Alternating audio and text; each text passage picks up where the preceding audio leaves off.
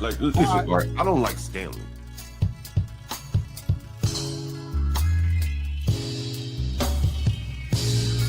I think the only person I have banned was Stanley. And Nate, Stanley doesn't state the obvious, like what the up. He's used talking points. Yes, he does. Yes, he does.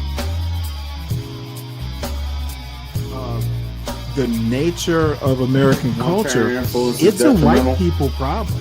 Okay. I literally said they need to understand. You really gotta let these people bother you like that. If they want to beef with you, it's called Stanley versus the world. And just assume their character by stereotype? I think people do that every day. Okay, I didn't ask you. What do I think it's okay? The world, as it is, seems to be our permanent docking station. Not only blocks our ability to see what's possible, it impairs our ability to empathize with those who are not us, inverted commas. We live in a country, right, where we can talk about turning a corner, but there are people right in our midst, right, who are struggling to make ends meet, people who are working hard, who are honest, who are trying to make ends meet, but we disremember, we think it's their fault. Right, so in the book, I talk about the Great Black Depression. I talk about the fact that Black folk lost their homes, over 240,000 homes lost as a result of the collapse of the housing market. I talk about, right, the fact that over 38%, 40% of Black children are growing up in poverty. I talk about the downward mobility as African Americans experience the loss of incomes, the inability to dream big dreams for their children because they can't make ends meet. And we live in a country, right, that says we've turned the corner, right? But let me say this really quickly. Y'all all right? I don't know why you invited me here. I'm going to tell the truth. I'm going to tell the truth. In my mind, democracies require particular kinds of dispositions to work. But something has distorted and disfigured our national and individual character. Remember, I said there's a crisis of imagination. Imagination involves what? Not only just simply the fantastical and the creative, the imagination involves what? This ability, right, to see oneself, put oneself in the position of another. That has something to do with our characters. I want to say that something has distorted and disfigured who we take ourselves to be, and I call it the value gap. Now I'm about to get into the substance of it, taking my watch off, right? What is the value gap? The value gap is the belief that white people are valued more than others. Oh, I'm going to say it again. The value gap is the belief that white people are valued more than others. And this belief isn't the possession of loud racists, people running around with white sheets over their heads or swastikas tattooed on parts of their body. Rather, this belief animates our social practices, our political arrangements, and our economic realities. This belief that white people matter more than others distorts our characters and deform our democracy. Richard, it might have something to do, I'm not sure of this, but I think you have to have YouTube Premium. They don't, well, you know better than I do. Those high definition videos take up a lot of memory, or storage.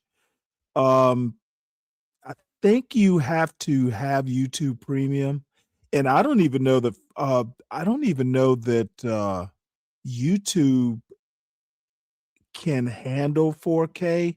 I know StreamYard can't. StreamYard doesn't do HD at all, I believe.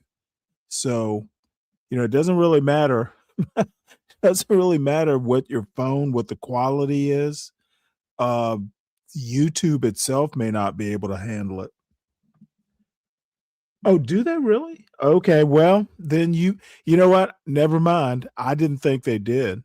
Of course, I've never tried to do 4K, so never mind then. Welcome to Stanley versus the World, folks. This is just a pop-up because I got bored. And Richard, the reason I'm late is I was making oatmeal peanut butter cookies, and it took a bit longer than I thought it would. So I'm sorry I was late, but I was making cookies, and cookies are worth the wait.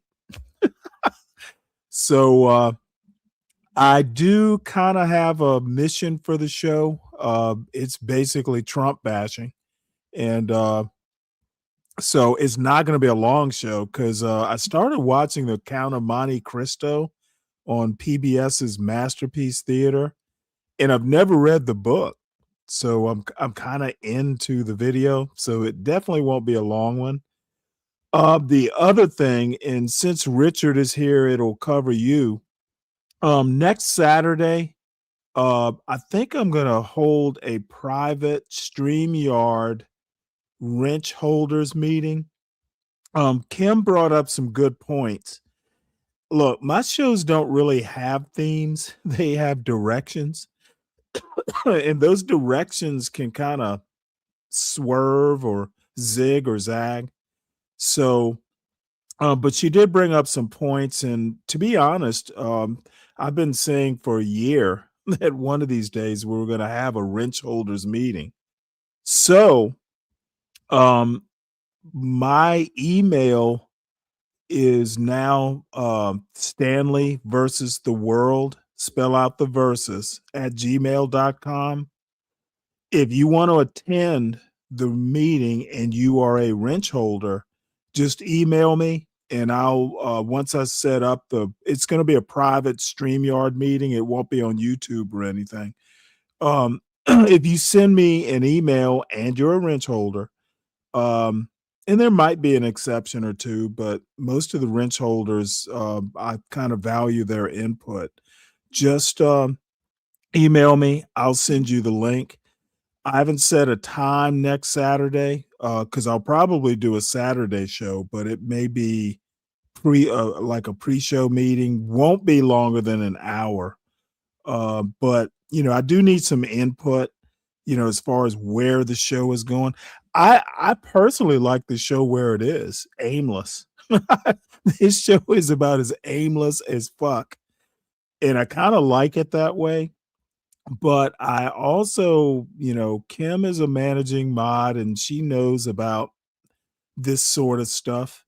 So maybe I need to tighten it up, be more organized. So we'll talk about it next Saturday, and I'll make the announcement again throughout the week. It's kind of like what's working, what's not working, show ideas, that sort of thing. To me, the topic is the news, and the news is different every day. You never know from day to day what the news is going to be. So I've never felt the need to say the topic is relationships. Let's talk about relationships today. The topic is the news. Whatever the news is the direction the show goes. And then, I do have the videos I show tend to be themed, but not hard themes. I often deviate. I'll plan a show out and then never do any of the content. That happened yesterday, as a matter of fact. So it's just really just hey, let's get together, see what we can come up with. Maybe there's some changes that need to be made or improvements. What's working, what's not working. It's not anything heavy, Richard. Well, I should probably get back to more cooking and fishing, and farming. No, I do politics. It would be the opposite. It's going to be politics and cooking and fishing here and there.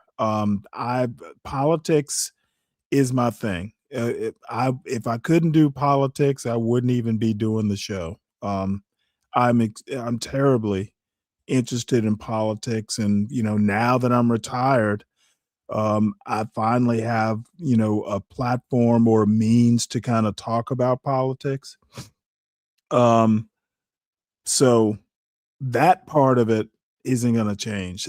That's my red line. We're not going to change that part. You know what? Bobby, salute.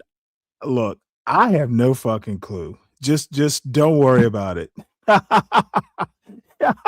I didn't fuss at you, did I?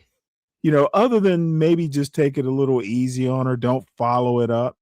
But you're golden in my book. I have no problem.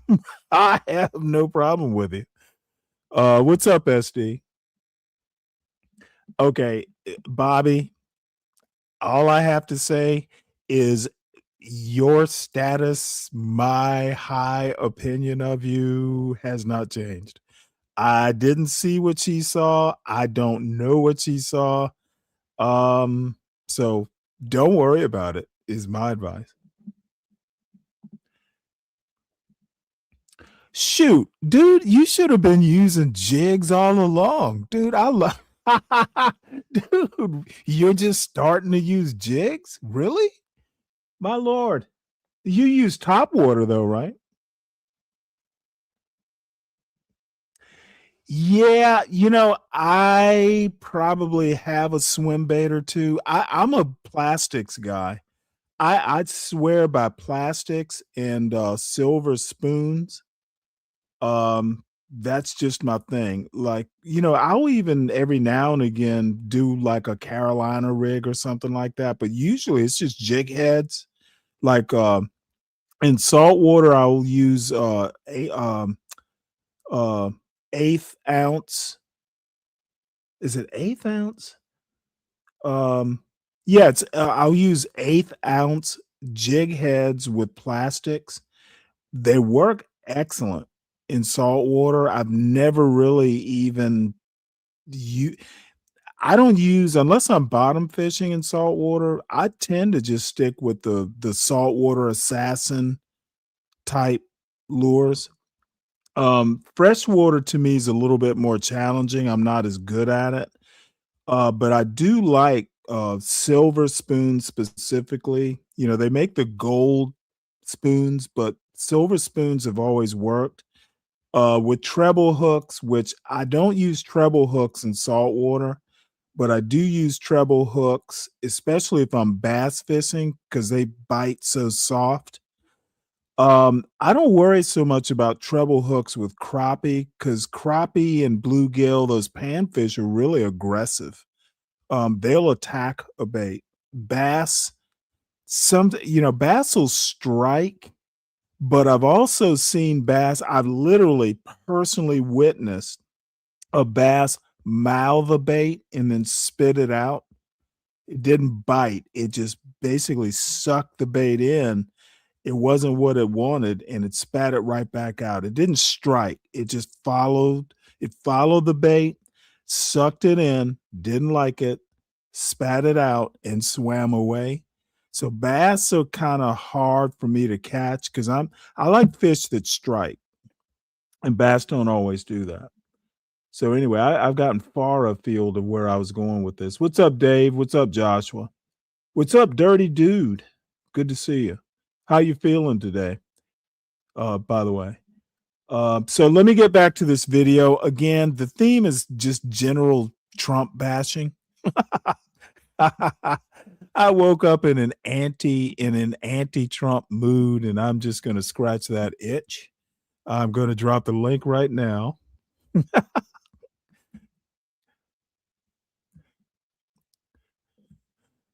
And I guess I'll call it the Trump link.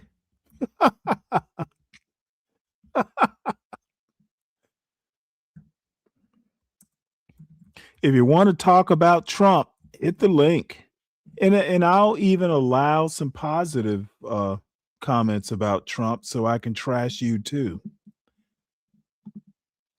So let's pin it. Now the link is pinned. I see it on my phone. And why the fuck it? YouTube's doing something really weird. For some reason it's pinned at the bottom. I don't know why. I don't know why they're YouTube's changing how the position of pinned links. Yeah, it's so funny, SD.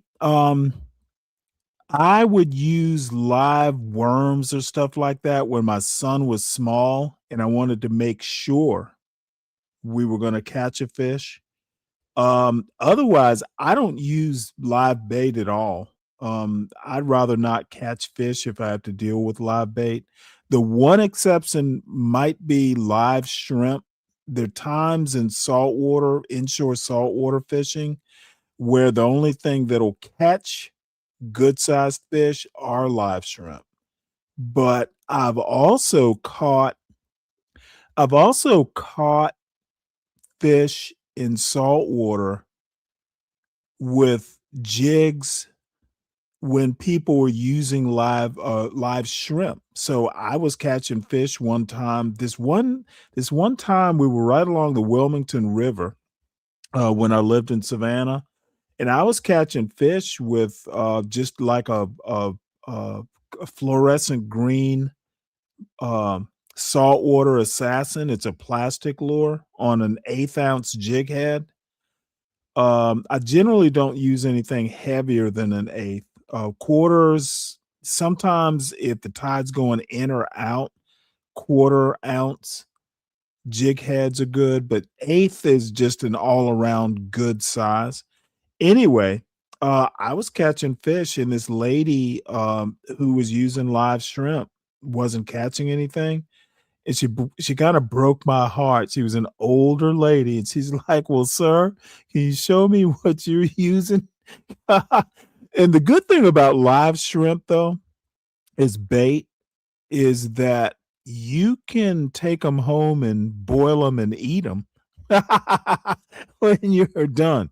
They're not for bait shrimp aren't going to be those plump things that they sell, say in a seafood market, but you can eat them. So whatever you don't use, you can take them home, put some Old Bay in a pot, and boil them up. Rooster tails are good too. Good MAGA bait. No, they're good. They're good in. Well, actually, rooster tails are good in freshwater. I've never used them in saltwater, but I think you can. Like you're doing saltwater fly fishing, something like a rooster tail. You can kind of make it look like a fish. Now, I've never fished saltwater fly fishing, though I do have a 9 weight rod that I could use in saltwater. I just never had a chance to do it. But I definitely have fly fished freshwater. It's actually fun.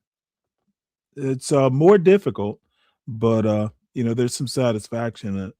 What's up, JB?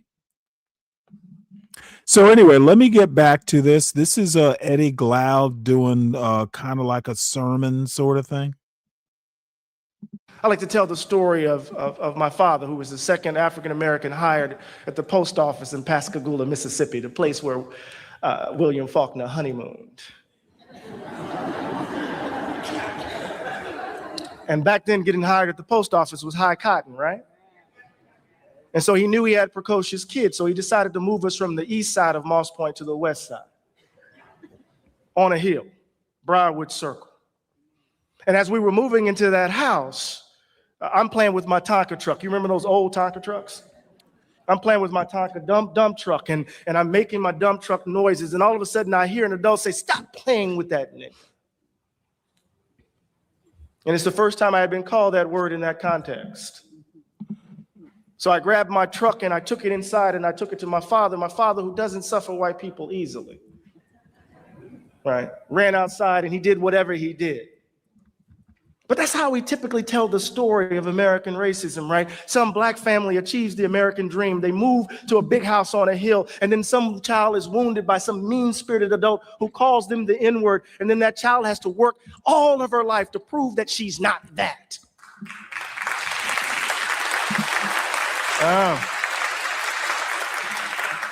But that's too easy. It's too melodramatic. It's too all my children like. My mother's favorite soap opera. Because I already knew at the age of 8 and 9 years old that we were moving from the black side of town to the white side of town.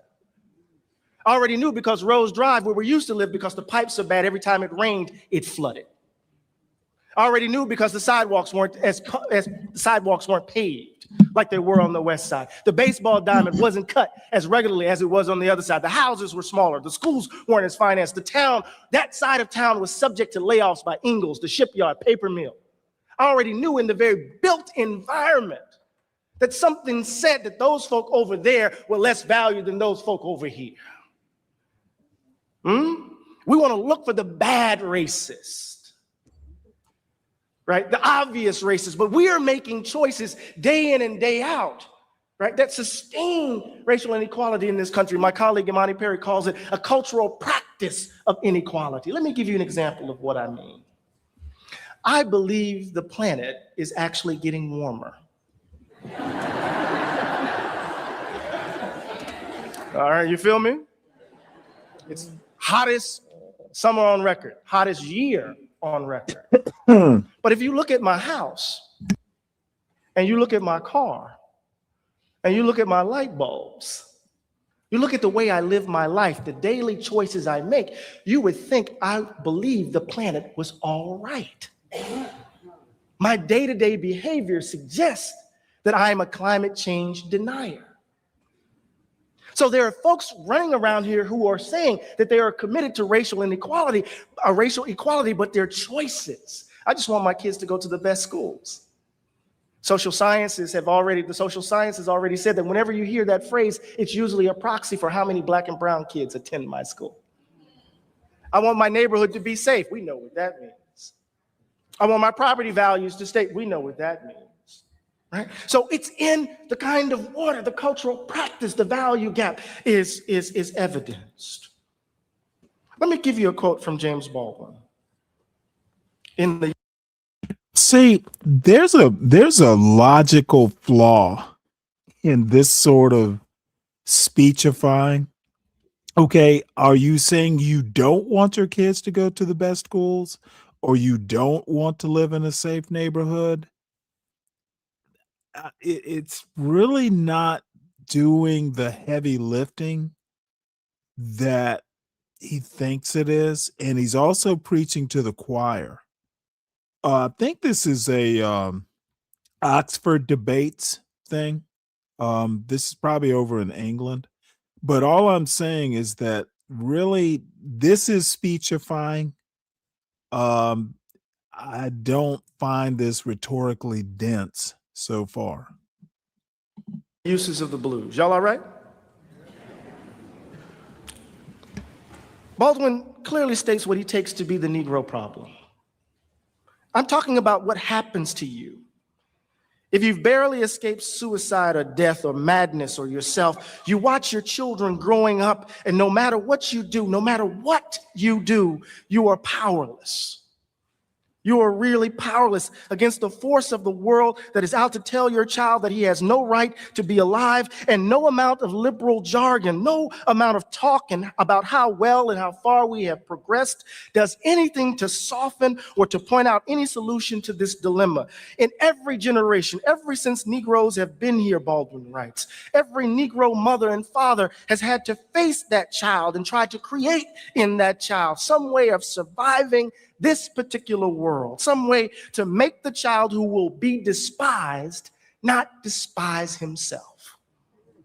I don't know what the Negro problem means to white people, Baldwin writes, but this is what it means to the Negro. What does it mean to try to construct an idea of the South in a country that is organized in every single way on the basis, on the grounds of the value gap?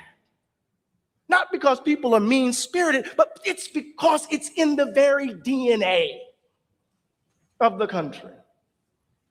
And this is what makes addressing the problem, I'm leaving my notes now. This is what makes addressing the problem of white supremacy, of racial inequality in this country so difficult, because we refuse to look the ugliness of who we are squarely in the face and dare. Okay, I need to say this. This is not a black people problem. Okay, he keeps saying we. We don't need to do shit. Quoting Baldwin here is ineffective because whether we like it or not, it's not as bad day to day as it was in James Baldwin's um, day. And quite frankly, you know what? You can choose to opt out of the whole thing. To a certain extent, I baked cookies today. I don't give a fuck what the racists are doing because I don't have to. I think everybody has their different ways of coping with this. I don't think that quoting James Baldwin in 2026 in this context is effective. Um, Things aren't that bad. They aren't that dire. What's up, Mella? I wanted to thank you for edifying me about a word that I've been looking for all my life. Speechifying. Speechifying? Speechifying. I was like, that's it. That's Well, the it's word I've been actually looking for. a word. It is. I looked it up as soon as you said it. I was like, there it is. Another word that came to my that came to me years ago was lookism, right? Lookism. So those are actual terms. Those are words. Right. And I came up here on this panel. And Well, I am everybody. Look at us speechifying. It totally explains everybody. Well, it's also an app. Okay. Apparently. Yeah. But what the term speechify is also defined, it's a verb, is also defined in standard English dictionaries as to make a speech, often in a tedious, pompous, or boring way. That part. Like pastors so often do. This is the problem with pastors, okay? They really think they're doing something with their dramatics and their hand waving and and yelling and whatever, Well, to keep us sometimes awake. they do. Well, there was something that was just not really setting right with the presentation of some pastors. I was like, what is it about these pastors, being male or female? Okay, it's not gender specific. What is it about these pastors that's turning me off? I want to hear the word, true enough, but the way that their performance is over the top. And I was like, over the top is not quite the term I'm looking for. And here comes Stanley. Here comes Stanley, speechifying. Thank you, Stanley. Well, Too many of these pastors, when we just want to hear the word of God, they are speechifying. Thank you, Stanley. Thank you. Well, but you actually do have to cut them a little bit of a break. If the job is to deliver a sermon every Sunday, it becomes a job. It becomes, they become uninspired. And I kind of feel for people whose job it is to preach. You can't you can't do MLK level every Sunday. Well, even MLK didn't do it. Like, Correct. Yep. MLK was a whole nother level. MLK was not speechifying. Well, no. I'm saying, arrogance. See, but the thing is when he was actually preaching from his pulpit for a time there, I believe he was actually a Sunday to Sunday preacher, at least for a while. So, but they have like senior pastors, they've got multiple pastors at Ebenezer, by the way. I've never been, by the way. But even MLK couldn't be MLK every Sunday. That's hard work. And you know how, what's the term? The spirit, um, the spirit catches you and you all fall down or something like that. It's tough to be great consistently. But he wasn't being pompous in his speeches. Oh, no. That's what I'm indicating. See, Oh, speechifying, okay. what's I get you. included I in that get you. definition is being pompous. And what I have Right. unfortunately been witness to was a lot of pastors sometimes can be pompous. And that's the turn off. I'm not attracted to a message rooted in what is arrogant and pompous. Now, if you have accomplishments, like take for yourself, you're an officer, okay? No one can take Well, that away from was. you. Okay, nonetheless, you've earned a prestigious title in the military hierarchy, right? And I mean this humbly. What I'm saying is that, you know, people take that seriously, so much so that people had to salute you, like enlistees had to salute you. So let's It's keep funny. it I real. have a story to tell you. Okay, do it now. Before I say too much, do it No, now. I remember right after I got commissioned, I came home to Savannah and my my father, hey, let's go to the PX. So I'm riding in the back seat and it's my mother, I think it was me, my mother, and it was either me and my sister, probably me and my brother. But anyway, so we get up to the gate and they render a salute. And I didn't even think anything about it. I was talking to my brother and he goes, well, hey, the salute was for you, return it. Dude, I knew he was proud as fuck. It's like you need to return that salute. It's for you. Dude, I don't know. That is a It golden makes moment in my parents, yeah, life. it makes parents in it, how can I put this? When a parent is proud of their child, it's an amazing situation in their spirit. It's amazing. It's like I just joined the Navy. I'm just an officer.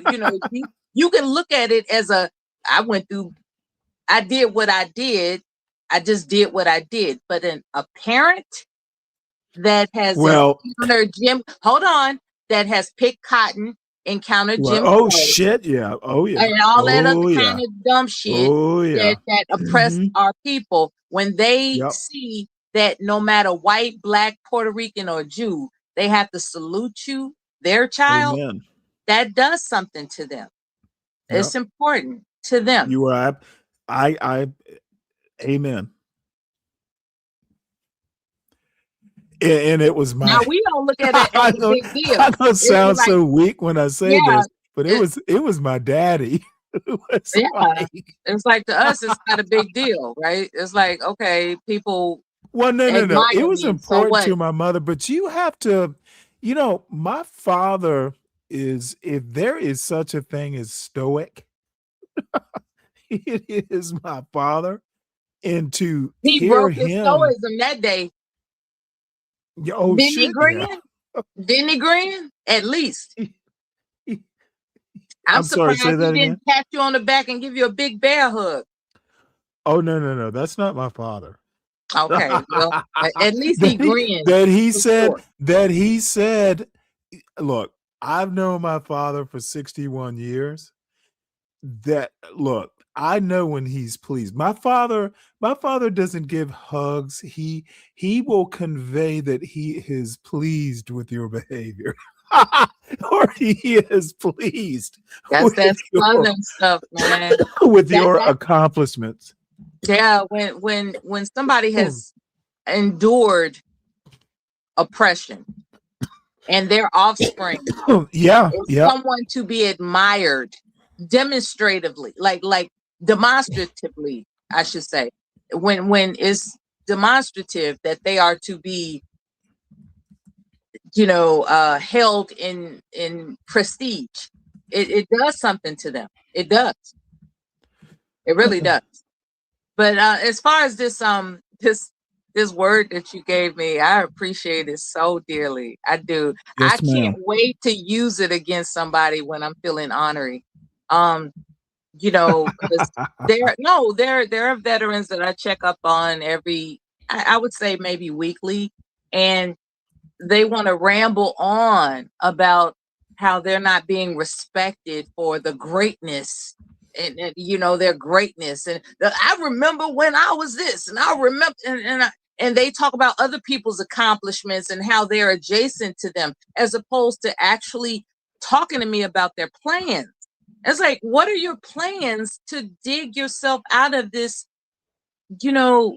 need hmm to assert that you're special and exceptional? Like, you keep talking to people about how no one's respecting you for how exceptional you are, and you are not announcing plans to prove that you are.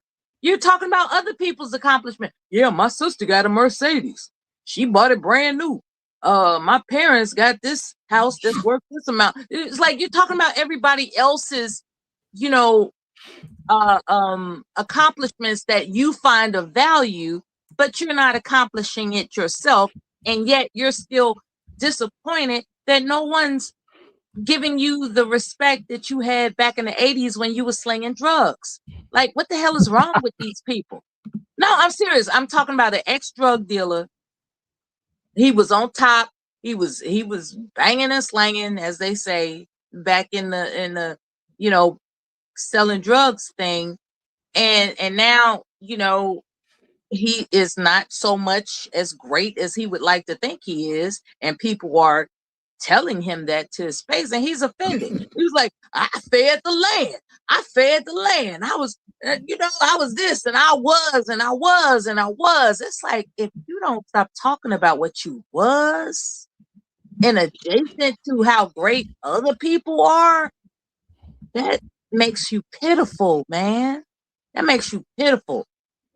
I just would like for people to stop talking about what they was. Accomplish something where Right. you can stop talking about what you was. And what I like what you said in this regard is that I was an officer. You are not taking yourself so seriously that you punch people down the throat. I was an officer. You're not doing that. You are exercising, this thing called YouTube, and you're having a great time exploring. Well, I have done that. Well, yeah, but when that's when they, when it's necessary. Look, sometimes people I've just done need it to too. know. I'm not chopped liver. I've done it I've done it so many times, and I had to Right. stop and catch myself. Like, what am I doing now? Well, You know? no, there comes a point in time when people need to know, in my case at least, that I'm not some YN. Yeah, I've done some shit. yeah. We've been around, okay? Right. We've accomplished things that are nationally and, dare I say, worldwide. Well, Due that's the is thing about respect. it. You bring up an interesting point, or a good Okay. point. I wasn't just on the block, peacocking. Uh, there are some things, dude. I have competed with people from all kinds of places on a more national stage. So I don't get like intimidated by like an angry man. Why the fuck would I be intimidated by some dude uh Exactly. pretending to be YouTube important? I've done shit. Exactly. Exactly. Exactly. It's really serendipitous you would bring that up, because, and for those who want to examine what serendipitous is, look it up. But it's a coincidence. I'll just keep it simple. It's a coincidence because I was talking to a veteran that has a tendency to be arrogant. And he was touting on how impressed he is having discovered Angry Man's channel, right? Yeah, I mean, it floored me. I was like, what? What? I said, as a matter of fact, let me disabuse, as this young lady had introduced in the previous video you displayed. Let me disabuse what it is you think about Angry Man. Angry Man is making a living, and he's doing whatever it takes to convey a persona to capture those who feel inadequate. He is the inadequate whisperer. He's whispering. The what whisperer?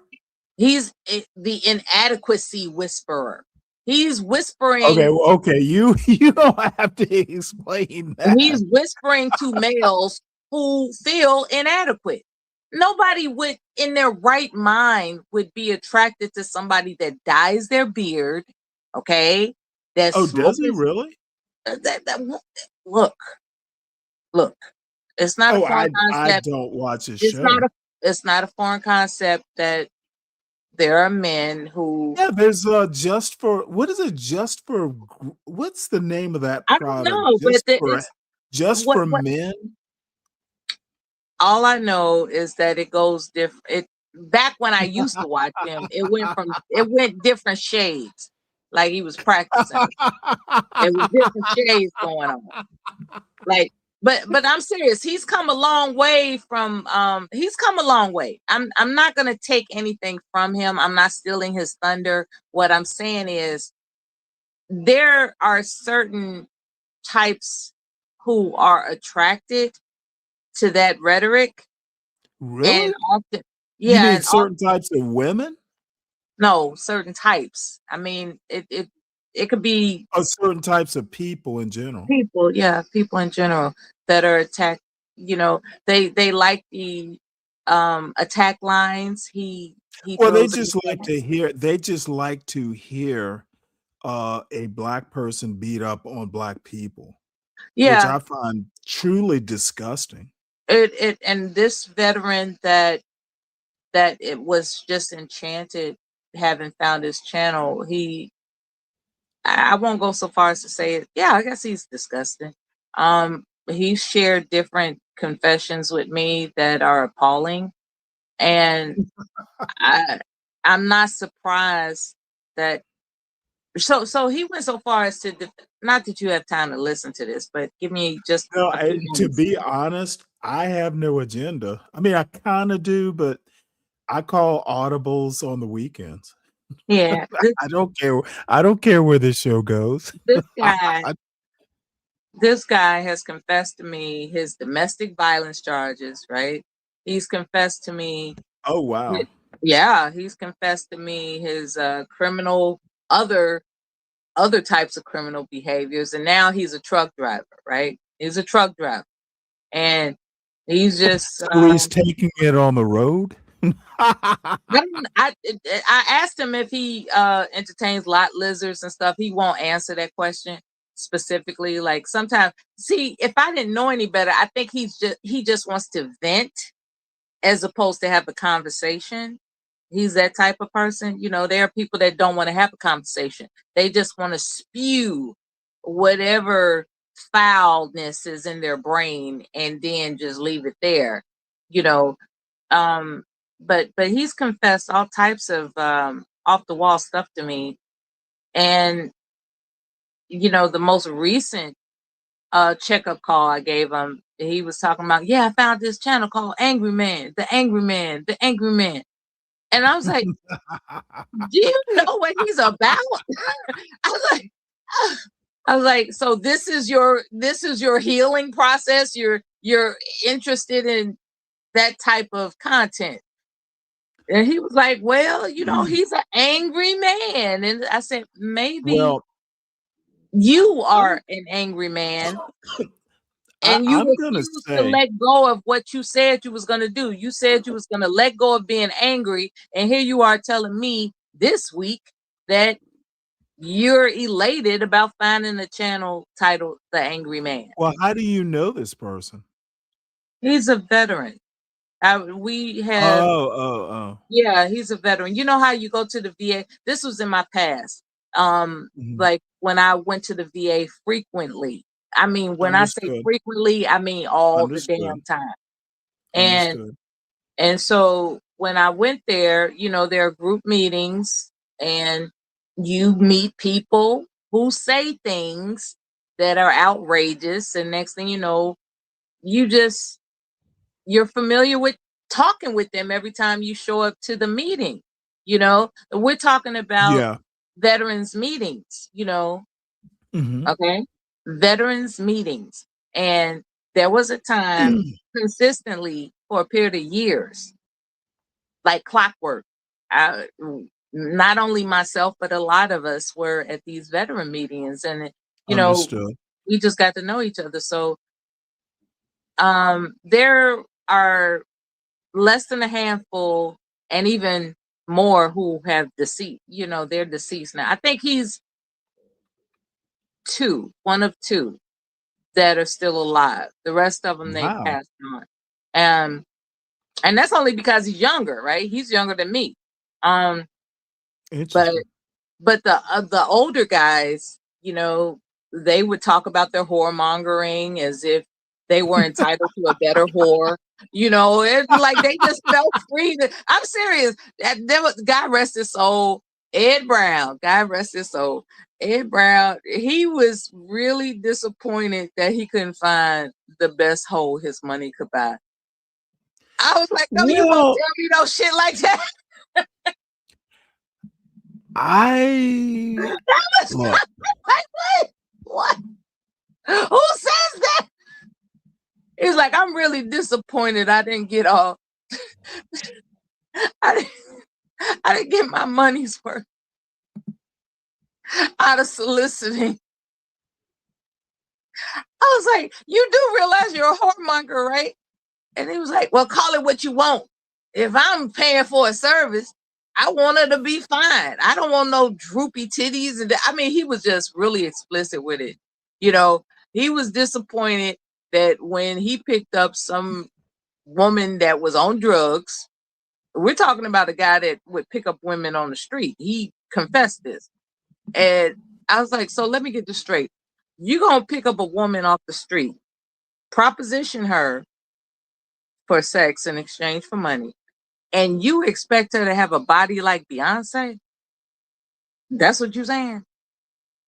And he was like, why can't the find, you know, why can't I find I forgot how he did it. But anyway, God rest his soul. He was the most belligerent, outrageous confessor out of all the guys in the group.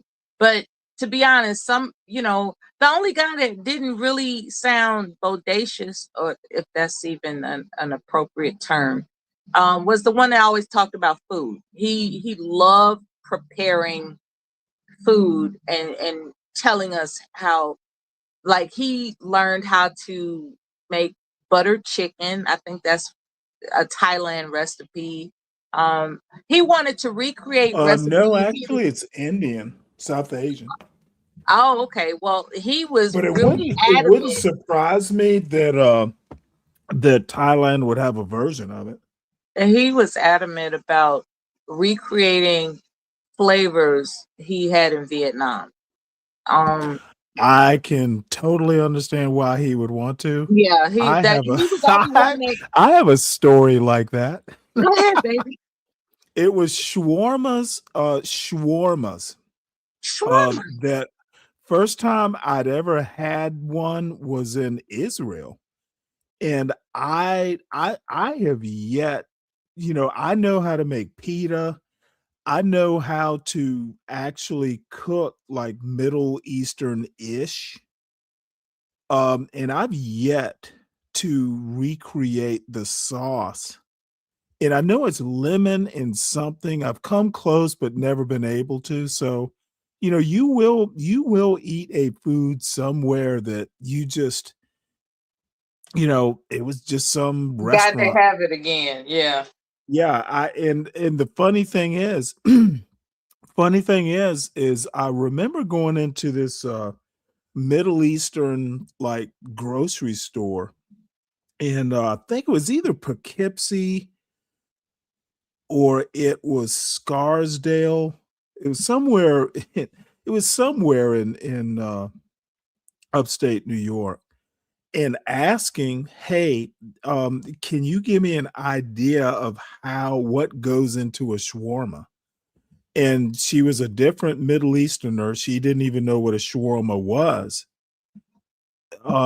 So anyway, I have since come close. I'll never be able to recreate it, but there were just like little hole in the wall restaurants. You could just fucking go in and get. It's basically like a pita type sandwich. Probably the closest thing to it would be a gyro, but it's not quite, because it doesn't have to be lamb. It can be chicken, it It's can be. chicken.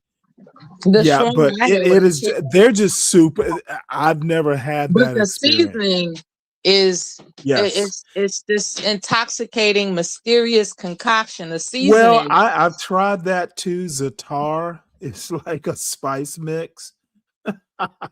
I even I The can even I secret. even have Middle Eastern spice mixes that I make because 'cause I've got all the base Do spices. they come close? Close enough for government work. Okay. They you know, keep in mind that dates, when it comes to the sweetening part, right? It's dates. It's not honey, it's not sugar, date.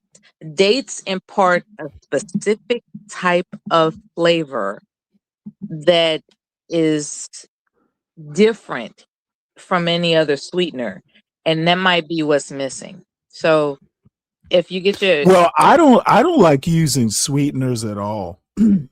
Like, I I if I'm agree. making, something like, bread, um, if it calls for like a tablespoon of sugar in the bread, I'll I use I'll use 2 teaspoons, which is, 2/3 of a tablespoon. I'm absent. I don't practice using sugar either. It takes a long time it took a long time for me to train my palate not to crave sugar, Well, right? I don't hate sugar, I just don't think it's necessary. I've gotten, and I'm older than you probably by damn near 20 years.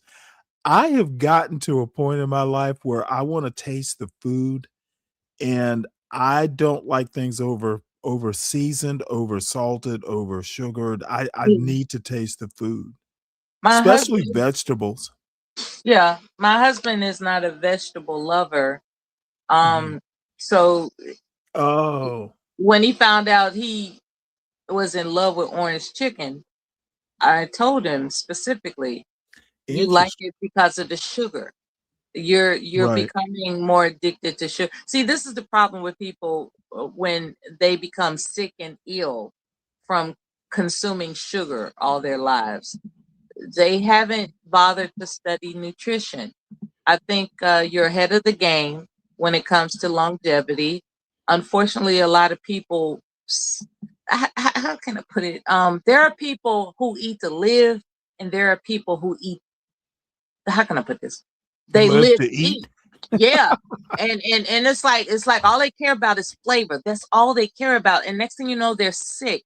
Well, They're let me ask sick. you a question. And it's Which like, are the live to eat people?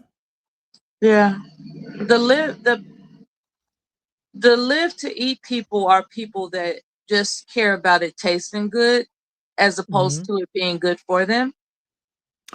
Interesting. Yeah, when something is good for you, eh, myself included, I'm attracted to that. If it's good for me, I'm attracted to that. But there are people, because it tastes good, like cheesecake, and this cake and this pie and this barbecue, and with all the drizzling of the damn barbecue sauce that's got God knows how much grams of sugar in it. There are people that they live to eat. It's like, Well, I don't want what something if if it I doesn't propose taste a good. third way? I I'm think sorry. there's a third way. You think there's a Um, balance? well, I think there's a third way. I want food to taste good, and as a matter of fact, I insist upon it. However, I have found, and especially since I've been retired, and I think cooking for my son kind of reinforced it. I enjoy the whole process. I like actually like making stuff from scratch, going from step 1 to step 30. I just enjoy the process. A lot of people aren't into that though. They just want it right now. And Yeah, that's bad. like it's really Hey, hilarious. let me tell you a Okay. quick funny story. Like, I stopped buying cookies. My son's 20, 10 years ago, easily. And my wife never bought cookies either. She would make cookies. It's easy enough to do, It's oddly easy enough. to make cookies. It is. Right. So, I've told the story about, well, I guess cookies are out of my life. So I learned how to make goddamn cookies. But my son knows how to make cookies as well as I do, by the way. So, I don't know. There was something, somehow or another. It was like, can you put chocolate chip cookies on the grocery list? And I looked at him and laughed. I'll buy the ingredients. You know how to make chocolate chip cookies. Why? Oh, wow. Why would I buy cookies when you know how to make them? And you know what his response was? Well, never mind. Never mind.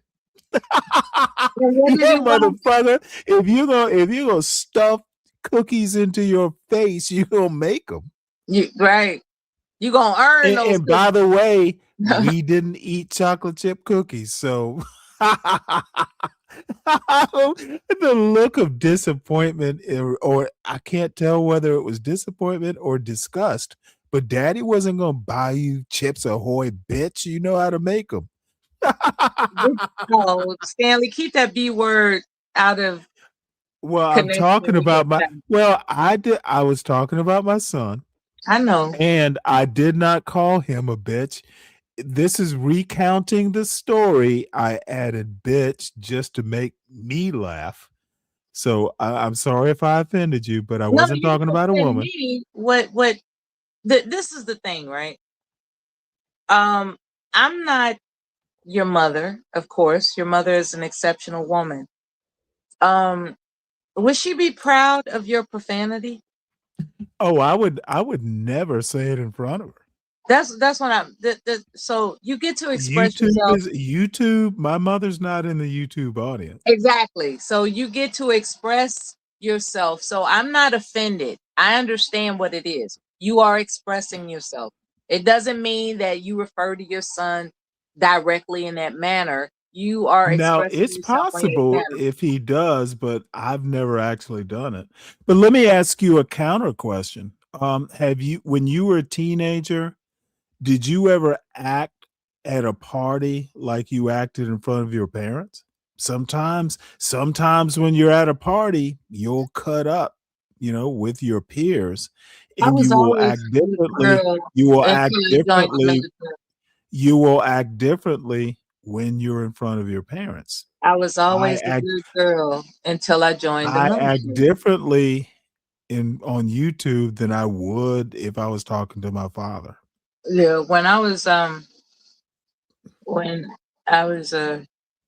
youth, I was humble. I mean, there's really no other words to describe it. Just meek and humble.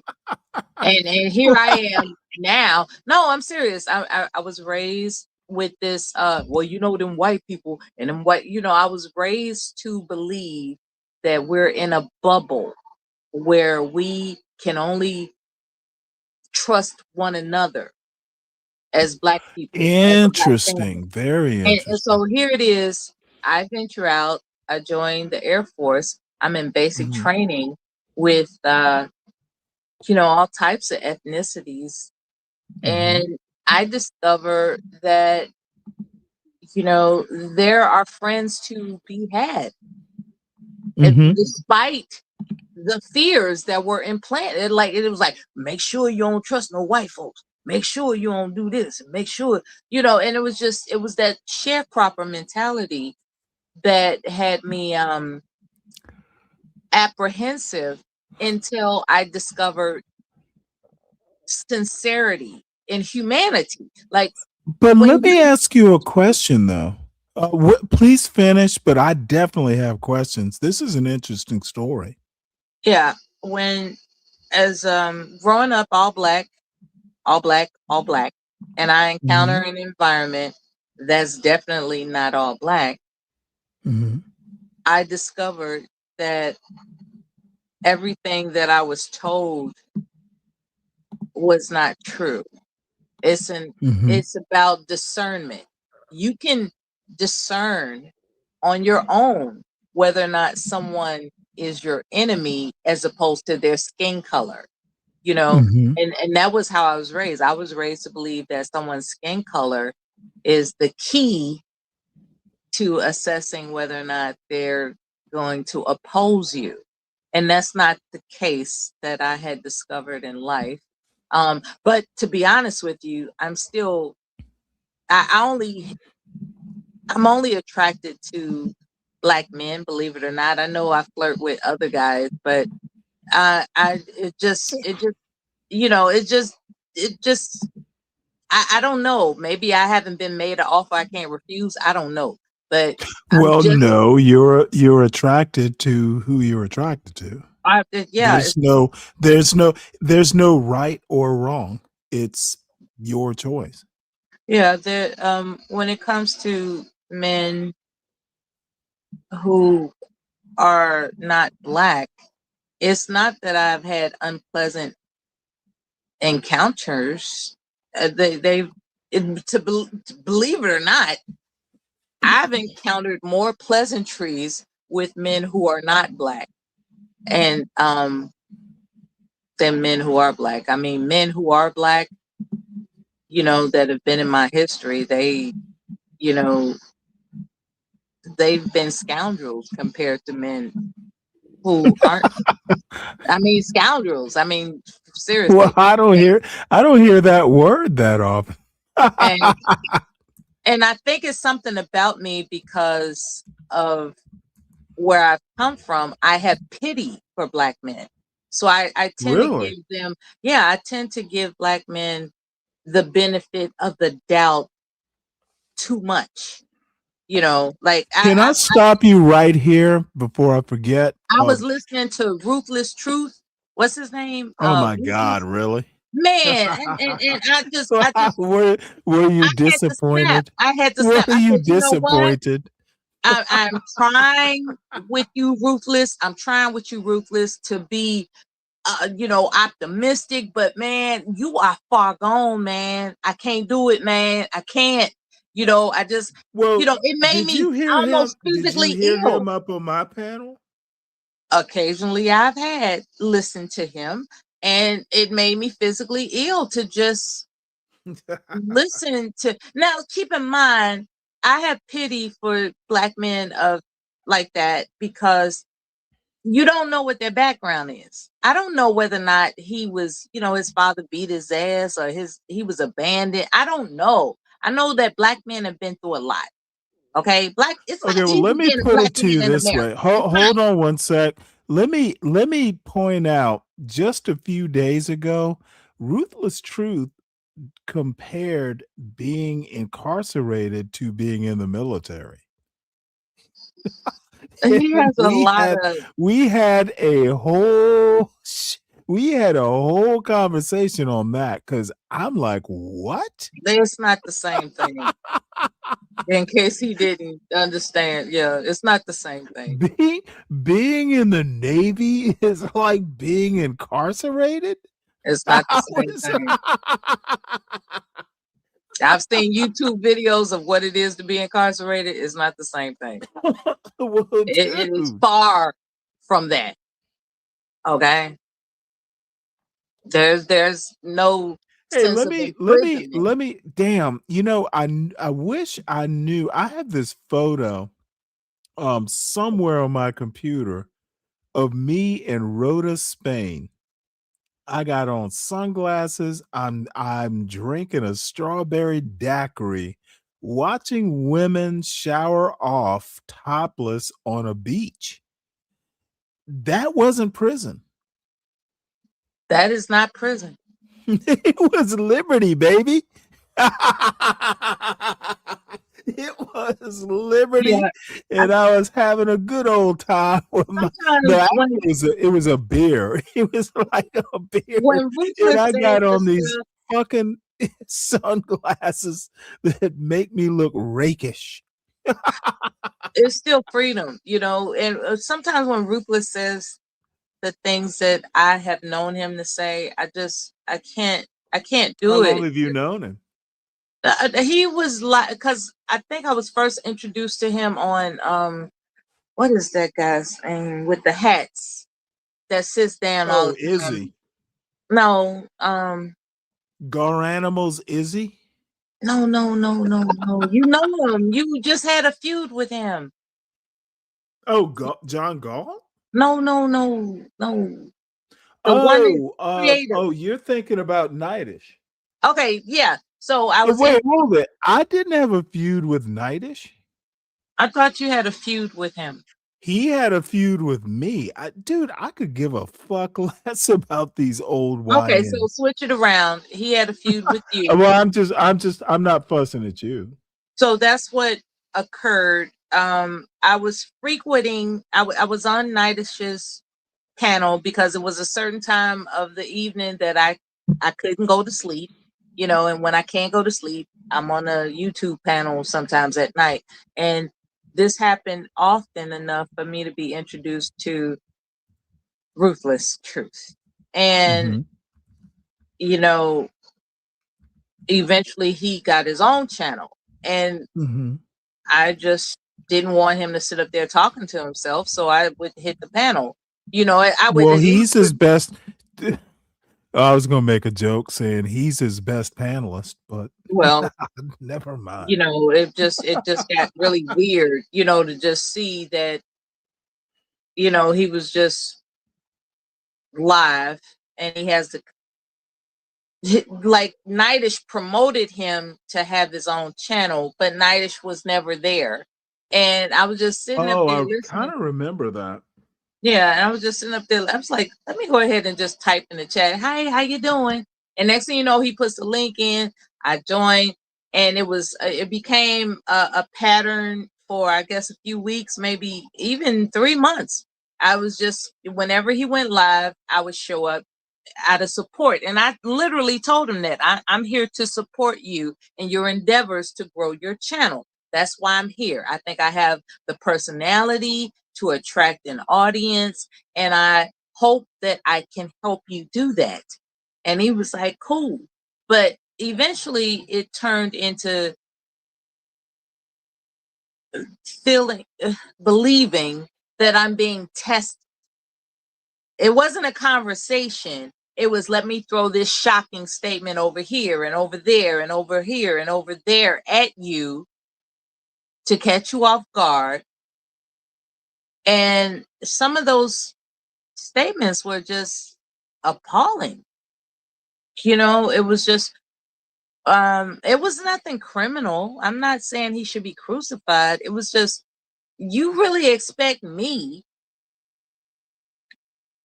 to side with you against my gender?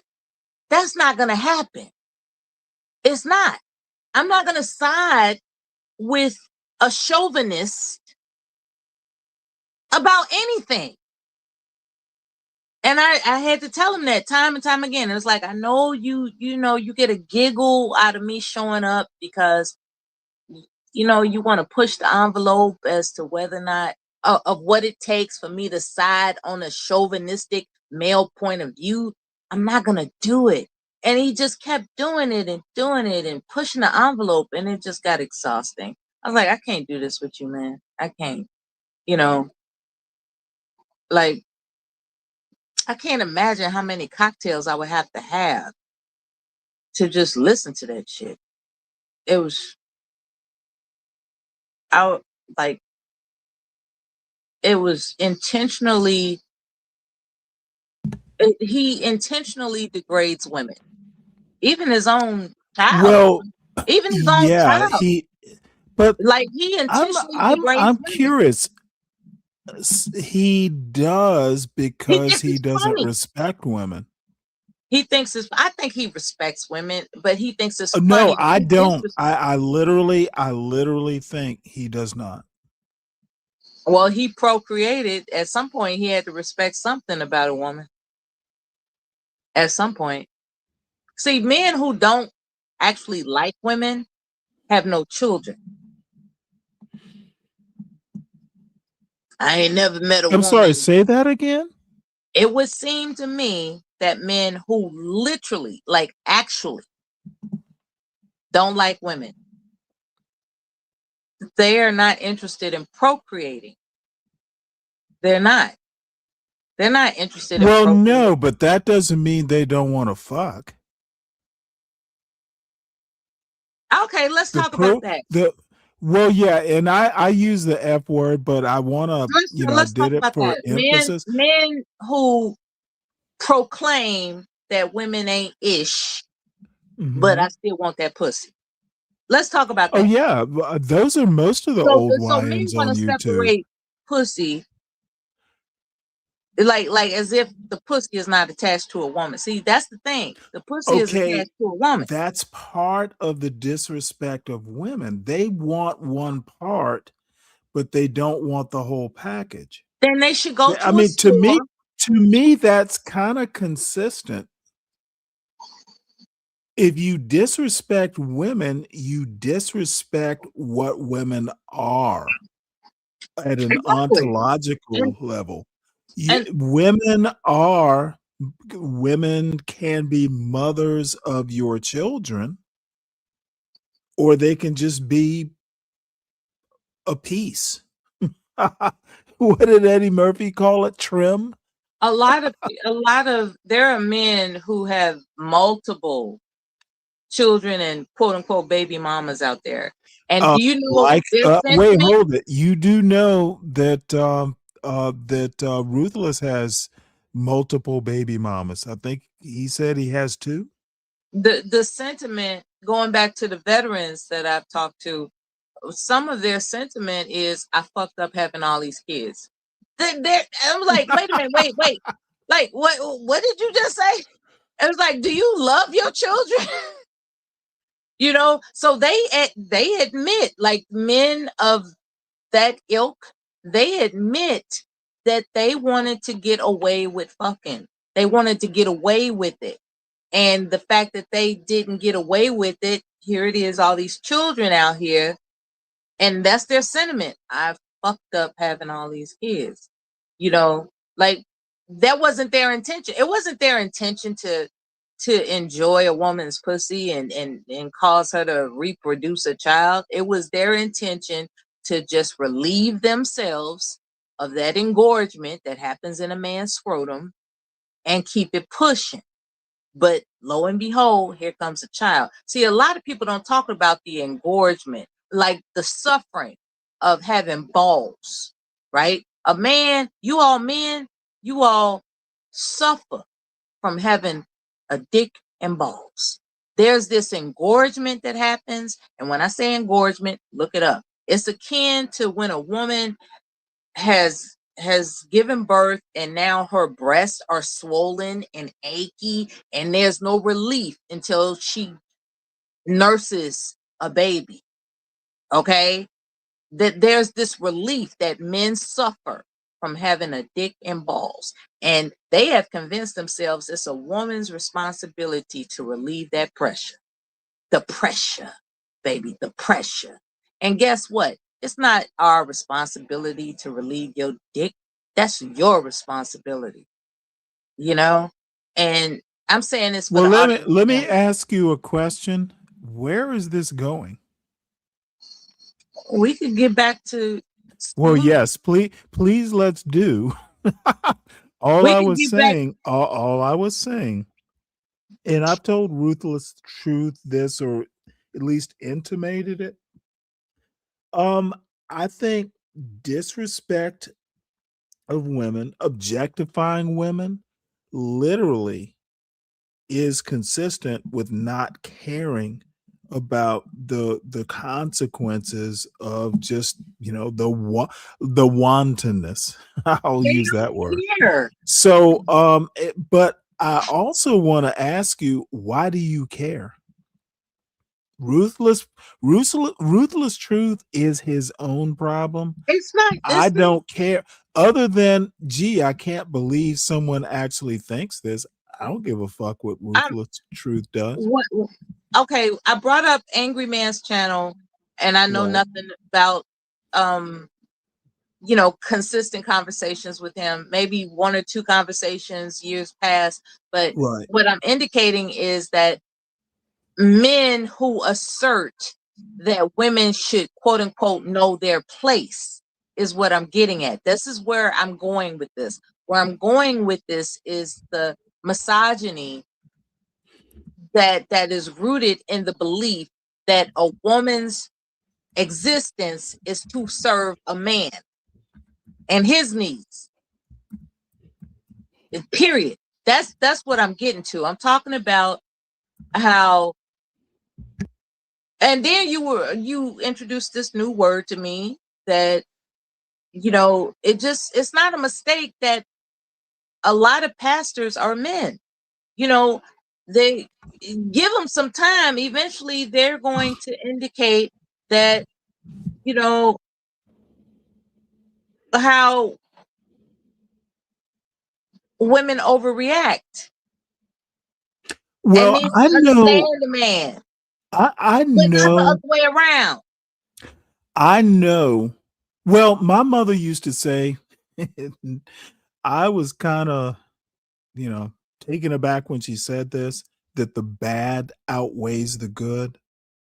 The problem is there are preachers out there are pastors out there are priests out there are mullahs out there who are sincerely and genuinely good preachers or professors of the word. And, the people who are abusing the position or the power, there's more of them. And unfortunately, the baby gets thrown out with the bathwater. All right. With that being said, I agree. There are women who, dare I say, are quote unquote trifling, whatever that means. I have to look that I'm term. not calling you trifling. No, not me. I'm saying there are women that exist who are anti-male. They believe that men exist to extract value from. Right. And those women are not cool. Those are not cool women, right? So I am balanced, if I say so myself. I dare to say so myself. I, in my years of experience, have become balanced. And what I like to do throughout these years on YouTube is pseudo eavesdrop on men's opinions about women. And what I've come to discover in the so-called manosphere, which unfortunately was my algorithm for quite some time, I had no idea that men had such vitriol, that they were harboring all this vitriol toward women. I had no idea, because men have been sweet to me all my life. And I'm I'm I'm exposed to this thing called the manosphere, and I'm hearing all types of things from people I would normally like, who display verbally somewhat of a hatred toward women. But as soon as they hear a soft voice, a sweet tone, an agreeable nature, they melt like butter. So which is it? Do you hate women, or do you want women to be what you want them to be? Well, let me ask you a question though. If you don't live with these people or you only know them through YouTube, why is it important to know? It's just a habit. It's just I was curious to dive deeper into understanding what the average brother thinks.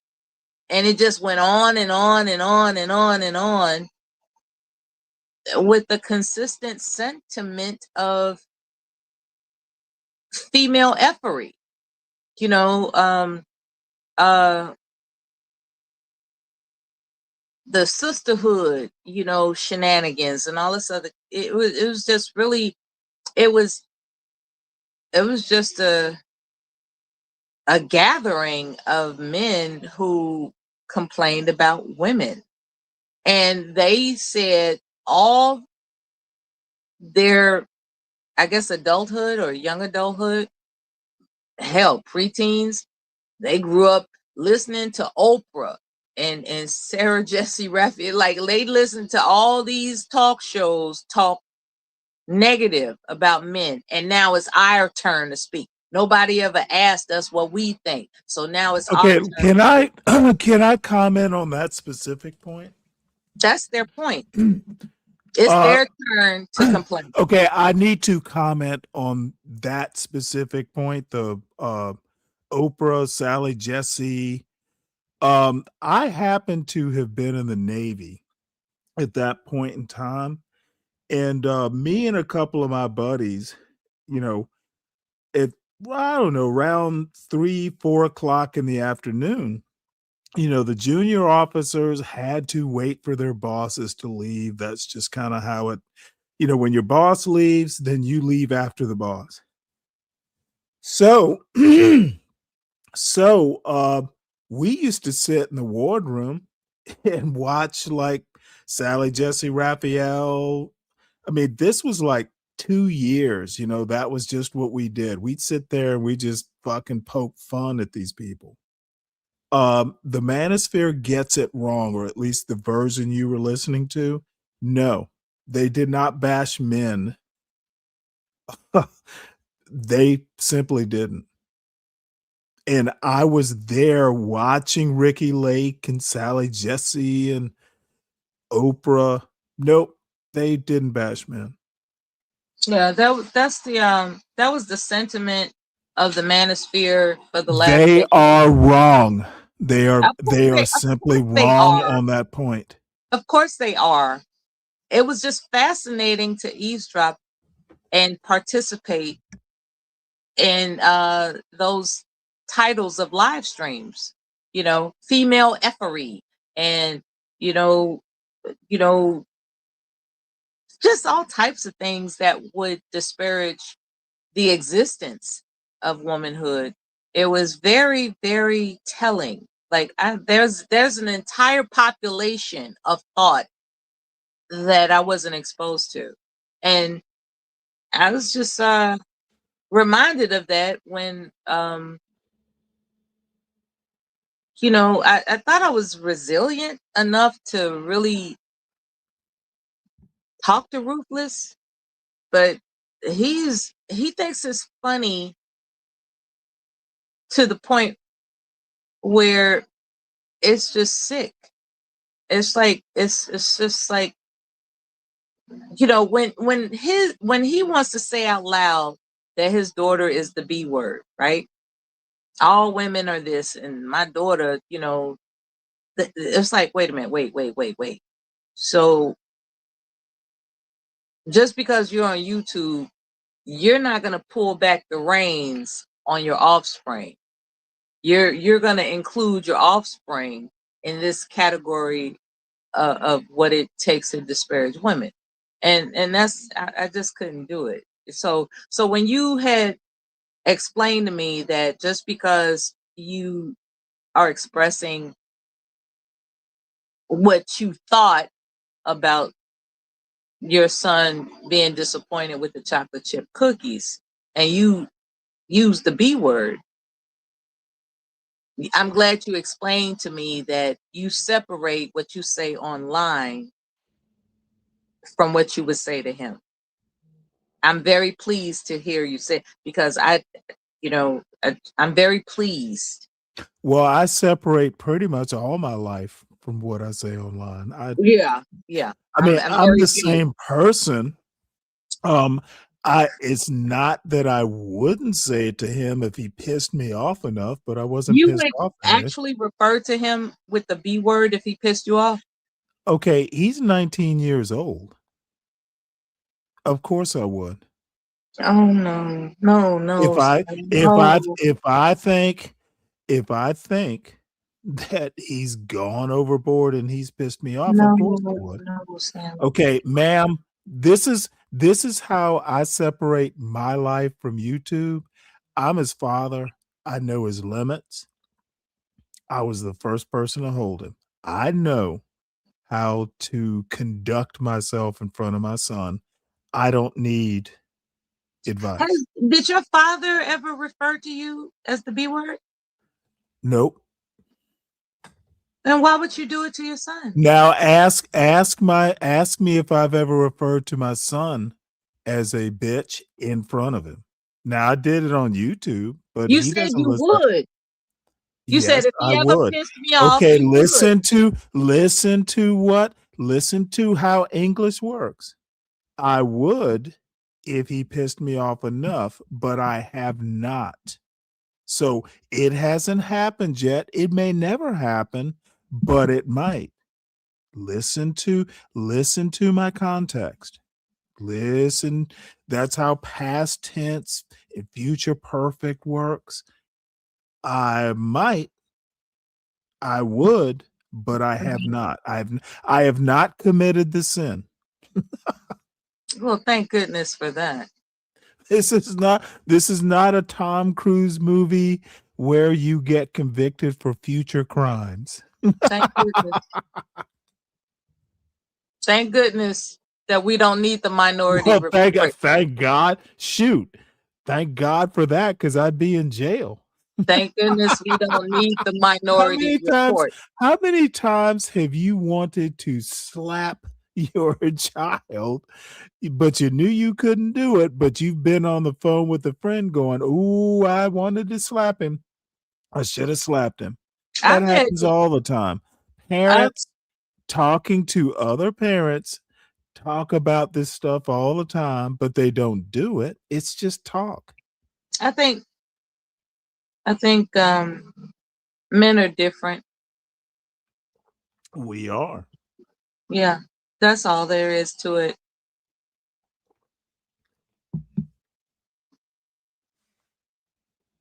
That's all there is to it. Vive la difference.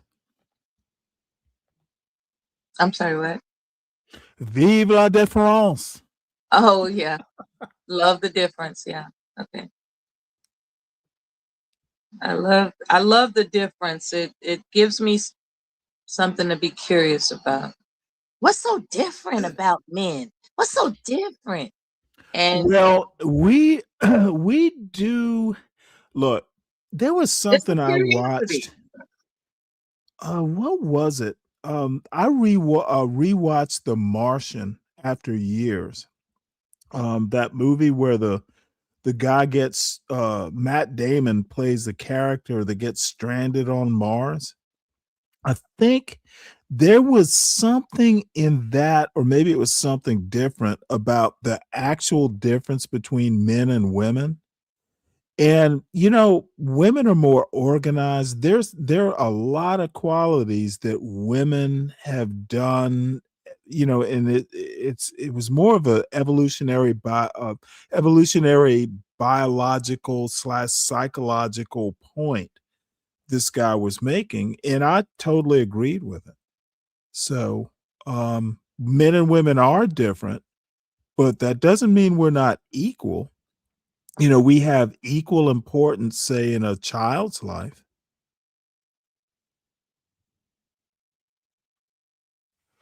Yeah, I was Just listening to just, just I, different. yeah, Just just different. different importance. Yeah, there was an example, if I may, real quick. There was a YouTuber the other night that espoused how the way to teach a child to swim is to just throw them in the water. And all the women on the panel were appalled, right? They were like, no, no, you don't just throw them in the water.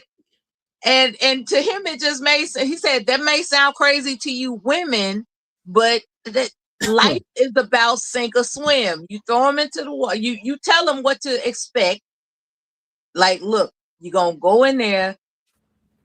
You know, it's going to be scary, but you fight through the fear and you start moving your arms this way and start flapping your feet and you will stay afloat. And he threw Okay, him well, in the let me, there's And the women several were points. appalled. The part that person didn't tell you is someone's there in the water to make sure the kid doesn't drown. You don't just toss him in without some sort of plan B. Some men do. Well, then They will those, have a light. okay, You know well, the then lifeguard? those men are irresponsible. I'm talking about the what do you call it? The lifesaver raft, the circle one. They'll have that tied. Oh, the lifesaver, yeah. Yeah, they'll have the lifesaver tied. Okay, well to a then rope. that is the safety net. That is the Yeah, plan so B. they don't just throw them in without a safety net. Right. So it's not as dramatic as just throwing them in and walking away. No. It's not. There's a plan B, or there Yeah, is an off ramp.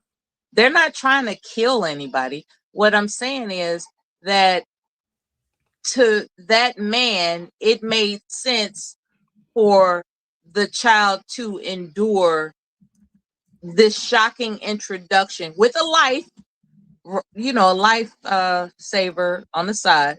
But it was and it wasn't so far away that he couldn't jump in and get him. It wasn't anything malicious. It was trying to introduce that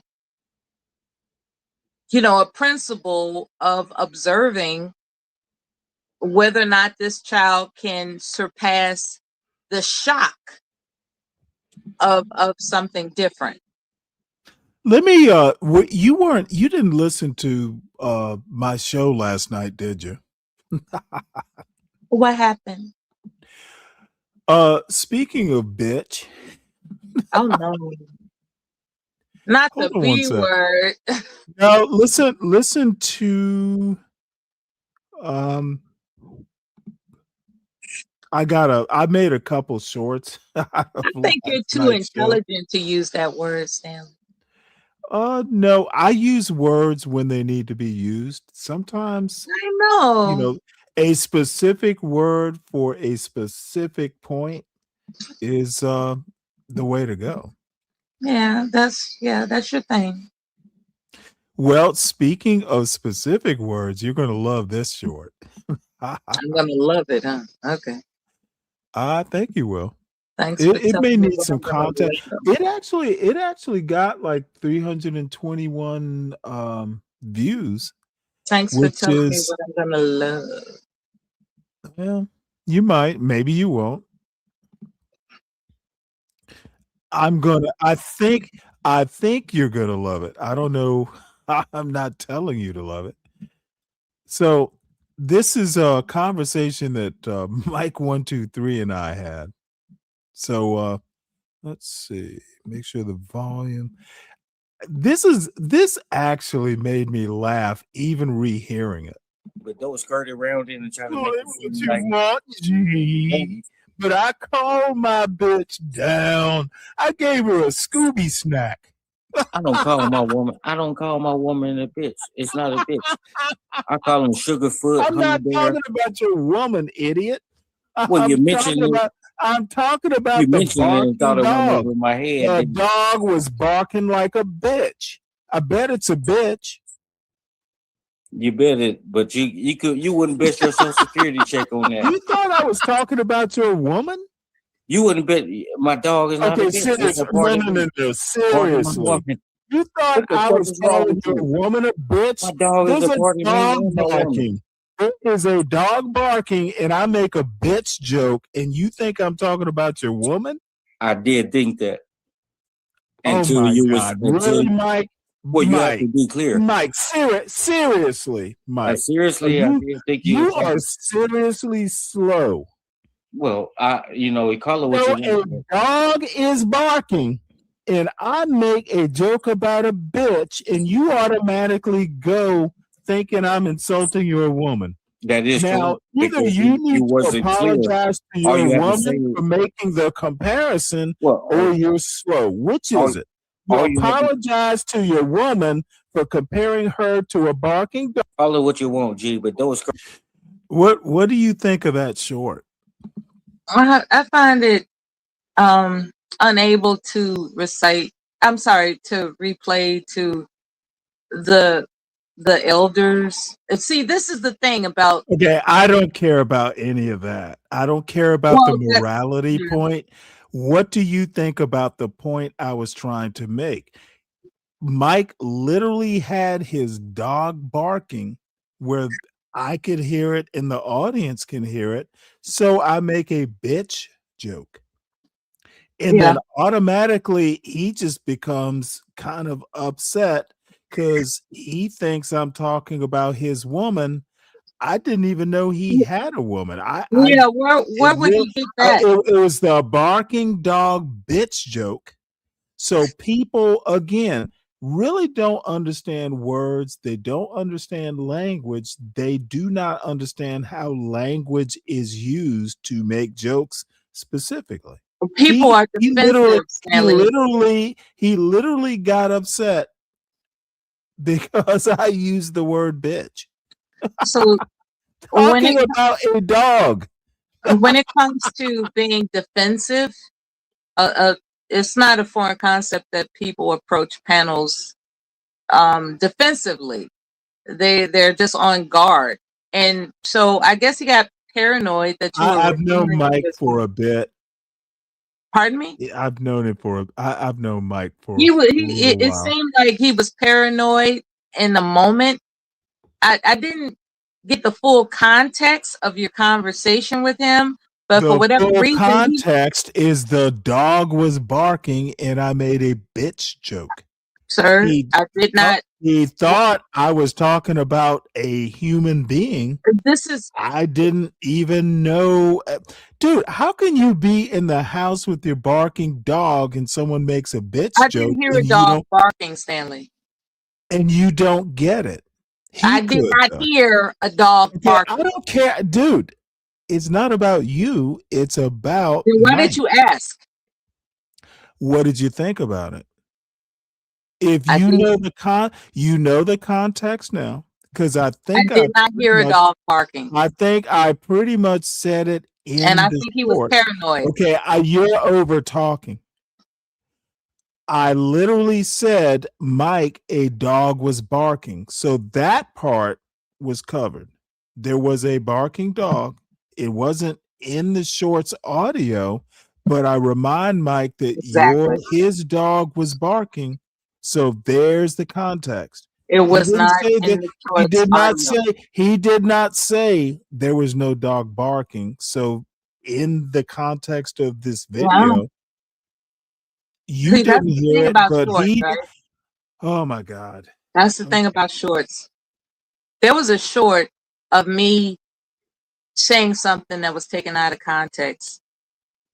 And I'm familiar with how to exploit a short. I did not hear a dog barking. I think he was paranoid. Okay, so if I say, Mike, your dog was barking, and I'm supposed to take your word for it. Okay, I do not know. My God, are you going to keep over talking? No. Okay, I say to the person I'm talking to in this video clip, Mike, your dog was barking, and he does not disagree with me. It doesn't matter if you hear the dog barking. I point out that Mike's dog is barking and he did not disagree. Can you agree that there might have been a dog barking if the dog owner didn't disagree with me? You overtalked him. You were over talking So him. what? So what? Why is that an Because issue at I'll all? tell you why. So what? I'll tell you why. When someone is over talking another person, they don't, You depending didn't on hear Mike talking at depending all? on their level of intelligence, they don't have the wherewithal to catch up. He did not have time to say anything. You were over So talking him. well, let me ask You you a are question. asking me to agree with a Oh, clip no. that I has just no asked you. context I just other than asked me you. to trust What what you're did you saying. think of, I just asked you, what did you think about the point I was making? I think It really has nothing to do with you hearing a dog. I think My point is that I was not talking about a dog. Why did he automatically think I was talking about a human being? there's no context Okay. There's no context. You know what? other than taking your word for it. Yeah, I understand. Other than taking your word for it. So let's move on.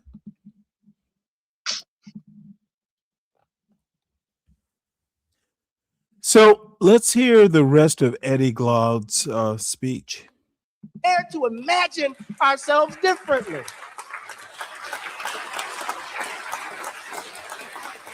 This is hard work.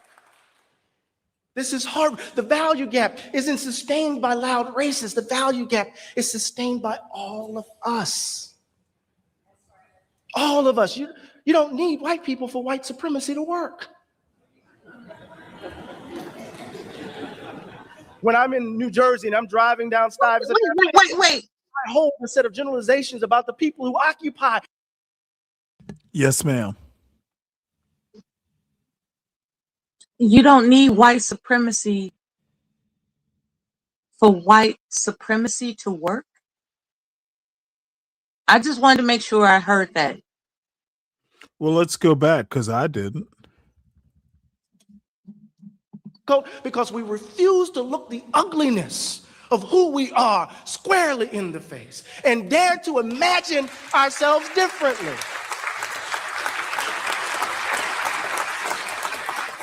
This is hard work. This is hard. The value gap isn't sustained by loud racists. The value gap is sustained by all of us. All of us. You don't need white people for white supremacy to work. Oh, okay. That's what he said. You don't need white people for white supremacy to work. Thank you. Okay. And I agree with that point. There's John Galt. Yeah, I just wanted to hear it. I thought he said you don't need white supremacy for white supremacy to work, but he said you don't need white people for white supremacy to work. That's a whole different situation. Okay.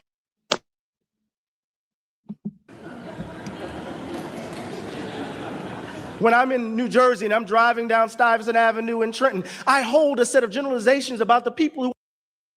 Do you think I need to slow it down a bit?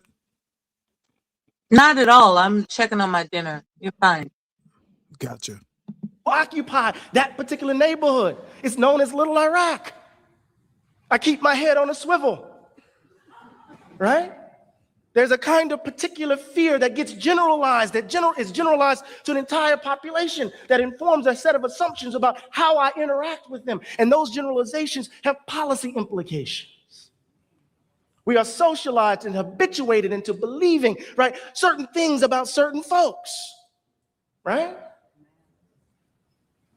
I write about this in the text. There, Nancy DeTomaso at Rutgers, a social scientist, she did a series of interviews of white working class folk in Cleveland, in Ohio, and in Tennessee, and in Jersey, I believe. And she said she was interviewing these workers, and one worker said, I'm sorry, black people are just lazy. They just want a handout. You've heard this before. It's been informing public discourse since I can remember remembering. And they don't want to work hard for anything. And it turned out that his father was close friends with the union boss who hooked him up with a job. Another interviewee, right? I'm sorry to say they're just lazy. They don't want to work. It turns out that not only his friend gave him the test that he needed to take for his job, gave him the answers to the test. And what Nancy's trying to suggest in this moment is, right, not that there is some, right, overt racism that's happening. People are just hooking up their friends and families, right? That it's what she calls opportunity hoarding, that racial inequality actually is perpetuated through social networks, right? And because we're so deeply a segregated society, our social networks are typically, 75% of our social networks are 100% homogeneous. So opportunities pass through certain networks that do not pass through others. Right? I'm just helping out my child. I'm not being racist. Right? I'm just helping out my neighbor. I'm not being racist. I said something jokingly to a friend the other night. I said, if we want to solve black on black crime in the United States, we just need to integrate neighborhoods. And they didn't quite get it. I said, some of you didn't get it either, right? Most crime takes place, right, because of proximity. White on white crime, 83% of crime that happens in white communities happens between white and unwhite people. 91% happens because our neighborhoods are segregated. If we all move together, then we'll just be criminal with each other. I don't know.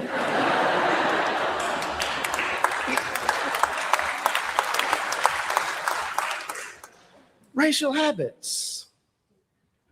The value gap distorts who we take ourselves to be.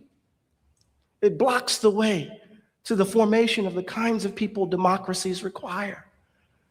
I was just talking about with Reverend Hart Anderson about Abraham Lincoln's rejection of the monstrous injustice of slavery, but his commitment to the belief that white people were superior than black people, and how those commitments blocked the way from him becoming the kind of human being his idea of democracy required.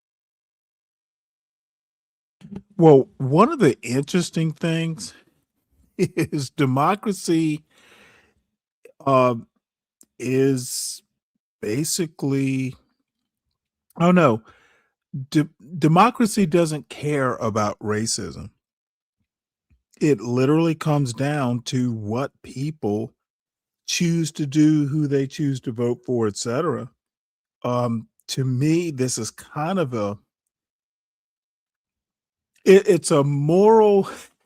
You're basically taking, or Eddie Glaude is basically taking a stance that democracy and morality are holding hands, and that is the farthest thing from the truth you could possibly propose.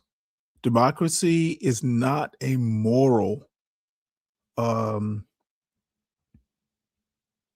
institution. It's not a church. Required. What does it mean in our country that we can hold the ideals of democracy, and when those ideals are extended to black and brown people, we are willing to erode the social safety net? Right? Welfare, for much of the New Deal, right, was in fact a project of Southern Dixiecrats aimed at addressing poor white Southerners. But the moment the face of the welfare state became black, as my colleague Martin Gillens writes, it became, right, an emblem of the problem with big government.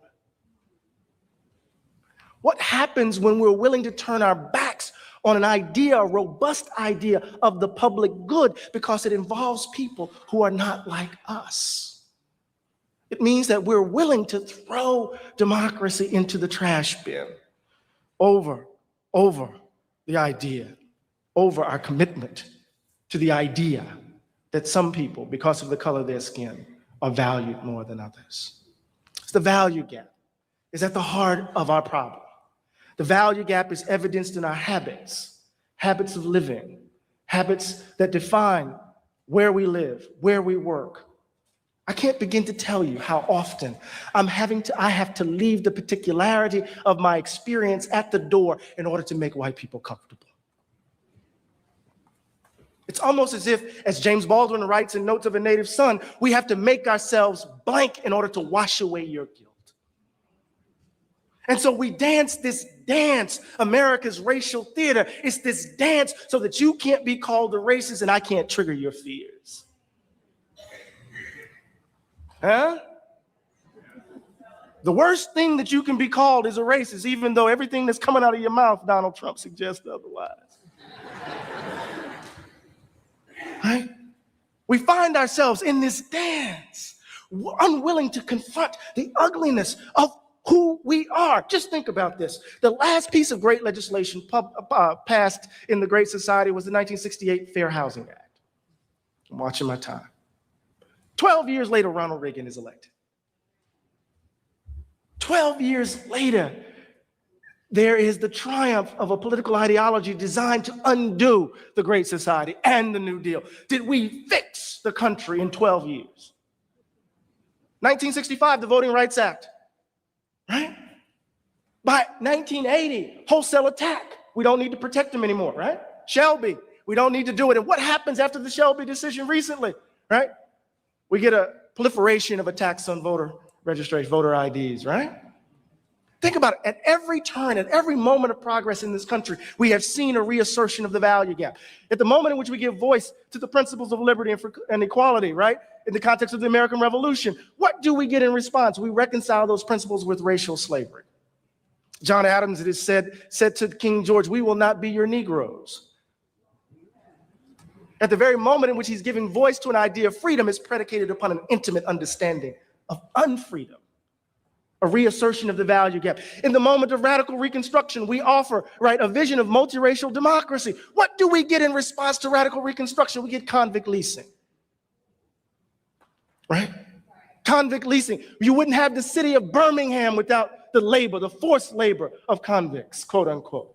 People arrested for what reason, right? Slavery by another name, as Brother Blackman talked. And you get Jim Crow and a reassertion of the value gap. In the context, right, of the Black freedom struggle of the mid-20th century, everyday ordinary people demanding dignity and standing. What do we get in response? We get the tax revolt in Northern California. And we get calls for law and order. Value gap. What do we get when we elect our first Black president?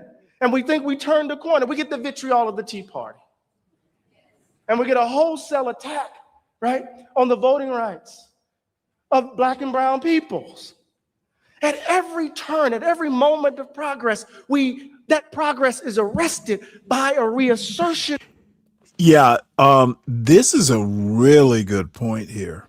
Yeah, he's doing better. Yeah, well, I mean, Eddie Glaude's actually, he's got an interesting background. He didn't grow up in the hood, so let's start there. But dude is flat out brilliant. I don't always agree with his, rhetorical direction. I'll call it that. But by and large, he's actually pretty good. And bringing up And the he's a- Shelby decision was really good. Yep. Well, I think the Obama point is even better. It's like, okay, a lot of people like John McWhorter, who is nominally a Black man, says, okay, we got a Black president. We are now a post-racial America. And then you get the Tea Party. Then you get Mitch McConnell. And then I honestly think, and this is my Stanley conspiracy theory, that the Civil Rights Acts in the 1960s were poison pills. There were poison pills buried in them. When I hear people like Donald Trump talk about the 14th Amendment being specifically for Black people, that shit sounds like basically the 14th Amendment was something like affirmative action. And you got to be careful with that shit. You got to be careful. The 14th Amendment was not just about black people, it was brought about by slavery, African slavery in the United States. It wasn't about people per se, it was about the condition of the people, it was about the rights of those people. So, people just, they really, it disappoints me sometimes. And it really disappoints me. And Mela, I've been saying this, and you haven't been around in a few days. I think black people, in all honesty, should I think as a collective, um, you know, we should be the last people to be racist. We know this country better than the white people know this country because we have seen the top and the bottom. In hearing people like Angry Man or Ruthless Truth, it really makes me sad, to be honest. We can do better than Angry Man. We can do better than fucking, a bunch of people. It makes me truly sad. And shit, I'm only 61, but it makes me sad. Yeah, some of the assertions are profit driven. However, there are other assertions that are not profit driven. And that's where the confusion comes in from. Like, for instance, any event that it was all about making money, I need to get the biggest audience there is. And so far, the survey shows that degrading black women is what pays. Then I get it. It's like you're chasing money, and this is what you're going to do to make your money. I remember Tommy Sotomayor said that. He said this, people were clowning him, jumping on him, practically crucifying him digitally about degrading black women. He said, this is how I make my money. What do you expect? That's what he said. Quote. And, there's something to be said about people who are only focused on making money. So with that being said, they're going to do what they have to do to make money. They're, digital whores, right? So then there are people who maybe have one or two people as an audience, and they keep pressing and pressing and pressing and going on. I think those are the people that are in need of reconciling whatever is bothering them. They need therapy, and this is a way for them to express themselves as opposed to entering a clinically approved therapeutic environment. They think this is their therapy. So I get confused as to who's who and what's what and why they're doing it.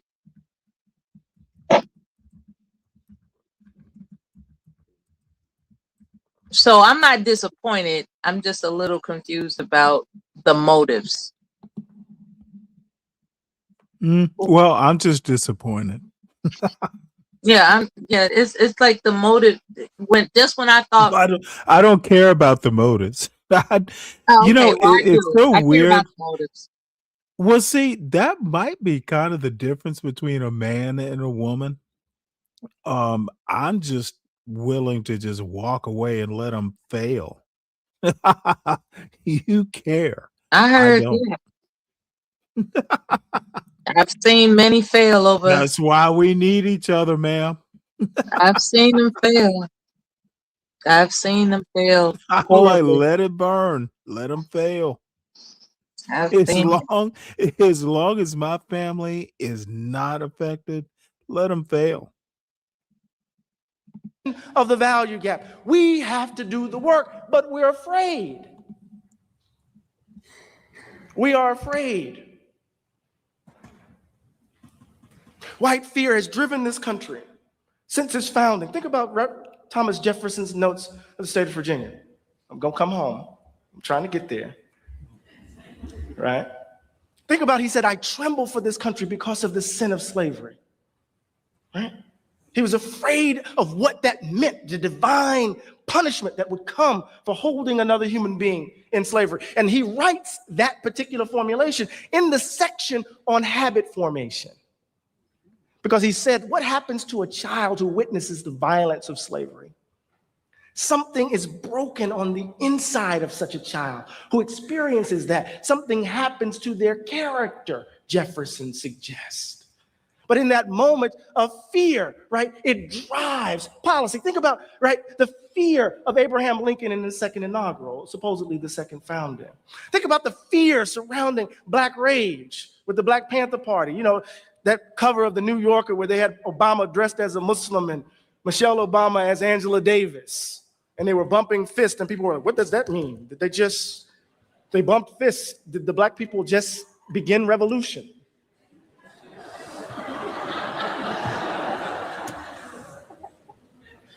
Fear. Fear drives policy. The moral panics around the so-called super predators, where the data suggested was not true. What did the moral panics do? It drove mass incarceration. Think about what happened with the Central Park Five. Those babies were innocent. Their lives stolen. Think about all the millions of folk who are locked up because of fear. Fear driving policy. We can no longer be afraid. And that fear actually drives our political behavior, Black political behavior. As I said earlier, we're afraid to trigger your fears. So we will grit our teeth in the moment which you say something a little off color. Our fear of triggering white fear affects our behavior. So we're masking day in and day out, walking past each other, not really seeing the humanity of the person right in front of us. No wonder we're stuck. But Malcolm X said this, and I'm going to say this in front of you guys and make you mad. I don't care. We have to stop sweet talking.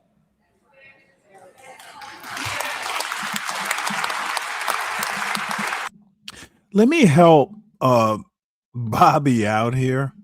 And Bobby, your point about Harriet Tubman was barely literate, I need you to think deeply and hard with your critical thinking hat on. Comparing, I said in the context for this is my comment that Tommy Sotomayor is barely literate. So the response is Harriet Tubman was barely literate.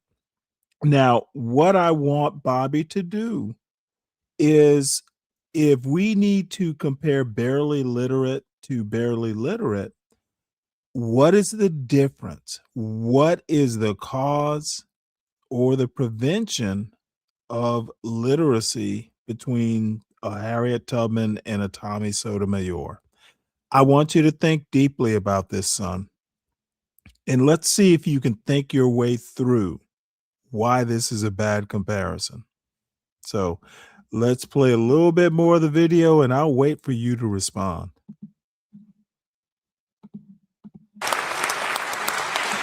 Tell you how we really feel. Tell you what kind of hell we've been catching, and let you know if you don't clean up your house.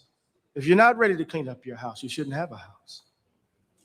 It should catch on fire and burn down. Now, I'm not trying to burn down anybody's house. But what Malcolm is talking about is frank speech. That we have to confront each other honestly. One of the most exhausting things I have to do is to convince my fellow white citizens of what is happening. Every time we have to engage in this haunting public ritual of grieving in public, we got to convince you that it happened. What does it mean that Diamond Reynolds' 4-year-old baby had to muster the resources to comfort her mother in that moment. I'm here, Mama. I'm here with you. What does it mean that Alton Sterling's 15-year-old baby is crying, weeping because he lost his father, wouldn't see him again? What does it mean that if it wasn't for the footage around Walter Scott, that police officer would still be walking the streets? What does it mean that I have to tell my child, right, the story of how to interact with the police because I want him to come home? What does it mean that here I am, I've done everything right, I'm at the height of my profession, I'm the president of the American Academy of Religion. The day I got the call for that I won, my baby calls me from Brown to tell me that he's sitting on a bench doing an assignment and a police officer drives up, blocks his way out, comes out and says, "Who are you and why are you here?" He says, "I'm a Brown student just doing an assignment." The police officer hits him in the face with the flashlight, looks at his feet, looks at the bushes, and tells him the park closes at 9:30. And my son says, "Yes, sir, but it's only 6:30. And then his partner walks around the police cruiser and says to him, and both of them lean in with their hands on their weapon and say to him, "The park closes at 9:30. And my son puts up his hands and says, "We don't want any trouble." I could have lost my only child that day. And I got to convince you of what that means. We're not going to fundamentally change unless we look ourselves squarely in the face. Well, this is an awesome response. So if Harriet Tubman can find the Underground Railroad, she can find some books, presumably to be literate. Well, let me help you out, Bobby. Back, if you didn't know this, Harriet Tubman was raised in slavery, I think in South Carolina. It was especially in places like South Carolina and Georgia, in Mississippi, too, in pretty much all the states, probably all the southern states, all the Confederate states.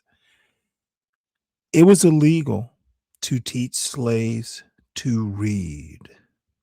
So where I was going is that Tommy Sotomayor was never a slave. If he sounds illiterate, that's a Tommy Sotomayor problem, because he obviously doesn't care enough to not sound illiterate. Anton Daniels the same. That motherfucker's illiterate too.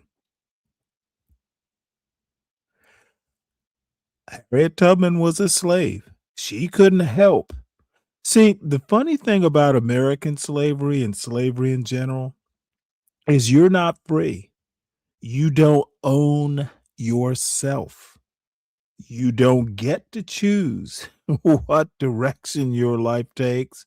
You don't even have that much input into it. So if your point is if a slave should be finding books when it's illegal, you need to do some reading about American history, son, and do better.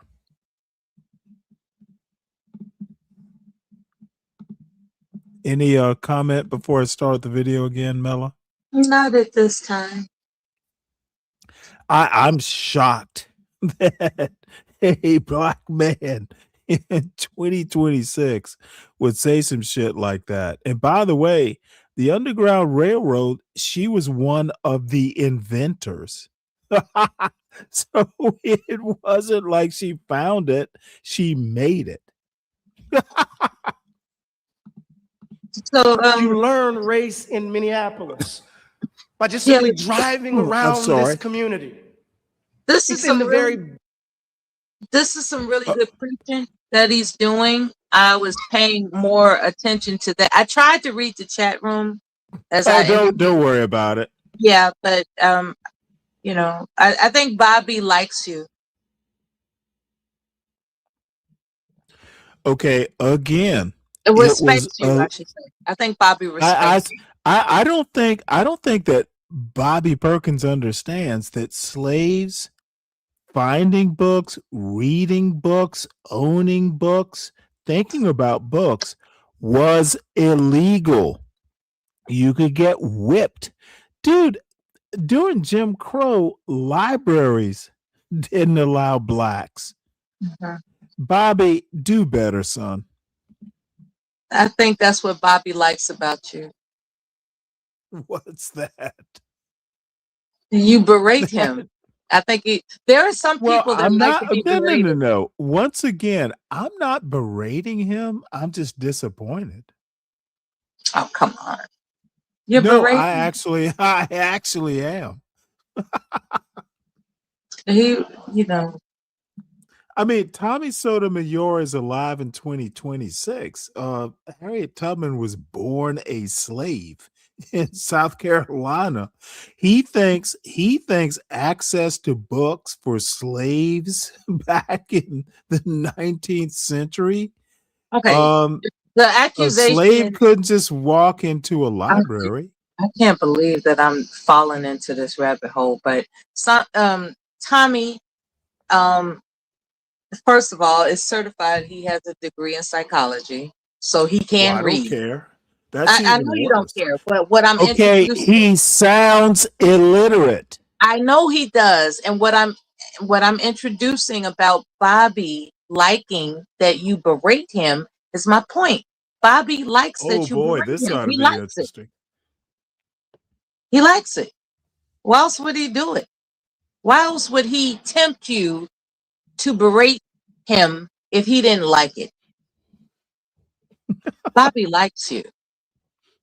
Shout out to Bobby Perkins. Keep Stanley stimulated. Hashtag keep Stanley stimulated. Yeah, okay. Built environment. You don't have to be a bad person.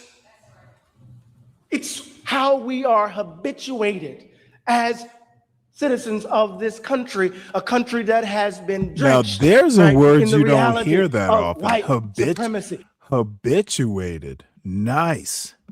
We have to address it. We have to address it if we're going to get beyond it.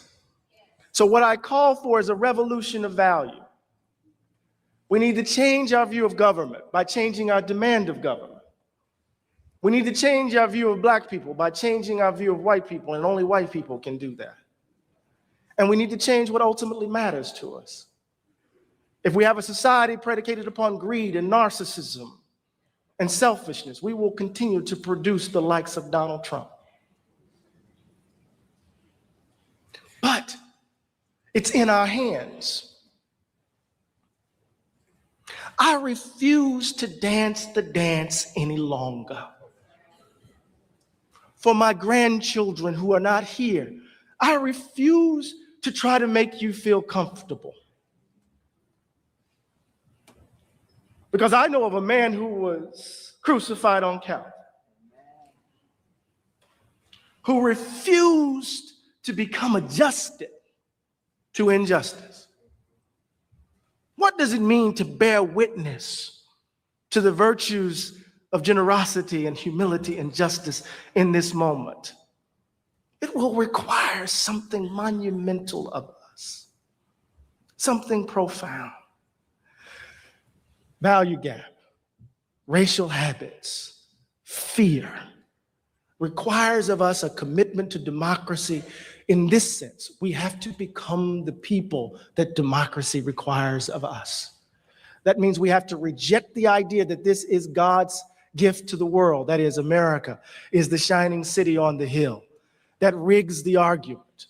No, we need to look ourselves squarely in the face in great pain and terror and do the work of actually achieving our country. I pray that we do so, because if we don't, we will certainly see the fire next time. Thank you.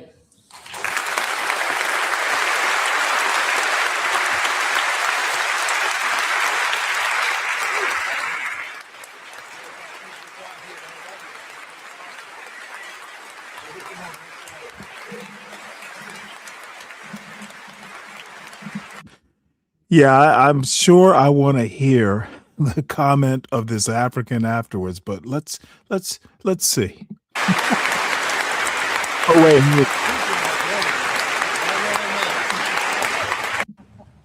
Wow. Thank you, Professor Cloud. not My name is Tim interested. Hart Anderson. I'm the senior. Not We invite you to interested. join us for our next Not pulpit. interested. I will present the. Have dared to redeem the political. All right. Well, I think I think we've gotten everything we're going to get out of that. I do have other things. You're going to love this. You think I'm gonna love it? I rebuke the MAGA Jesus, a Sunday sermon on when empire cosplays Christ. Yeah, my one of these days I'm gonna meet this young lady. So let's see. What does Bobby have to say? What you say, Stanley? I just was cooking. Did you hear about the black man who killed? Yeah, I'll talk about it tomorrow. I don't want to bring that level of sadness into today's show. All right, thank you. Black I appreciate it. black man kills his 8 kids. Don't want to do that. Not even sure I want to do it tomorrow, but we'll see. Let's see. I rebuke the MAGA Jesus, a Sunday sermon on when empire cosplays Christ. It is an AI reader, but Stacey Patton, I wish she would read more of this stuff in person, but we'll just have to make do. I rebuke thee, MAGA Jesus, a Sunday sermon on when empire cosplays Christ. By Dr. Stacey Patton. The doors of the church are open. Good morning, saints. Beloved children of the sun, it's been a crazy-ass week. Wars brewing, people struggling, people grieving, gas prices high. Stock market is crazy. The government was talking about psychedelic therapy. World leaders meeting, talking, and still not fixin' a damn thing. Truth keeps getting twisted every day. You can't believe nothing you see or hear anymore. And somehow, in the middle of all that, an orange demon done climbed all the way up to the altar and tried to play Jesus. I know y'all seen it.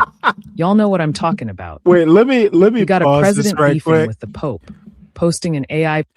Stacey Patton has a wicked sense of humor, and I know that sounds like a New England thing to say. She's a professor at Morgan State, PhD in history, but she teaches, I think, in the School of Communications or whatever it is at Morgan State. But now she's hilarious. She's scary with her turns of phrase. Picture of himself healing folks like he just graduated from the book of Luke. Then days later, doubling back with another image of himself being hugged by Jesus like they co-founded Christianity together. Like this is a meet and greet at the pearly gates. I can hear that picture.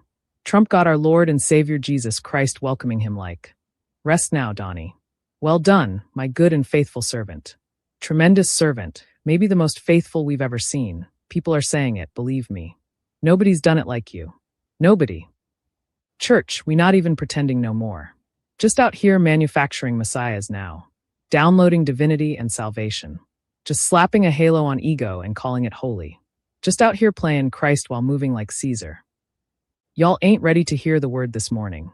Somebody say, preach, Reverend Dr. Stacey Pants.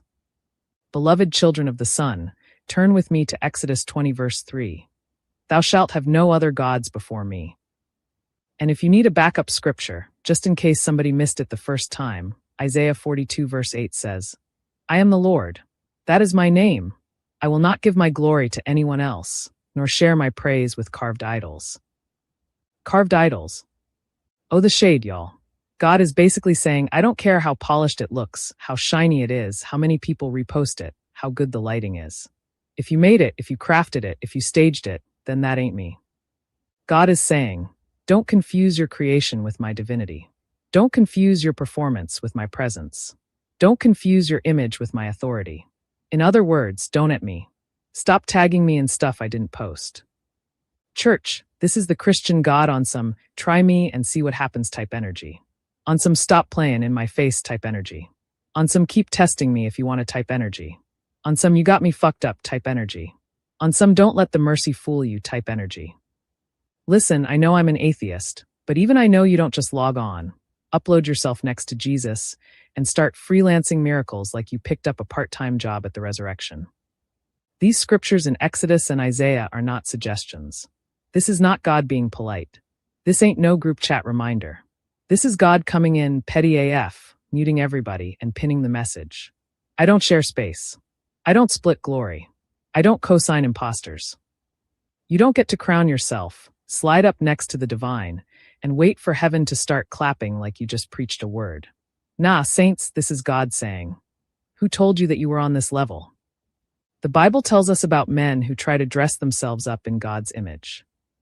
In Matthew 24, Jesus said, "Take heed that no one deceives you. Many will come in my name, and will deceive many." In 2 Corinthians, it says even the devil can disguise himself as an angel of light. In Matthew 7, Jesus says, "Beware of false prophets, who come to you in sheep's clothing, but inwardly are ravenous wolves." In 1 John 4, it tells us, "Do not believe every spirit, but test the spirits to see whether they are from God." In 2 Timothy 4, it warns, "People will gather teachers who tell them what their itching ears want to hear." In Ezekiel 22, it says leaders will devour people, take treasure, and make many widows. In Micah 3, it says those in power build Zion with blood and Jerusalem with iniquity. In John 10, Jesus says straight up, "The thief comes only to steal and kill and destroy." Saints, this ain't new behavior. This is a pattern. Men dressing like sheep, speaking like prophets, performing like saviors, but moving like wolves. Those scriptures are describing Donald Judas Trump. Amen. Matthew said many would come in his name and deceive Donald Trump. Paul said even the devil shows up looking like light, Donald Trump. Jesus said watch for wolves in sheep's clothing, Donald Trump. John said test the spirit, because everything that looks holy ain't holy, Donald Trump. And even with all that, he got himself out here performing miracles on social media, healing the sick with AI, getting hugged up by Jesus like heaven stamped it approved. But the Bible already warned you not to be fooled by the image, because deception don't always look evil. Sometimes it looks righteous. Now stay with me, saints, because this is where it gets real. You gotta ask yourself why. Why does a man like that need to stand next to Jesus? Why now? Why those images? Why the performance? What kind of political, social, and spiritual work does it do?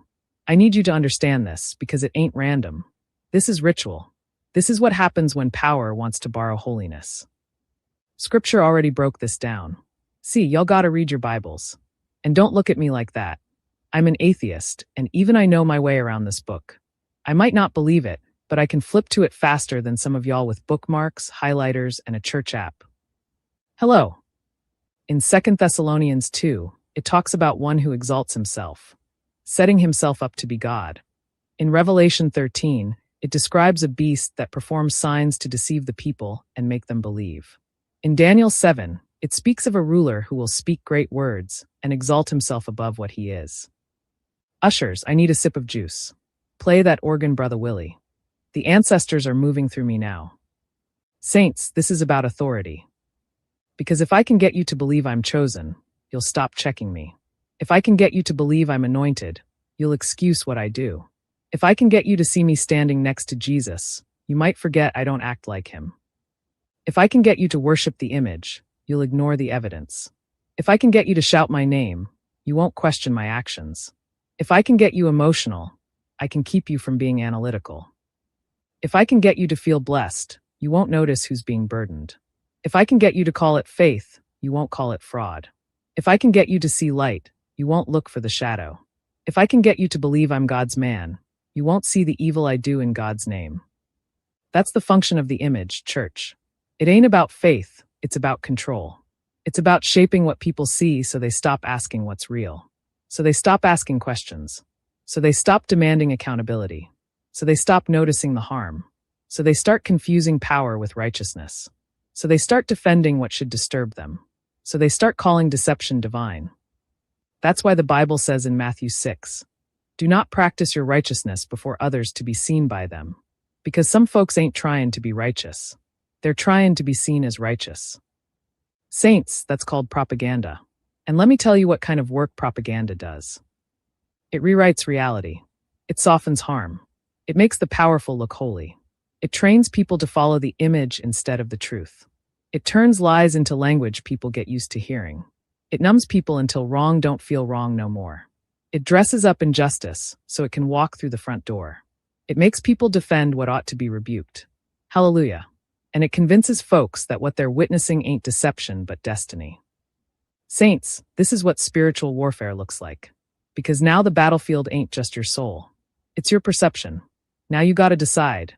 Do I believe what I'm seeing, or do I trust what the word already told me? Because the word said wolves would dress like sheep. The word said deception would look like light. The word said people would gather around leaders who tell them what they want to hear. This is MAGA Jesus, saints. So when you see MAGA Jesus, a man who lies but calls himself truth, who harms but calls himself a healer, who chases power but calls himself chosen, just know that this is empire doing what empire has always done. In Luke 4, the devil offered Jesus all the kingdoms of the world. He offered him the power, glory, control. And Jesus fixed his lips like Miss Sophia did in The Color Purple. Jesus looked at the devil and said, "Hell nah." But what happens when a man says yes? What happens when somebody takes the kingdoms, takes the power, and then turns around and puts on Jesus like a costume? That's the moment we're living in right now. Empire don't just want land. Empire wants God. Empire wants to remake Jesus into something safe, useful, and something obedient to power. A Jesus that won't flip tables. A Jesus that won't defend the vulnerable. A Jesus that won't tell the truth. A Jesus that protects power instead of challenging it. A Jesus that blesses greed instead of confronting it. A Jesus that comforts the oppressor and ignores the oppressed. A Jesus that stays silent in the face of injustice. A Jesus that rewards loyalty over righteousness. A Jesus that looks real good in pictures, but never shows up in practice. A Jesus that hugs the powerful, instead of confronting and rebuking them. But the real Jesus I know don't work for empire. And empire don't get to rewrite him. Because the Jesus I know said, "You will know them by their fruit." The Jesus I know stood with the poor, not the powerful. The Jesus I know told the truth even when it cost him everything. The Jesus I know didn't exploit people, didn't degrade people, didn't build himself up by tearing others down. The Jesus I know flipped tables when folks turned faith into profit. The Jesus I know didn't need to lie, didn't need to boast, didn't need to perform righteousness to be seen. Black liberation theology teaches us that Jesus was born into oppression, lived under empire, and was executed by the state, which means he is not confused about injustice. He is not indifferent to suffering, and he is not standing arm in arm with the people causing it.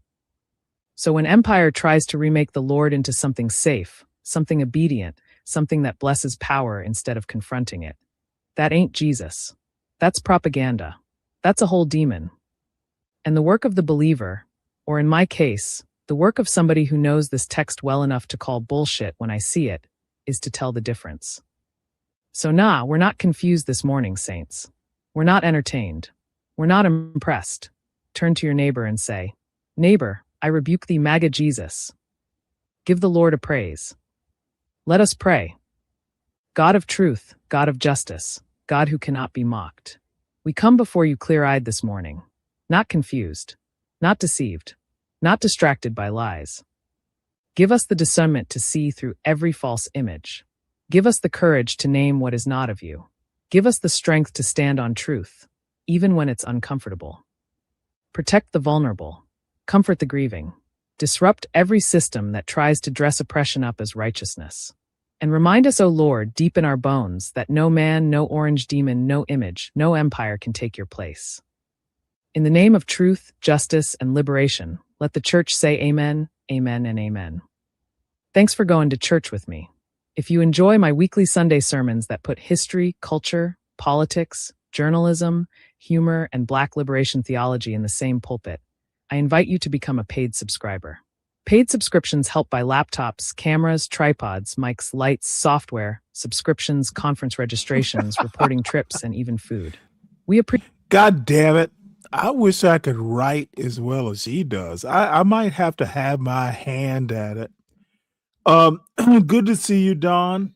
I'm glad you enjoy Stacy Patton. She is really a good humorist. She's really just her writing is worth hearing. So on the MAGA Jesus point, you thought that maybe it was satire or something in the of that ilk. But Trump to read Bible verse from Oval Office after feud with Pope and deleted AI image. This motherfucker, you're Donald Trump, Bobby. And Brian, Bobby and Brian, Bobsy twins. Dude, this dude is going to be reading the Bible from the Oval Office. I can't think of anything more sacrilegious. However, he's going to be reading the Bible, verses from the Bible come Tuesday. Will you be watching, Bobby or Brian or any of the dude? This dude's going to be reading from the Bible from the Oval Office.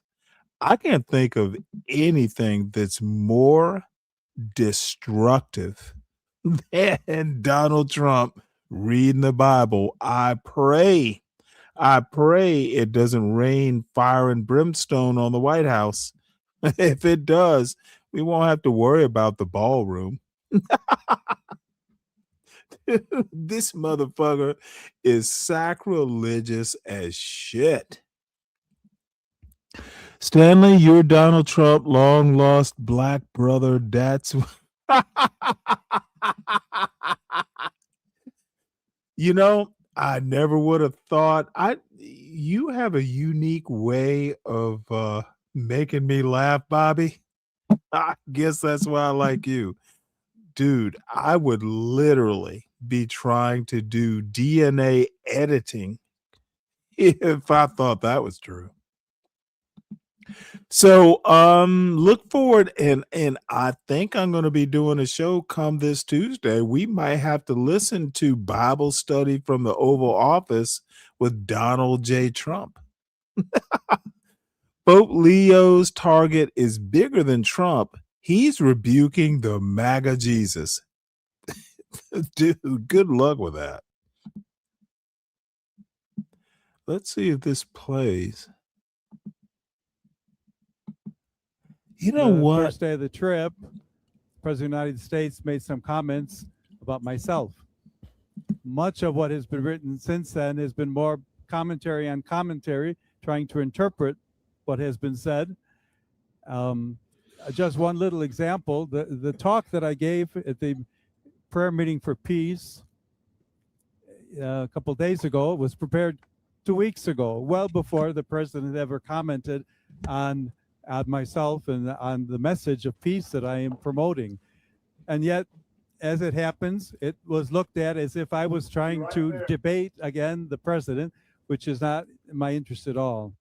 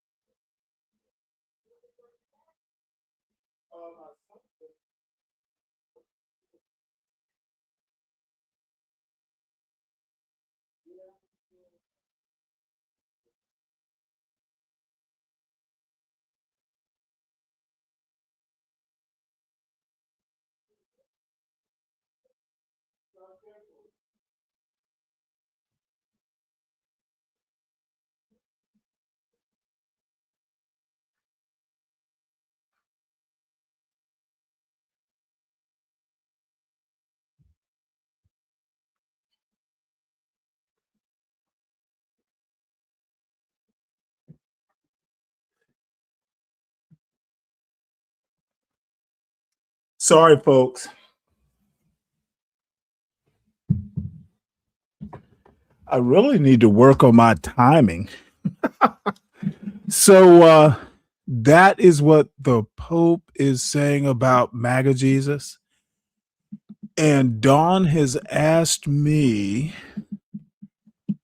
about I think it's going to be, I don't think it's a one-time deal. No, I had to walk away right quick, Dawn. It's my bad. Hold on one sec, Mike. Let's see. President Donald Trump will participate in a public Bible reading this week as the administration continues to integrate religion, particularly Christianity, into official business.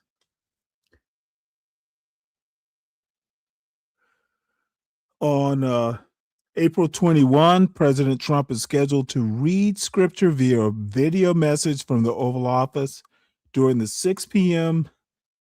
Eastern Standard Time hour. A press release from organizers reads, the event is called America Reads the Bible.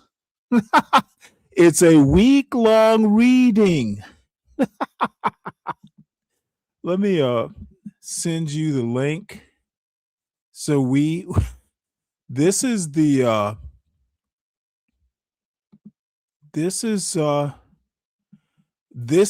think tank or the organization. It's called America Reads the Bible. So I'll drop the link in the chat. So if you want to know the full program, there it is. What's up, Mike? Hey, how you doing? So far, so good. Hey, shout out to Donald Trump. I don't understand what's so funny about it. I think integrating religion into the Oval Office is like a shockingly bad idea.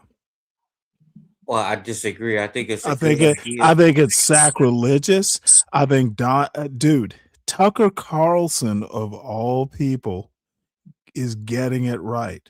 The motherfucker is a blasphemer. Well, I think it's a good idea. You know, America needs to hear it. We need to bring it back. I think it's a good idea. We down here in the South, we got a church on every corner. We don't need Donald Trump to read the Bible. We got preachers for that. But are the preachers giving it to the American citizens correct? Or do they just want to quit? We didn't elect a pastor in chief. Do the preachers are the preachers on every corner trying to make a quick buck, or are they giving it to the people? We don't need a president on every corner preaching the gospel. He's not on every corner preaching the gospel. No, motherfucker, he will be if he's going on the internet. That's not true. He's giving a public. It is absolutely true and totally possible. If you have a phone and you are on a street corner, you can tune in 6 p.m. Eastern Time on the street corner and listen to him read from the Bible. I think it's he's not on the street corner. He will be if you are watching him on a street corner. And that doesn't even make sense. And I'm not going to respond to it doesn't make sense to people of your intellect. But shout out to Donald Trump. We need to bring the word back. I think you need to pray to Donald Trump. He is Jesus. Shout out to Donald Trump, who's the head of my life. The J in Donald J. Trump. Shout out to Donald Trump, who's the head of my life. He's your God. I think he's doing an amazing thing. We need this, and you trying to demean it. We do not need this. I think we do because we have a because you have a church. You and I just disagree then. Okay. But just because you have a church on every corner doesn't mean the person in that church. I think he's a low down, dirty blasphemer. Just because that person in that church on every corner. Donald Trump is a low down, dirty blasphemer. I disagree. Shout out to Donald Trump. And you and I disagree on that. Okay. But don't make it seem like just because every corner It has a church. seems like to me he's a low down, dirty blasphemer. But don't make it seem like just because there's a It church does on every seem that corner. way to me. He's a low down, dirty blasphemer. Okay, we get it. To me, in my opinion, in Stanley's opinion, Donald Jesus Trump is a low down, dirty blasphemer. Thank you for your opinion. Good. But just Let's because a move person on. has, just because a No, person has I a don't church, care about your opinion. We disagree on this. just because there's a church Do on you every corner. understand what disagreement? When I say we disagree, it's time to move on, son. We're not going to keep going back and forth on a point that there's no way we can ever agree on this. Well, Let's there move is a on. way. There's Do always a you way. agree that if there's no way we have reached an impasse that we should move on? Do you There's agree with always a that? way to get past the Do you disagreement. agree if there's an impasse, we should move on? There's always a will. When there's a will, there's a way to get past the Motherfucker, your disagreement. will means nothing on this panel. But you can get past the Your disagreement. will is trash on this panel. You can My get will, past. my will matters. Yours does not. Oh, understood. But you can get Okay, past the well then let's disagreement. move on. You We're just at choose an not to impasse. get We're past it. at an impasse, and your will is trash. Well, you choose not to get past the impasse. I choose not to. I Okay, choose that's all you to had to move say. on. I respect it. You better. You don't have a choice. No, see, when you start talking like you better and all this, I You, don't you better have do no nothing. goddamn choice. When Now, you do start you? talking about you Do better, you, boy? that's where Do it, you, boy? that's the Do real you have a impasse. choice but to move on? That's the real impasse when you start talking about I better do this, I better. That's the real impasse. Yeah, motherfucker, you better move on. Well, see, you got like fucked up. I tried to keep it classy. I tried to make it seem like you would buy into the disagreement. Let's move on. But you want to be belligerent, ornery, dude. I know how I'm not to being treat. belligerent, I Stanley. Come know on. how to treat belligerent old YNs. I'm not belligerent. But you're an old YN. No, it's not a but. It's but nothing. I'm being truthful and trying to be factual with you. You know, the disagreement, and then you made the analogy is that I'm belligerent. We disagree. Let's move on. Can you agree to that? Under certain conditions. Oh, motherfucker, I'm trying to present it in a way that makes you think there are options, but in reality, there are not. Well, fuck that. It's no need to be options. We're going to move on whether you want to or not. Okay, I can respect it, but let me have a second. You better. You don't have a choice. Well, I have a choice. No, I don't think you do. Well, I don't think you do. You only got a click of a button, but I have freedom of speech. No, the government cares about your freedom of speech. I don't give a fuck. That's why I said you have a click of a button. I will restrict your speech greatly. That's why I said you have a freedom of there button. is no law to prevent me from excuse me. That's why I said you have a freedom of a button. There is no law in America that can prevent me from restricting your free speech. Doesn't make it right though. Who gives a fuck? Well, I give a fuck. I don't care if it's right. I literally will restrict your free speech on a whim. That's fine. We disagree. My nature has all of a sudden turned mighty capricious. We know your fucking nature. There's something you don't have to explain your nature. We know it. My nature is to not suffer fools gladly. Well, that's fine. I had a disagreement and I'm moving on. Good for you. Finally, you figured it out. So Don't make it seem like you were right, though. We got to get Oh that no, no, clear. no! I'm absolutely right. Well, I disagree with that. Okay, well, fine. We'll just have to disagree on that too. I don't think you were So right. Trump's erratic Oh. behavior may tank negotiations. Iran says Iran is in control of this process, folks. warning the president of the United States, obviously, significantly greater costs to the U.S. if war resumes. Iran is saying, fuck with us and you got trouble, Donald Jesus Trump. Well, that's not what they're saying, Stanley. You know that. Donald Jesus Trump is in trouble. That's not what they're saying. And Stanley, you know that's what they're not. Donnie Jesus is in trouble. That's not what they're saying. And you misinterpreted that. I don't think I'm misinterpreting. Well, I think you did, because you sticking up and you making jokes for the Iranians when you're in the United States of America. You need to grow up.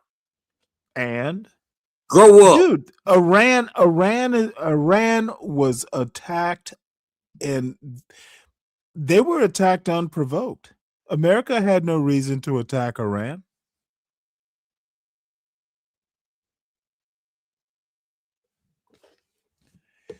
Well, I don't hear disagreement, so I will score 1 for Stanley. Stanley versus the world 1.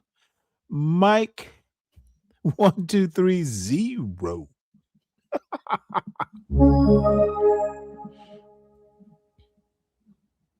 Trump's erratic behavior may tank negotiations, Iran says, warning of significantly greater costs to the U.S. if war resumes. A senior Iranian in the official United told States of Dropsite America if Trump talking like starts that, bombing something again, is wrong. Iran will cut off all diplomatic What's channels wrong? and focus. What's wrong? Well, your point of view when you speak on these Iranians, like they're just, it's like they're bullying you. You make it seem like they're bullying us. No, they're not bullying me. They're bullying the head of your life. That's what you're making it seem. And Donald Trump, the head of your life, is being bullied by Iranians. And you, as a service member, you should understand that.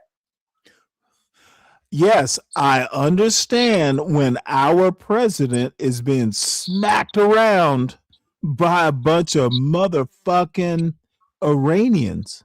But what do you, if you feel that way, what are you doing to help? Persia has taken our Donald Jesus Trump and slapped him around like a fucking rag doll. Well, I disagree with that.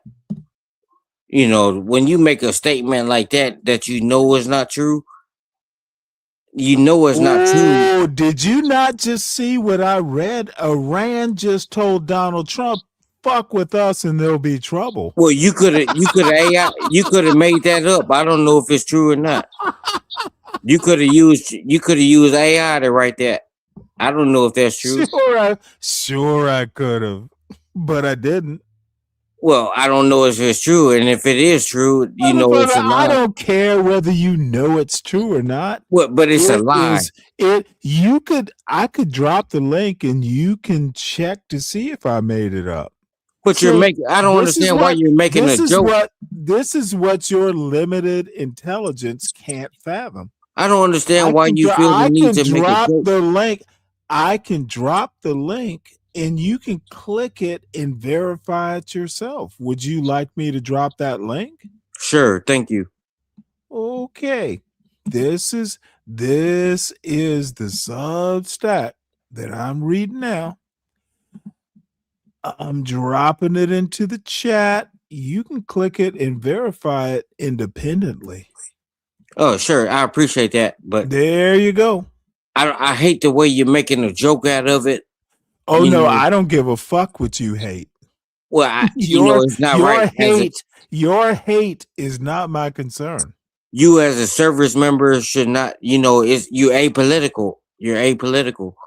Even after you leave the No, military. I happen to have gotten out Even of the after Navy. you leave the I military. happen to have been out of the Navy for quite some time. No, Even I'm after not you leave the apolitical. military. I am not apolitical. Even after the military, you're apolitical. Says who? Even What after your law? active duty. What Even, law? What law prevents me from well, in the having a military, political in the opinion? military code of justice, Okay, doesn't it say? hey, bitch, stop it. Well, I'm Stop trying to just get. You asked me the question. I'm trying to spouting. explain it. Stop spouting that old YN. I think I might be right, but it sounds cool, so I'm going to say it on a panel. It doesn't work here. Well, says Stanley, that's where you're messing up at. You know, when you assume I should something. accept YN logic. No, when you asked me a question and then you didn't let me have the Dude, answer. I'm just going to interrupt you when you start veering off into old YN. No, you asked me the question. I was trying to give you the military code of justice. You asked me why does that? You literally military code of justice. What the fuck is that? Well, you asked me why you should. What is the military code of justice? Is that a thing, or is that Well, some you asked me why bullshit? You just I made a statement and then you asked why are you apolitical after military code of justice? Well, I'm trying to refer to the statement I made when I said you're apolitical after you leave office. You do not know what you're talking about, right, YN? That's not right, and I'm not a YN. Oh, I'm sorry. You're a senior YN. Let me explain what I'm talking about. You're an elder YN. Will you allow me to explain what I'm talking about? Oh, well, let's say hello to Nightish first, and then please, by all means, explain so I can get more laughter. What's up, Nightish? Good afternoon. And good afternoon to Mike. Well, it's evening here. You're 3 hours behind. Hey, It's what's going on, 7 Nightish? here. How are you today, sir? I'm okay, and I hope the best for you on this Sunday. It seems like you're taking a beating. I respect it. I respect it. I respect your opinion. So what are you saying about that code of military? So what I was saying, I was asking, you served in the military, correct? The Navy. Well, okay, so you understood the military Navy military is more Army and Marines, like land-based. Navy's different. But okay, military, so you served in the Navy. Military is what we say just as a kind of a catch-all. But technically, the Navy's not the military. Understood. So you served in the Navy, correct? Honorably. You served. You swore to the Constitution, correct? Yep. So, and when you swear to the Constitution, I swore to uphold the Constitution. Okay, so you swore to uphold. You don't swear to a constitution because it is not a deity. You swear to uphold it. Understood. So you swore to uphold the Constitution. And when you swear to uphold what is the First Amendment of the Constitution? Just so you don't veer off track, because I'm gonna clamp you down, slap you about the head, and tell you how dumb you sound. Please. Let me finish, please. What is the First Amendment of the I'm not here to answer your question. I'm upholding. Oh, yes, you are. We get into the original question that was asked. You are here on my panel. You are here to do what I tell you to do. It's not the original. You veering off. You are here to do what my panel requires. But you're veering off from the originals. And so what? Is it your panel or mine? Well, it's your panel, but don't veer off and make it. I can veer wherever I decide to take this panel. So when you uphold, when you swear to uphold the Constitution, this is not an equal partnership on my panel. When you swear to uphold the Constitution, you do swear in that Constitution that you're upholding that you are apolitical when you're in office. No, there's nothing in the Constitution that says you must be apolitical if you're in the military. So you can disobey orders, is what you're saying. Okay, there's nothing about obeying orders in the Constitution. Well, when there's you're a literally military nothing when about. you're I active don't military even know. personnel. I don't even think the word orders is in the Constitution. Well, when you're a military personnel active in the military, you don't have a right to choose. You have to take chief in command, commander in chief. You have no clue. You're just struggling, aren't you? Well, I'm not struggling. It sounds like I'm asking you questions and you're trying to skirt okay. around. No. You're not asking questions that even make sense.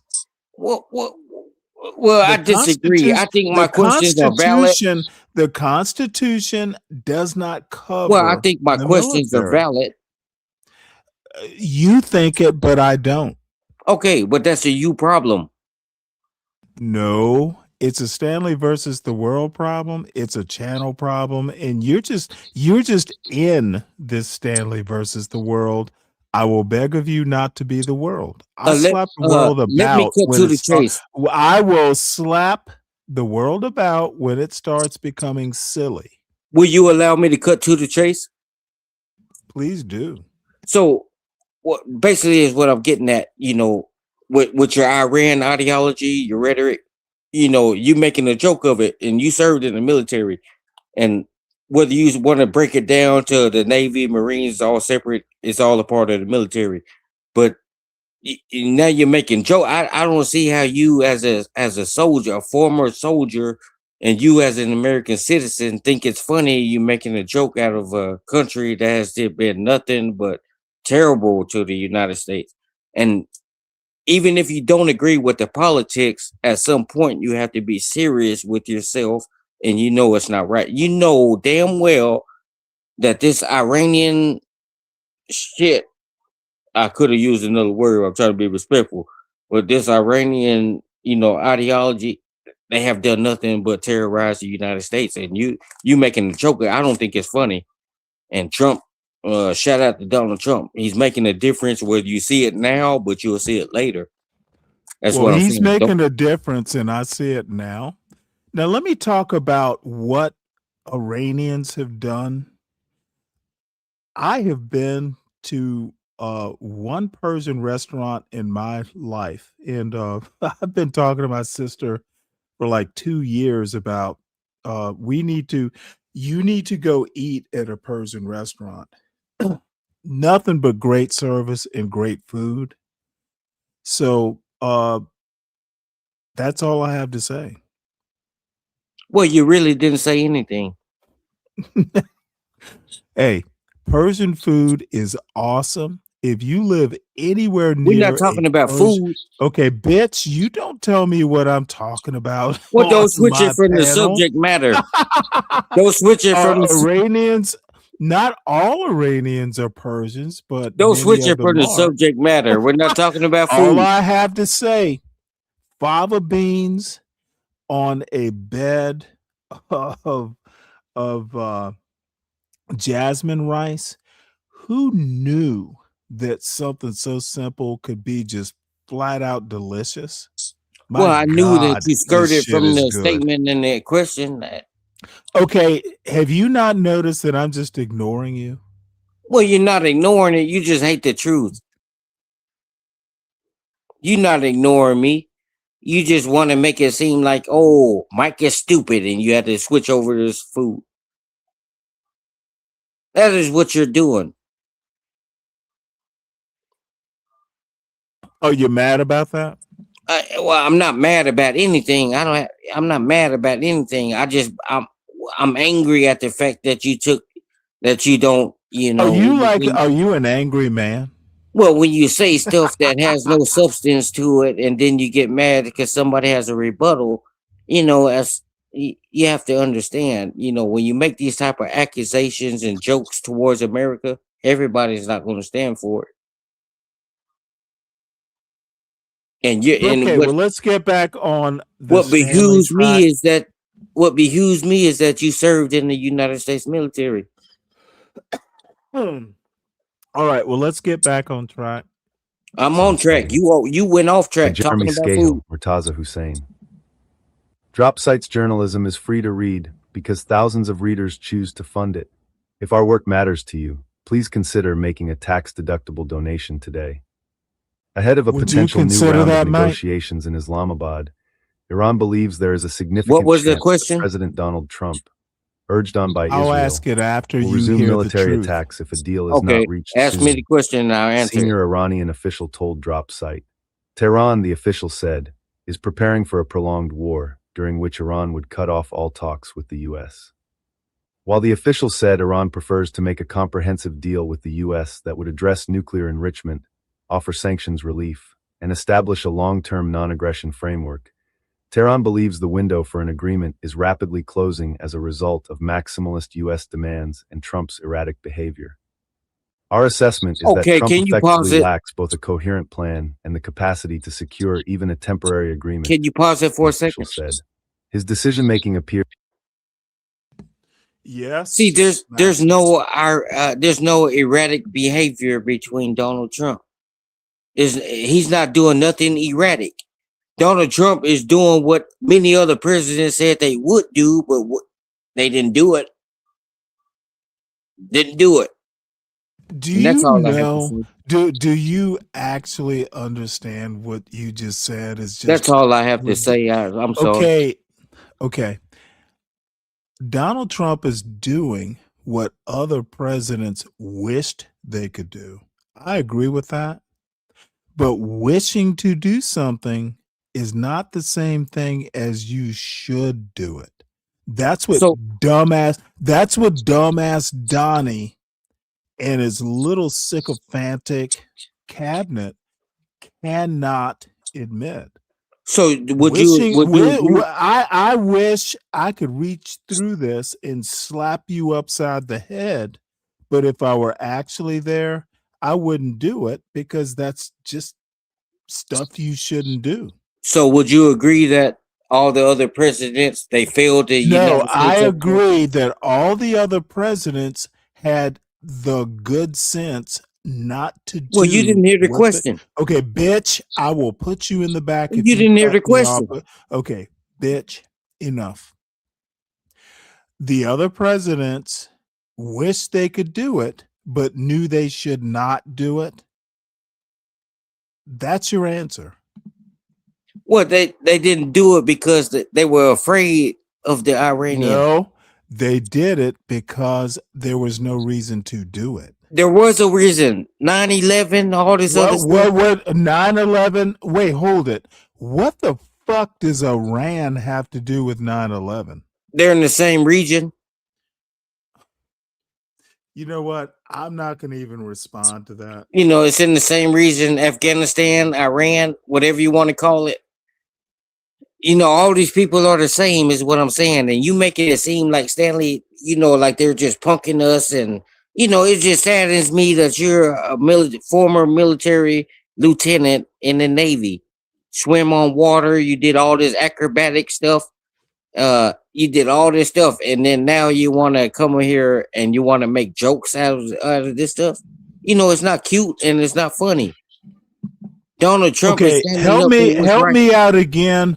What did the Ayatollah in Iran have to do with 9/11? Donald Trump is standing up for what's right, doing what's good. It may look tough now, but in the meantime, in the later time, it's gonna get better. Gonna get better. A whole lot better.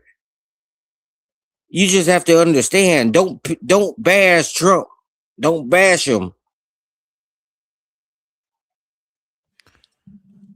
Let's go ahead and finish up this. Don't bash Donald Trump. Here. Give him a chance. Appears to be grounded in Israeli political and security assessments conveyed to him on a daily basis. The senior official has direct access to Tehran's internal deliberations. He requested and you anonymity. just moved on like I'm just stupid. Publicly discuss strategy. Oh wait, hold Despite it. the intensifying Let me war of stop words this. between Trump. I moved on like what? You just moved on like I'm just stupid and didn't know I'm not coherent. Don't know what the fuck I'm talking about. You just moved on like what? Like come on, G. You gotta have some type of respect. You're not just gonna move on when I make my statement. as much as you talk, and you ain't got no rebuttal to that. No, I don't. Can we move on now with your permission? So is my Can statement we correct? move on?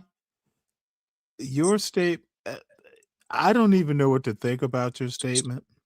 So you can Can we- you can't negate if it's incorrect or No, correct. I think it is so outlandish. Outlandish. I don't need to give it the respect of taking it seriously. Well, I can respect your opinion on that. Good. It doesn't make me wrong though. In Iran, Pakistan has been preparing for another round of talks in Islamabad expected this week. While the Iranian official told Drop Site that Tehran is skeptical of U.S. intentions, he also emphasized that Iran prefers a diplomatic path if an acceptable negotiating framework is mutually agreed upon. There hasn't been any real progress on the positions of the respective sides. The Iranian So are you official said. highlighting that comment Both from sides are Dirty just Dude signaling that behind the calls me scenes that they're retarded? open to reaching an agreement. Is that what wait, you hold it. engaged in? Well, wait, hold it. I don't. Where is he calling you? You highlighted a comment on the screen. Where is he calling you retarded? Did he not say R word? I'm looking at it. Okay, I need you. Can you read the comment on the Yes. screen? Yes. He says, Mike, you're mildly retarded. Word. No, it says R worded. Well, we know what R means. I don't. Tell me. Now you're acting stupid. We all know what he's saying right here. No, we all don't know. Obviously, I don't. What does R mean? I'm telling you what he means. He's saying, Okay. Mike, you're mildly retarded. You know, that's what he's saying. What does P stand for? Well, he's still in my lane with What my does scenes. P stand for? You know what R stands for? Yeah. What does P stand for? See, when I use when I use the word P, it means two things: pussy or player. P is not a word. It's a letter. Well, it means pussy or player. He's just still in my slingo. That's what he's doing. So he called you a pussy, but being called retarded is worse, right? Well, he can't make those accusations. Okay, which is worse? Being a pussy or a retard? Well, I'm neither, so I wouldn't know. Which is worse? I wouldn't know. If someone apparently you're taking umbrage at this chat. Well, I just want him to come clear with what he's saying. You obviously got offended or well, I got triggered when he said R. So you got triggered. That's a better when word, you use the word mildly and then you use the R letter. I'm surprised you didn't get triggered at being called a P. So when he used the word mildly in front of R, everybody knows what he's talking about. Come on, this is not rocket scientist. This is not rocket scientist. I just want him. Only thing I'm asking for, dirty, stinky dude, is you to come up here and address me. Well, I guess my actual question. Go ahead. I'm fascinated that why you're not more triggered by being called a P. Because P, that seems a bigger insult to me. Well, P is not an insult to Mike because I'm not a pussy and I'm not a player. Are you a retard? You know, I use that. Is the retard striking close to home? No, this is what I'm saying. If you're not a retard and you're not a P, then why would you be upset at either? Well, it triggered me when I seen it and you highlighted it. You gave it like you pushing it too. Because you highlighted it, you broadcasting it, so you made it seem like you agree with this when you broadcast it on the screen for such a long time. It's like you indulging in what he's trying to call me, but he's scared to call. You know what? I agree with Dirty Dude. All he had to do is say, "Hey, you mildly retarded, Mike." That's all he had to say. Don't use R. Just call me retarded. I think if I had to evaluate Dirty Dude's comment, and I had to choose, I think he's incompetent. I think if I had to choose whether you're an R or a P, I think you're an R. Well, that's your opinion. I It can't change is. the way you feel, but I can tell It you, is. I you don't don't really feel feel. that way. Whoa, whoa, whoa, whoa. You don't really feel that way. I am rendering an opinion based on your behavior. Well, you don't really feel that way. No, I think you're an R. Well, I don't think you think that. And you want me to tell you why Yeah, I don't well, think you think that's a that? classic. That's a classic. You want me to tell you R. why I think you don't think that? Please do. Because I'm not retarded. Do you think you're the best judge of that? I think I am. Okay. Well, I'm going to leave it there. Let's get back to this article. The Truth Social post on Sunday morning, Trump claimed that a new round of talks was scheduled, while reiterating a Trying to previous tell me threat I to don't commit know who war the fuck I crimes am? against Iranian civilians if a Do deal you was need not me to made. pause this again? We're offering a very Yes, fair and please. reasonable deal, and I hope they take it because if they don't, the All right. I Were do you want to get insinuating? through Were this, you though. insinuating I I don't know who the fuck I do am? want to get through this. Oh, So we don't will. take We long. will. It'll be quick. Were you insinuating I don't know who the fuck I am? I didn't insinuate. So what did you do? I literally said, in my opinion, I think you're more R than P. Okay, you said your opinion. We can move on. Nothing else said. Good. Thank God for that. United States is going to knock out every single power plant and every single bridge in Iran. No more Mr. Nice Guy. At the time of Trump's post, Iran had not agreed to a second round of talks and has still not confirmed it will do so. The first meetings were held on April 11th and 12th in Islamabad, where top Iranian officials met a U.S. delegation led by Vice President J.D. Vance. In the previous round, it was clearly stated to Vance that public threats should not be repeated, the senior Iranian official said. We're not opposed to another round of talks, he added, but cautioned. Given what Trump has publicly stated, the negotiations definitely need to be meaningful, and their framework should be defined in advance. The senior Iranian official told Drop Site that contrary to Trump's repeated claims that Iran was begging for a deal, it was Washington that sought talks with Tehran via intermediaries Now led you by have to stop Pakistan. saying Trump President begging Trump and all himself this shit. persistently You sought a gotta stop cessation doing of that. hostilities.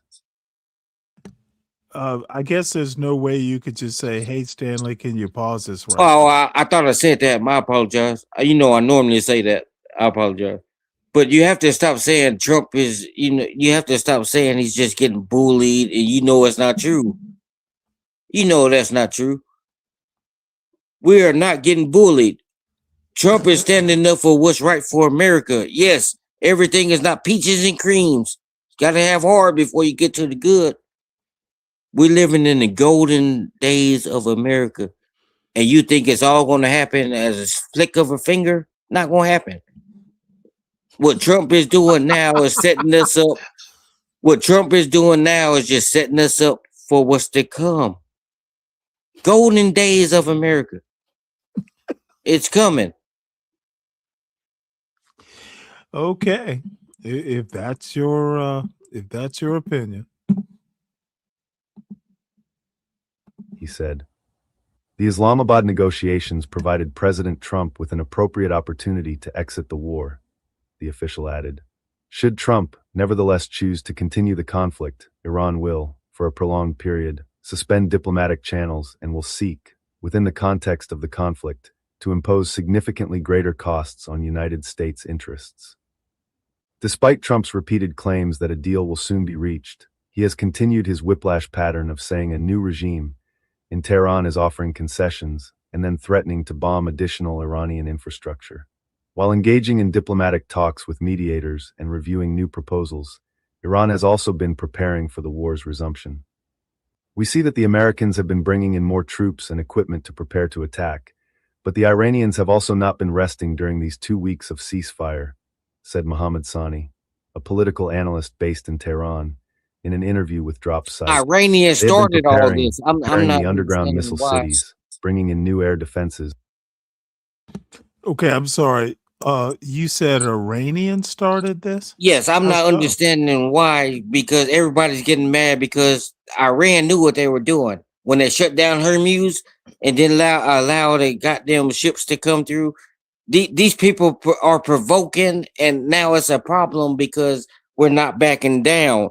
It's a problem, because we're not backing So down. you're saying Iran started the war They did by blocking Hermes. So wait, hold it. The Straits of Hormuz were blocked before. That's correct.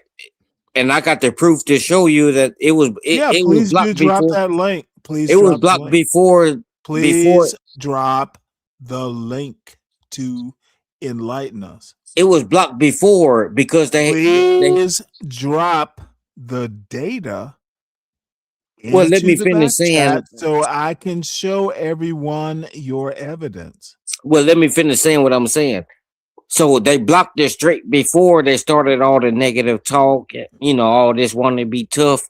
It's not. And Stanley, you as a former military lieutenant of a Navy ship, you as anybody should understand and know that what they're doing, is not helping anything. We got a president that's about action, and he's not going to bow down to these motherfuckers. You know that. And now you want to come up here like Trump is just doing something that's, that's just out of bounds, illegal, whatever you want to call it. That's not what's happening.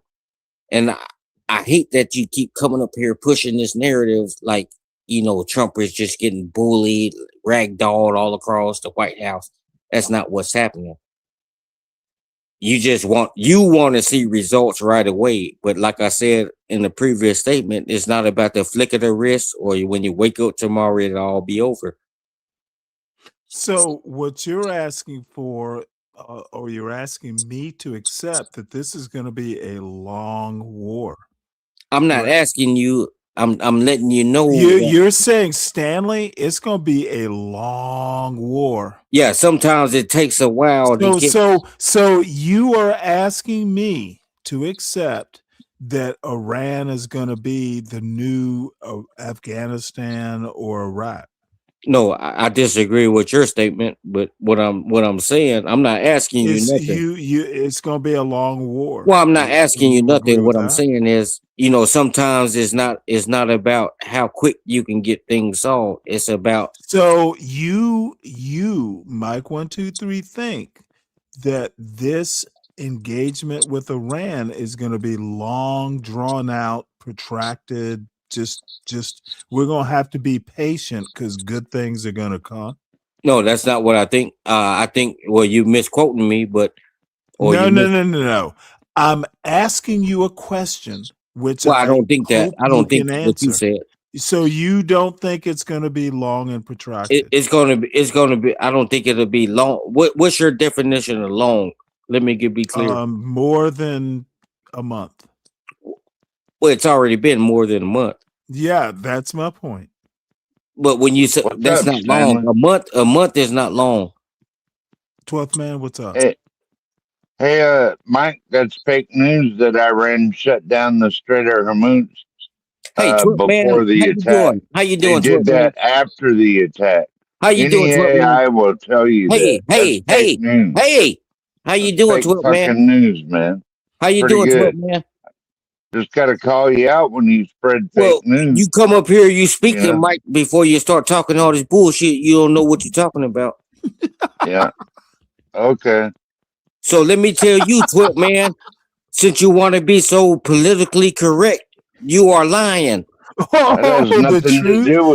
truth is politically correct. That's this is not the truth. He doesn't even know what political correctness is, Stanley. This is not the truth. What 12 man came up here and said, you know is what? not the That's truth. Got to be a show title. I gave you the the truth is political correctness. Because every country has strategic. Before you start a war, you set up all your assets. You don't just start a war and then rush everybody there. You don't just start a war and rush everybody. Do you have any sort of clue about what you're talking about? Well, you it's rational. I don't have to be in the military to It's understand. rational. Yeah, you don't You before you sound start a war, rational. you make sure all your assets and resources are in place. Are you assuming that you don't sound like a raving lunatic? Well, my opinion is you make You sure sound all like your a resources dude. and I hate to say this. You sound like a motherfucking raving, batshit crazy lunatic right now. well, okay, I respect it, but Yeah, Stanley actually had to fact check that to you see have if to they did, understand. if the Iranians I did didn't close down have to the fact check Strait it. first. I Stanley, you knew have it. to I understand, and knew it. you as a But I former figured it was military personnel, bullshit. That's why I asked the question. Stanley, you You as know what I military, mean? Stanley, Find out you for as sure. former military personnel should know. You Oh know, my people start. God. You don't just send all the you got to send all your resources. Make sure Who everything is is. you? Who is which country? Where are you talking about? Again, I only care about the United States of you America. literally sound like a batshit crazy MAGA. I only care about the United States of America. You sound like a batshit crazy MAGA black. But even the MAGA blacks to generally aren't respond to Twelve batshit. Man, the Even reason the why I made MAGA that statement, blacks, even Twelve the Man, MAGA black, you're unusually batshit crazy, even for a MAGA black. the reason why I made that statement, and I'm glad you went and fact check it. It didn't show you nothing because a country. No, this is what I'm saying. A country is not going to just go to war, start a war, and then you send the same day you start a war. You have to before then you got your plan. It's just your Supposedly the strikes So happened you trying to because tell me, they 12 Man, continued to that enrich you the went and fact uranium, check that they and they didn't have have the a Strait bunch of of uranium. Hormuz blocked before this even happened? Is that what you're telling me? They were enriching uranium beyond their power needs, like missile grade uranium. Yeah, That's I don't know why what the the fuck you strike talking about. supposedly But happened. you You're need to retarded. understand, That's 12 why. Man. 12 Man, you need to understand these countries just don't go to war and then send all the resources. Stuff happens before the war is what you don't understand. People had all this shit planned out before it was made public. You Well, don't understand. I thought And we Stanley, took as a out former officer I in the thought we military, took you out their fucking should know uranium this. enrichment You fucking should know ability this, Stanley. on the first strikes on Iran when we hit all their bunkers and their enrichment facilities and just took care of that. So why are we over there again? That's one reason I left the Republican Party. Well, that's a Because you this problem. That's not a bullshit. Mike problem. I agreed with the first strike, not But the Stanley, second. you know what I'm talking about, Stanley. You know assets get put in place before shit is made public. That's what I'm talking about. So you try and 12 Man went to go fact check that like he you was just are doing something. so far afield of rationality. I honestly don't know how to make heads nor tails of any of the bullshit you're spouting. And before anyone else speaks, let me do this quick commercial. Everyone, please make sure you hit the like button. If you're new to this channel, it's usually like this on the weekend. So subscribe to it or not. Yeah, man, but it's not right. You know, y'all trying to make it. I don't know why you're interjecting. Yeah, because you're trying to make it like it's just. I am trying to promote my fucking channel. We'll get to that later.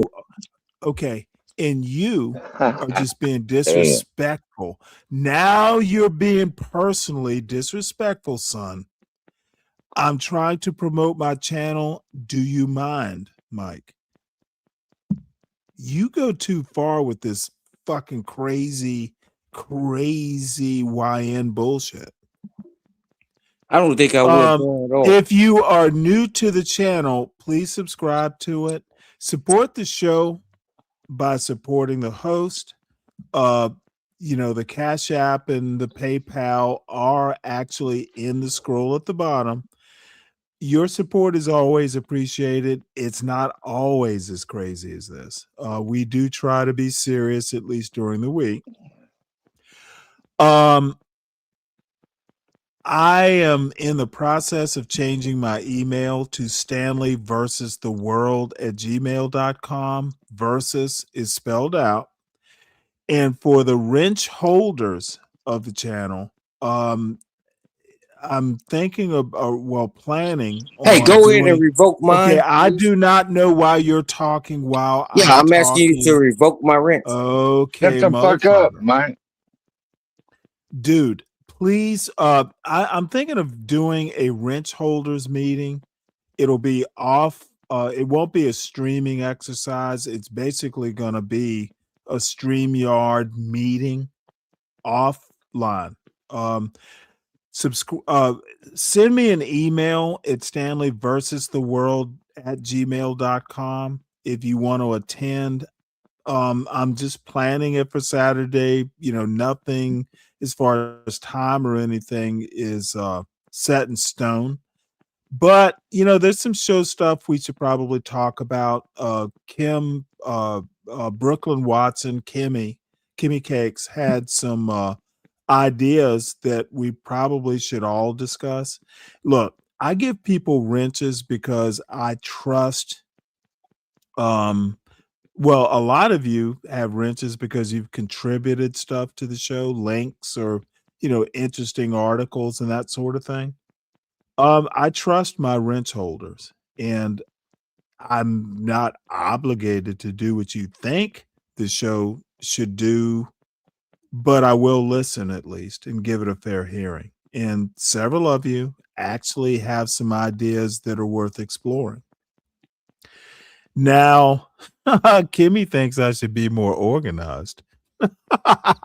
that might be a problem for me, but you never know. I can be more than just a disorganized elderly black man on YouTube who likes to talk about politics. I can grow. So anyway, that's the commercial. Support the show, folks. Hey, Stanley, real quick. Hey, Stanley, your old. Hold on, Stanley, Mike. real quick to have before I your forget. old email isn't going to be any good, or is that Stanley versus the Well, no, world at the email Gmail? you have is like, my actual email. Stanley Uh-huh. versus the world at Gmail is just it's going to replace the jghb.info. Okay. Hey, Stanley, real quick, I would like to attend that StreamYard. I would like to attend. Are you a wrench holder? Well, I am as of now, but I know you're going to revoke Are it. you? Well, fuck that. That might have to change. Yeah, that's what I'm saying. I know thought I it's going took your wrench. Well, I know it's going to be a lot of pushback against Mike. But where's my wrench, Stanley? I Hey, want to Stanley. attend. Hey, Stanley, I might have some you good know what? ideas. Hey, Twilp man, hold on. You spoke. What? Hold on, Twilp man. You There spoke. may be one or two exceptions to wrench holding. I put a movie in the back chat for you guys did to you? check out. Hey, Stanley, Stanley, but I'm gonna land the That's plane. for premium YouTube holders, not Hey, for Stanley, cheapos. Hey, Stanley, Actually, I could actually play a movie. I never actually. Oh, this thought of is that. I was Miller. I'm thinking, gone. Okay, I don't know what is this boy's problem. He heard a I never woman's thought- voice and he had to leave. He felt like he was being ignored, Stanley. What hurt his manlyhood. So, I never thought you could actually Hey, watch Miller. movies on StreamYard as long as you're not streaming to another platform. So, I thought I you had to should do it in Discord or something. Well, no, I don't know if you could I stream could a do it. movie I now. could do it on StreamYard. Really? I heard they could do that on You know Kick. what? I think if I just do a private meeting, and I think someone may know better than me, but if I just say, hey, I'm going to set up a StreamYard meeting and I'm only going to send the link to people who email me. Oh, yeah, there must be a way to do it. But I didn't, anyway, that's what I'm doing while I'm having a meal. So I'm keeping in touch. I didn't abandon the panel. I had to attend to something, and I'm so grateful that you allowed me to come back. Yeah, but I mean, it's rude to just drop off unless it's a No, technical not difficulty. according to Nidish. Okay. Well, at any As a matter of fact, Nidish was here earlier and said hello and then disappeared. at So any rate, well, maybe he's getting some satisfaction. I don't know, but at any rate, it's important to me that we remain in good standing. So I just I offered what I could. you Okay. didn't piss me off. All right. You guys take good care and get All love. You right. too, Mella. Get the love you deserve. I don't Stay care. mellow, Mella. I don't care about you. So anyway, let's get back to Yeah, see, this. Swoop, man, to respond to Oh the my statement you God. made. No, it'd be quick, Stanley. I just have to respond to Swoop, man. When he said he fact Do checked you it- though? Yeah, I do. Real quick, it'll be quick. But when he got up here, when he first got here, he said I had to fact check that. But you, as a military personnel, Oh wait, hold it. So there is a problem with fact checking shit? it's not a problem. But he quoted misinformation. Oh, Because Stanley, you as a former military personnel, you know you guys have resources in place before it hits the stay fan. off Reddit. You know It's that, brainwashing you. That's where all Stanley. the You fake know that. news and You memes guys have are I at. have military. Reddit. no idea. What does that have to do with misinformation? Well, because he got up here and said that, like I was just lying, that the Strait of Hormuz You wasn't. did lie. No, I did not. You just Well, didn't you're agree. lying. Fake You're news. lying about. You're You didn't lying agree about it with being what I said. called. Oh my God! It's not called the Straits of Hormuz. For starters, motherfucker, Well, where are see, you Stanley, from? you try Where to the make a fuck joke are out of you? Where everything, and the fuck are you from? Mayberry, RFD? you try to make a joke out of every fucking Oh, you're thing. Gomer. Yes, I do make jokes out of things I find funny. Is Well, that a what you problem? knew what the fuck I was saying, and now you're trying to play me like a I fool. do. Yeah, you He know that you. graduated from Gomer Pyle University, Stanley. What you graduate from the University of Liquor? No, Wait, actually, hold it. Wait, is that not a pot calling a kettle black? That's what that is. graduated high school ROTC, top of my class. ROTC. Very much. ROTC. Huh. I wouldn't be proud of that if you didn't graduate to the military. I ended up having a bad accident and Yeah, that's passed your the excuse. physical. Is that your excuse? Yeah, Get over it and do something. Grow up. I did. I went to work. You didn't go to work because we saw you on the Alaska patrol. You threatened the officer with a knife. Oh, that's bullshit. That's So lie. it's We could bullshit. replay that video, Is it but bullshit, man? it's a copyright. Is it bullshit? Yeah, it's bullshit. You did not threaten that Alaskan state trooper with that butcher knife. Hell no. What were you doing? Why did they even have to make contact with you? Someone stabbed a dude and blamed it on me, but I didn't do it. You know you did That's it. why You they let just me go. refused to accept responsibility for it. Hell no. Of course you're going to tell us hell no. I never but- went to jail because they got the right guy. You're a stupid ass. No, you went to prison, man. No, I didn't. Not for that. Well, you I went did to go prison. to prison for beating the hell out of a cop one time for not leaving me the fuck alone. I disagree with that. I spent 18 months for that. Yeah, because you can't obey the law. That's a you problem. He's like stalking me and shit.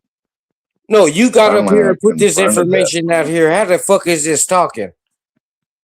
You put this information, and now you want just because somebody's speaking Blah on blah blah blah. Now Okay, I'm free in Alaska. So have plenty of guns. Own So my Stanley, own.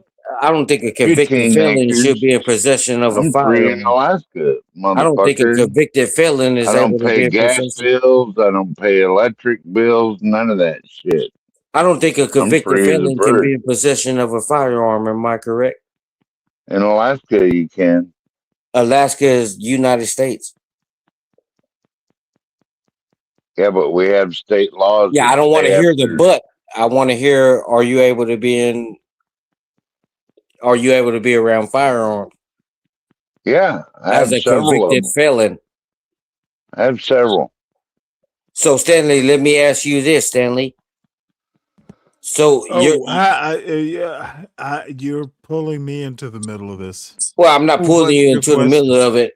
I'm asking you the question, Stanley. Why does your simple-minded ass just not play the video when you know he's speaking out of line? You know he's speaking out of line. All you have to do is just hit the play button, and this can be over. So you expect me to disrespect someone? Is this your motherfucking panel? Are you telling me how to run my panel? Well, Stanley, that's incorrect. Okay, I need you to motherfucking answer my question, sir. Are you I answered. telling I me how said to it's run my incorrect. show? That's incorrect. Are you telling me how to run my show? I'm not. I'm giving you a suggestion. Okay, then let's stop with I'm not, and let's go back and play this audio. You What can I was stop trying to here, do Mike. to begin with. You can stop here, Mike. You don't need to say anymore. Well, you're doing exactly what I asked you. Literally. Iran is at a high standard of readiness right now. If there is another round of negotiations sometime later in the future, after another round of American attacks against Iran fail, the Iranian conditions for peace will be much tougher. The Iranian official said that most of the issues at the center of the Islamabad negotiations are identical to those being discussed in February when the US and Israel launched the war. Iran, he said, has maintained the same flexibilities it put on the table in February and suggested that Trump's war had not moved the needle in any significant way. He reiterated Iran's We all view know that that's Trump's a lie. special envoy Steve Witkoff and Jared Kushner, the president's son-in-law, had failed to fully grasp the significance of Tehran's offers during negotiations in Geneva in February. The U.S. decision to launch the war, the official believes, was based on technical and political ignorance, an underestimation of Iran's military capabilities, and the fact that Israel had put tremendous pressure on Trump to launch a regime change war aimed at severely damaging the Iranian state. In the aftermath of the Geneva talks, Iran made clear to mediators it does not trust Witkoff and Kushner and refused to agree to the Islamabad negotiations unless the U.S. sent a top official. Trump subsequently dispatched Vance. Even if another round of talks between Iran and the Trump administration takes place this week, bridging the gaps between the sides may prove insurmountable in a short time frame. Iran has insisted it wants a comprehensive agreement centered on firm commitments that the U.S. and Israel will not attack Iran again, a demand that seems nearly impossible to guarantee. It's always tough between Iran and the U.S., but between Iran and the Trump administration is going to be much more difficult, said Robert Malley, a former top U.S.-Iran negotiator who was an official on the U.S. team that secured the 2015 Iran nuclear deal, in an interview with Drop Site. There's no process on the American side. It's entirely in the hands of one person who is whimsical, unpredictable, impulsive, subject to extraordinary mood swings. Trump seems intent on achieving a relatively quick deal, which Malley says, at best, would involve a pretty broad framework, requiring weeks or months to fully negotiate in a form acceptable to Tehran. If things are going to get dragged out, in time Trump may lose patience, Malley said.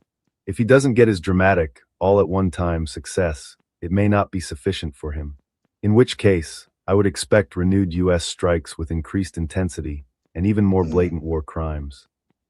The Iranian official said Tehran's allies, as well as international diplomats involved with mediation efforts, have expressed increased skepticism that a comprehensive deal will be reached. Some of Tehran's strategic partners assess that President Trump is likely to continue the war, he said. Iran, the official added, is in parallel discussions with friendly nations, including nuclear powers, aimed at establishing a balance of power with the United States and Israel in order to bring about a lasting end to the conflict.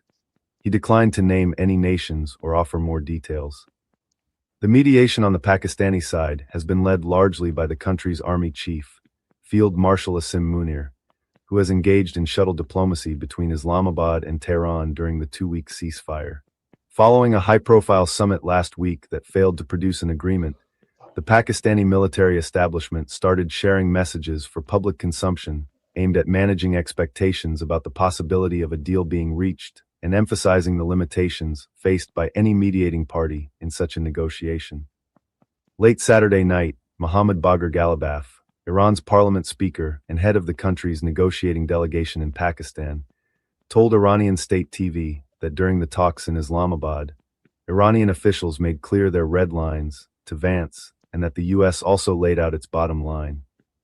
We have achieved some progress in the Islamabad negotiations, but there are still significant gaps and key points that have not yet been resolved, Ghalibaf asserted, adding that there remain disagreements on several issues, including nuclear matters and the Strait of Hormuz. Negotiation by nature is for reaching understanding, but we have our principles, Ghalibaf said. We have no trust in the enemy. Even at this moment, while we are sitting here, the war may start. The armed forces are fully prepared in the field. Iran, Ghalibaf said, will not accept a temporary agreement that leaves the door open for a resumption of war, which happened after the 12-day war last June. The Zionist regime and the United States have continuously operated in a cycle of war, ceasefire, and peace, Ghalibaf said. This cycle must be broken, and a durable peace must be established with guarantees that war will not happen again. A question of leverage. On Friday, a potential breakthrough seemed possible after the U.S. forced Israel to formally agree to a short-term ceasefire in Lebanon, a condition of the deal made on April 7th between the U.S. and Iran. Israel initially said it would not agree to a ceasefire. Trump then suggested a 10-day deal that Israel has portrayed as essentially meaningless and Hezbollah has denounced as a ploy. Nonetheless, the move appeared to clear the hurdle. In line with the ceasefire in Lebanon, the passage for all commercial vessels through Strait of Hormuz is declared completely open for the remaining period of ceasefire, Iran's Foreign Minister Abbas Araghchi wrote in a post on X. Trump initially responded with a brief post on Truth Social thanking Tehran and referring to the waterway as the Strait of Iran. Moments later, Trump posted another message, stating that while the strait was completely open and ready for business and full passage, the U.S. would maintain its naval blockade on Iranian ports imposed on April 12th. Let me stop right there. Iran just said that, I think it was late yesterday, they've closed the Straits of Hormuz again. Yeah. Because, and I agree with Iran on this point, blockading their ports is an act of war. Okay, you can't call a ceasefire while basically conducting a war. You don't blockade ports if you are not at war. Iran's right on the international law point. Trump is outmatched. Iran literally said they didn't want to deal with Witkoff and Jared Kushner. And they said, you need to send someone, a top official. And J.D. Vance has failed too, but that's a different show. Okay, Trump is out of his depth. And if you really want to, I need to finish my point.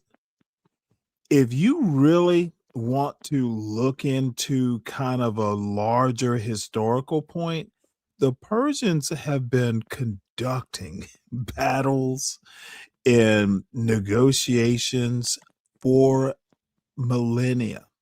Trump is an idiot. His cabinet is chock full of idiots. The only one who might escape the mocking for being an idiot would be Rubio, and I'm not so sure about him these days. Trump is out of his depth, and even people, the dude is again trying to shift gears with the Jesus talk. Okay, Trump's reading the Bible from the Oval Office to distract from dude, these people have not had a good month. March was not a good month for MAGA. They're failing, folks. They're failing in real time. They keep shifting gears to the Bible or Epstein or Melania talking about Epstein or invading or starting a war, an unnecessary war with Iran to distract from Epstein. And, you know, I actually had my doubts about, well, Iran distracting from Epstein. Some about it didn't ring true, but it doesn't matter now. Now they're trying to distract from the war they started for no apparent reason. Trump is tore up from the floor up. And it is MAGA's fault. People who voted for Trump, it is their fault. Trump is a symptom. MAGA voters are the problem. And I won't back down from that point. Well, probably that's a good point, Stanley, but think what we'd have if we had Kamala. No, More it would have been millions better. of illegal immigrants My flooding America. opinion. Cackling My Kamala. opinion. Cackling Kamala. Okay. It would be better than what we have now. Think so? There is literally nothing on immigration that Trump has done that has anything to do with this fiasco in Iran. Okay, you really don't understand how politics works. Sorry, deporting people is not the same thing as bombing a country for no apparent reason. No connection. I'm saying there's some policies that are Okay, good you are and bad saying on both sides. you are literally spewing bullshit that is unrelated. Invading Iran has nothing to do.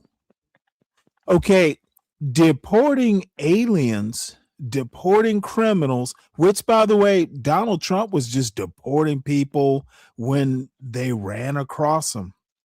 They were targets of opportunity, basically.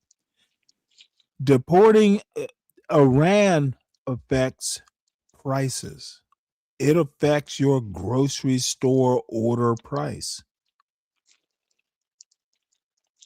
Having fruit pickers here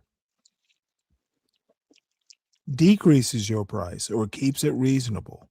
You literally have no fucking clue what you're talking about, 12th man. Yeah, they also deport Kamala would have been a better violent drug president. cartels, Kamala would have been murders. a bitch. Don't talk when I'm goddamn talking.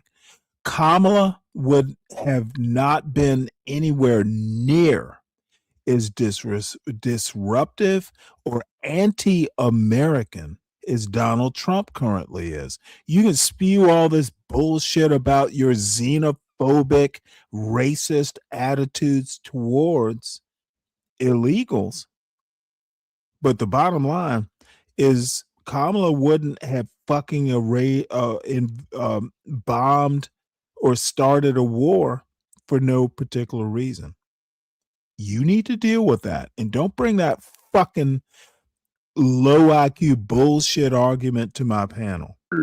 NATO and the Ukraine. We would be a third world country if Kamala was in there. Kamala would have been a better president. We'll be a third world country if Kamala was in office right now. We already are. I disagree.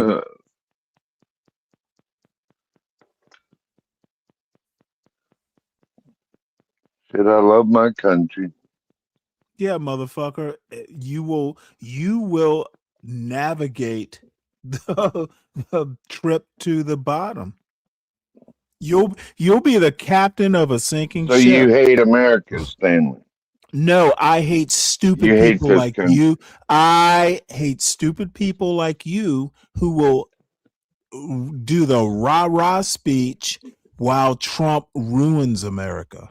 Trump is the worst president ever. He's a retard.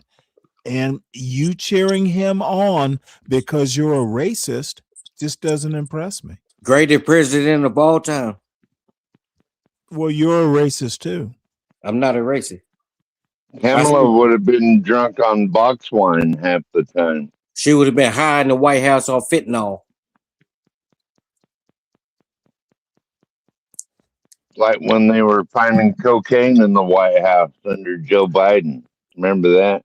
Irrelevant Stanley to my like. point. See, y'all, this is what struggle logic sounds like. y'all are just throwing, like Trump, you're just throwing catch-up bottles at the wall.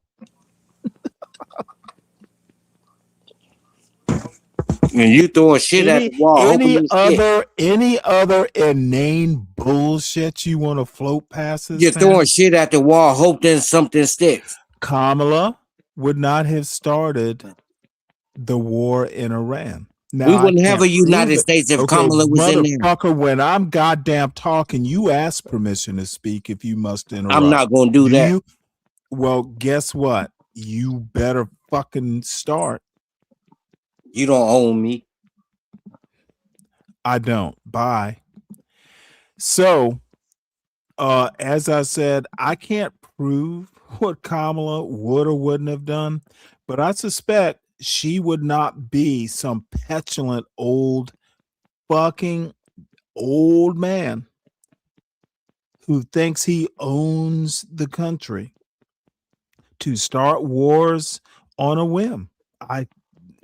There's nothing that would make me believe that. Donald Trump is navigating this country to third world status. He is personally gonna make the United States number 2 in the world. That's not true at all.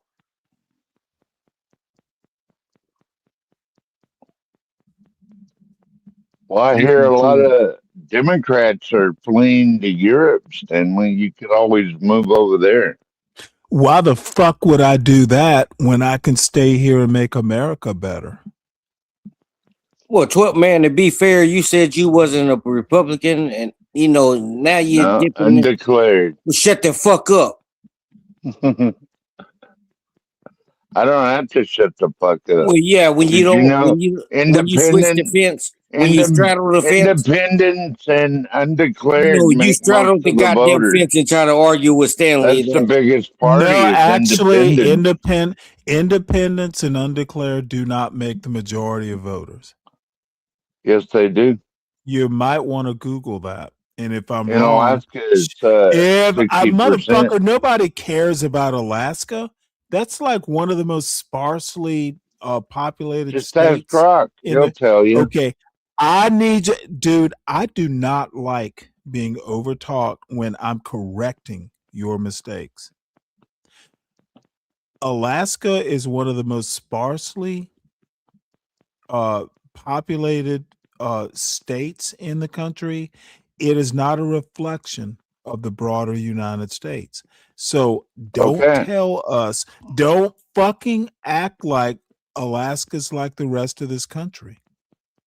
So you think it's a Republican I or literally Democrat? think that you don't know what the fuck you're talking about when you compare Alaska's voting patterns to the rest of the United States. That's all, nothing more. Well, most voters are independent. Most voters are not independents in the United States. If I'm wrong, prove it. I will. Grok can prove that within Okay, about I don't give 5 a seconds. motherfuck. Just do it and stop talking about it. This motherfucker said AI can prove that. It might. It won't prove it because, Stanley, I don't agree with you. Mike, So I'm beyond you caring. think Democrats and Republicans are the majority of voters, Stanley? Is that what Yes. you're saying? Republicans I'm are the saying. majority. That's bullshit. Republicans are the majority. Get over it. No, they're not. Get over it. Neither are Democrats. Grow up and get over it.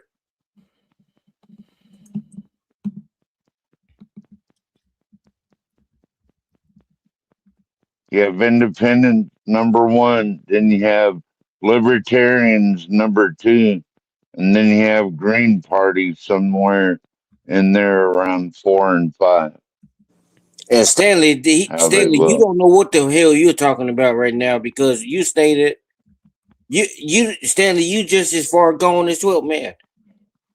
Just as far gone. I don't see the difference between the two.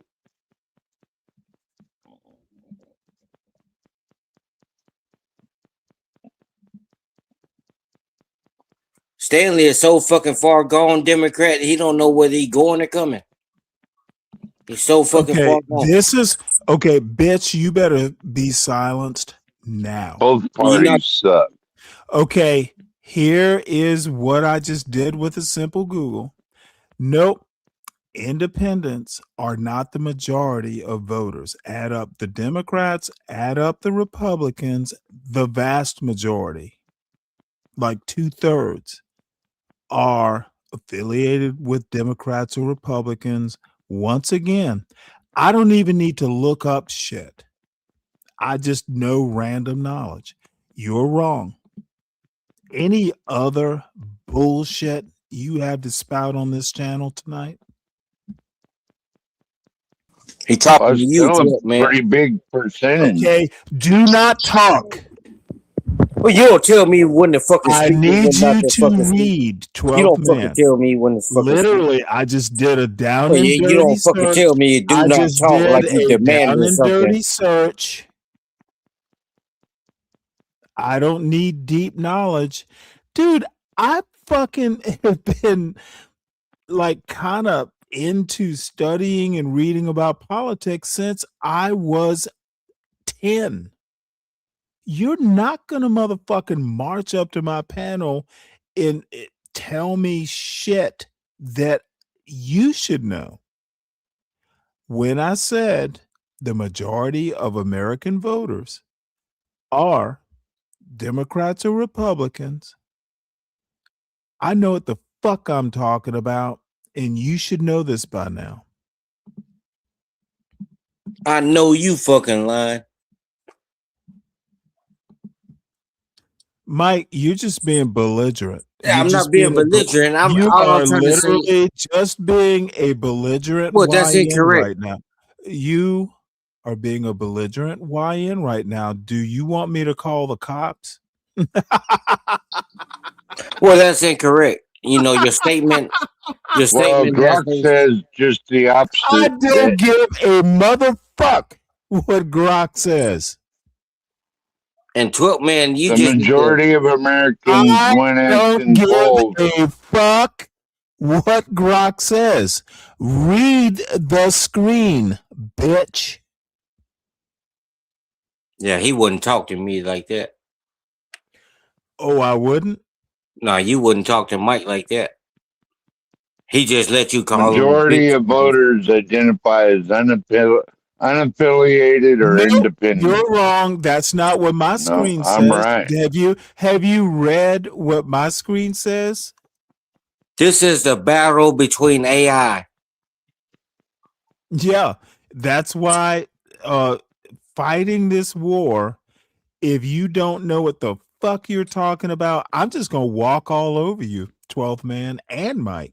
Motherfucker, it Yeah, would take well, about 4 you it have No, you're will not gonna to. take say and it Mike will shit. literally And Mike a it will motherfucking literally thing. You're not take gonna say 8 of and Mike it'll take and Mike. 8 of you. It will take 8 of you to even come close. Dude, keep being dumb, and I'm just gonna motherfucking keep laughing. Then he say and Mike. No, you ain't talking to Mike. You talking to 12 man. What's up, Mr. Radio? You talking to 12 man. 45% of voters identify as independent. That's incorrect. That's not what my screen says.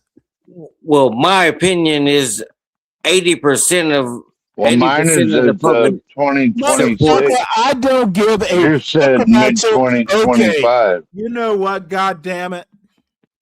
bitch. Look at what my screen says.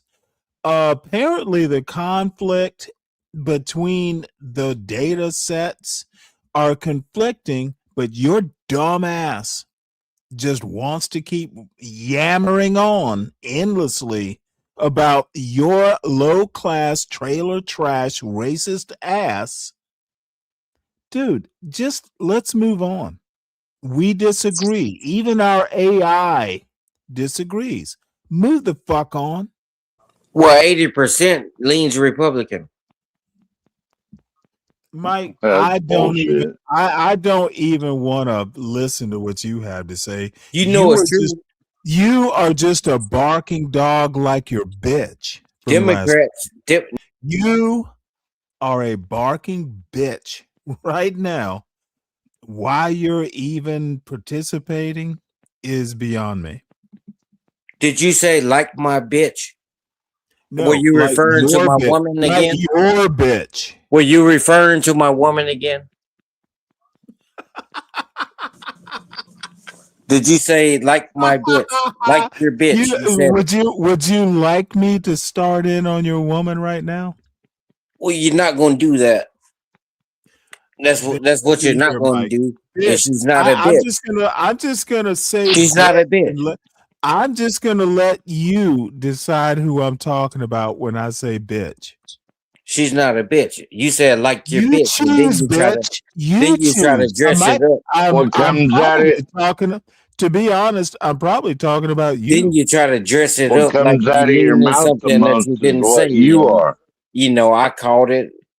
You try to dress it up now like you didn't say it. You said it. You said like your bitch.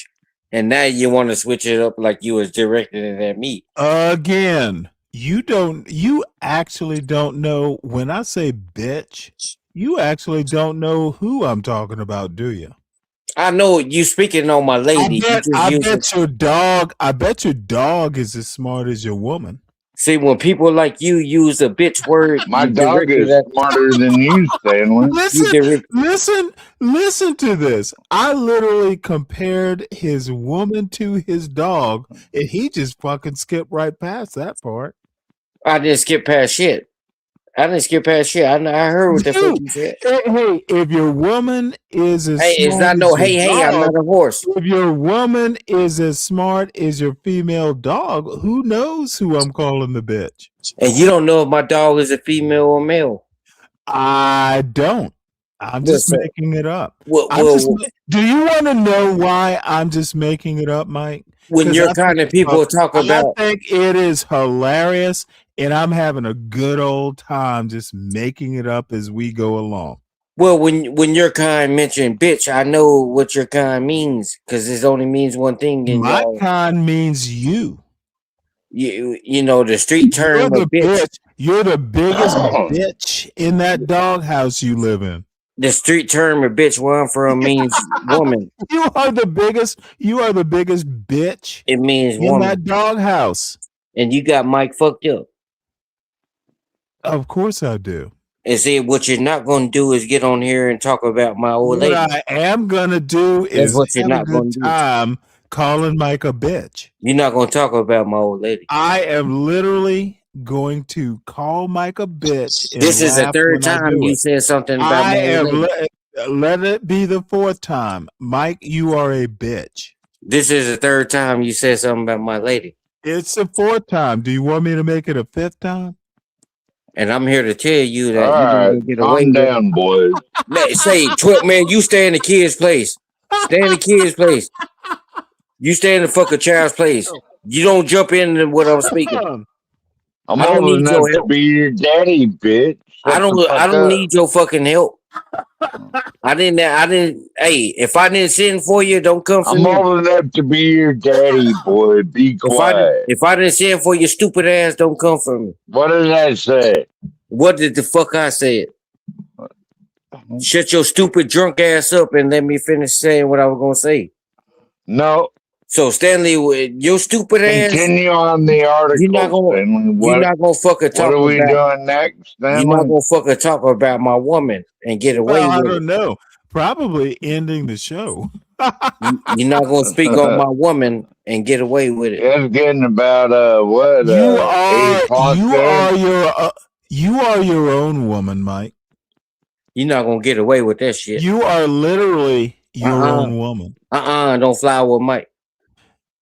Motherfucker, it doesn't. You are your woman. Don't fucking fly with Mike. You are your woman. Fuck you and your girlfriend 12 man. Do you know who Jackson? Do you know who Jackson Brown is, Mike? I know who Mike 123 He is. has a song that talks about Rosie Palm. I have a song too that says Stanley is a dumbass. I have a song too. No doubt you do. You probably don't dream about me though. I have a fucking song that says Stanley is a dumbass. Stanley, do you sing it? Do you sing it before you go to sleep? I don't Stanley, on your new email address, is it He keep asking about your email. He gonna send you. He want to send you something or creepy. via Stanley versus the world, or Yeah, He wants to send you something creepy, Stanley. versus the world in short term. Spell it out. VERSUS. You niggas gonna stop Okay, fucking with that me, way. man. Wait, hold it. All of a sudden you're using the N-word on my panel? Oh damn, it slipped out. I apologize. Yeah, it slipped out No, like I your apologize, motherfucking G. brains. I apologize, OG. When you tip your head, does your brain slip out too? I apologize, OG. And I can't even call you OG because you're so YN-ish. You don't know what to do it. Am I? Yeah, you want to fit in so bad. Your glory Really? days are gone. Wait, hold on. I'm Now, here to we tell you need your glory we days are need to gone. Let's test that theory. I want to fit in. Now I got 5 people. I'm looking at the chat. I got 5 people between 3 streaming platforms, and I'm literally debating back and forth with 2 people that. Oh my God! Why am I debating with these 2 people? Who am I trying to fit in with? Well, you're trying to. First of all, you're trying to act like you just so superior to me. You mean I'm not? Wait, hold it. You mean I'm not? You're not.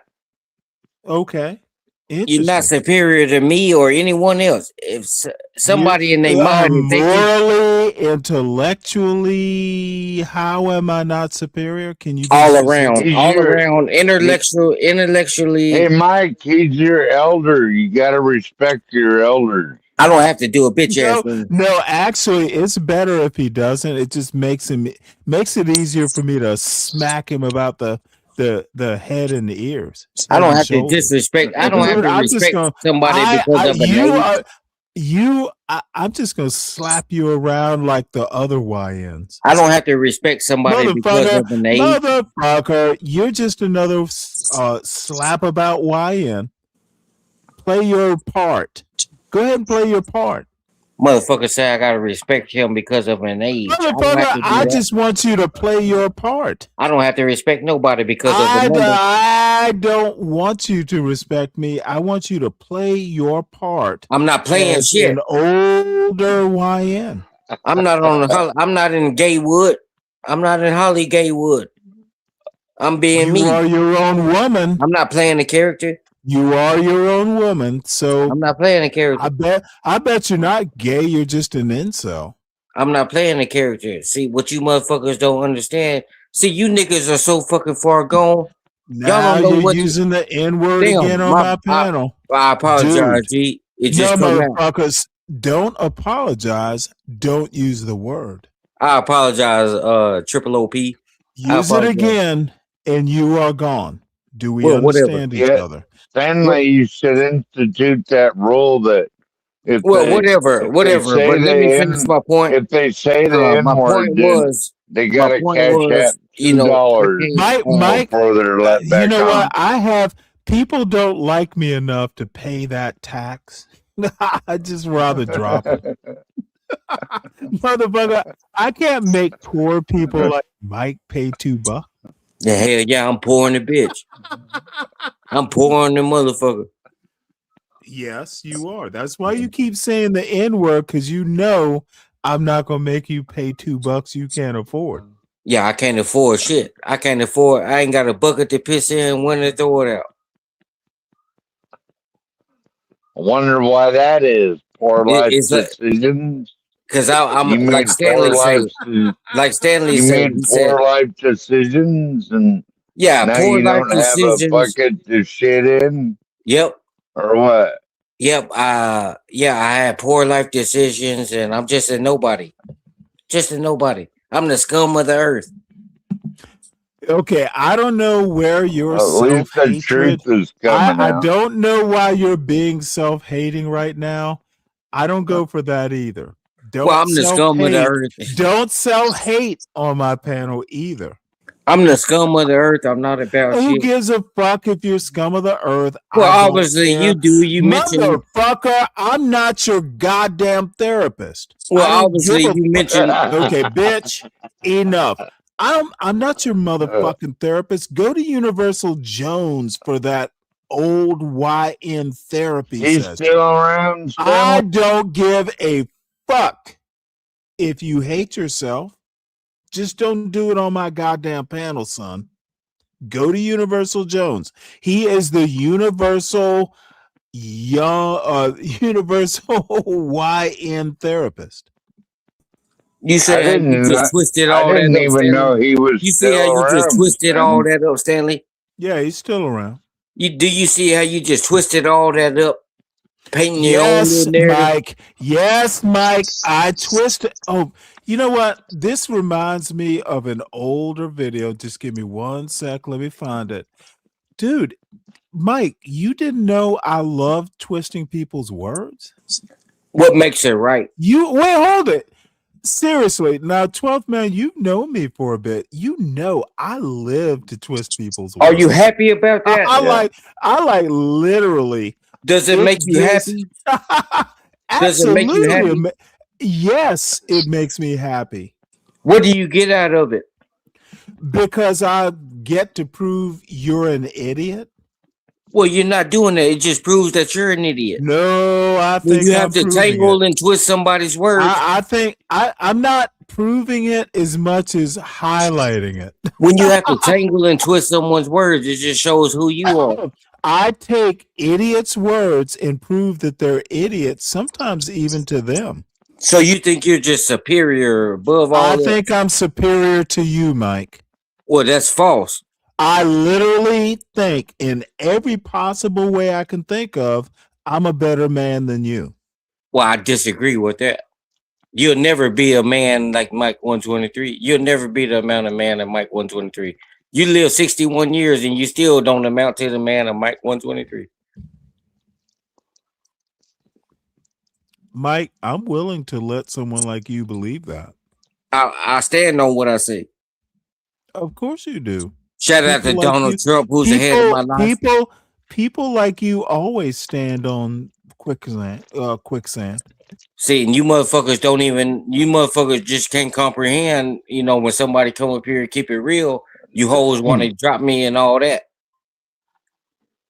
You hoes want to throw me in the back and talk bad about me and all this, but your opinion. Listen to what I am saying, Mike. See, you hoes' opinions mean nothing. I honestly think I am better than you in every possible way.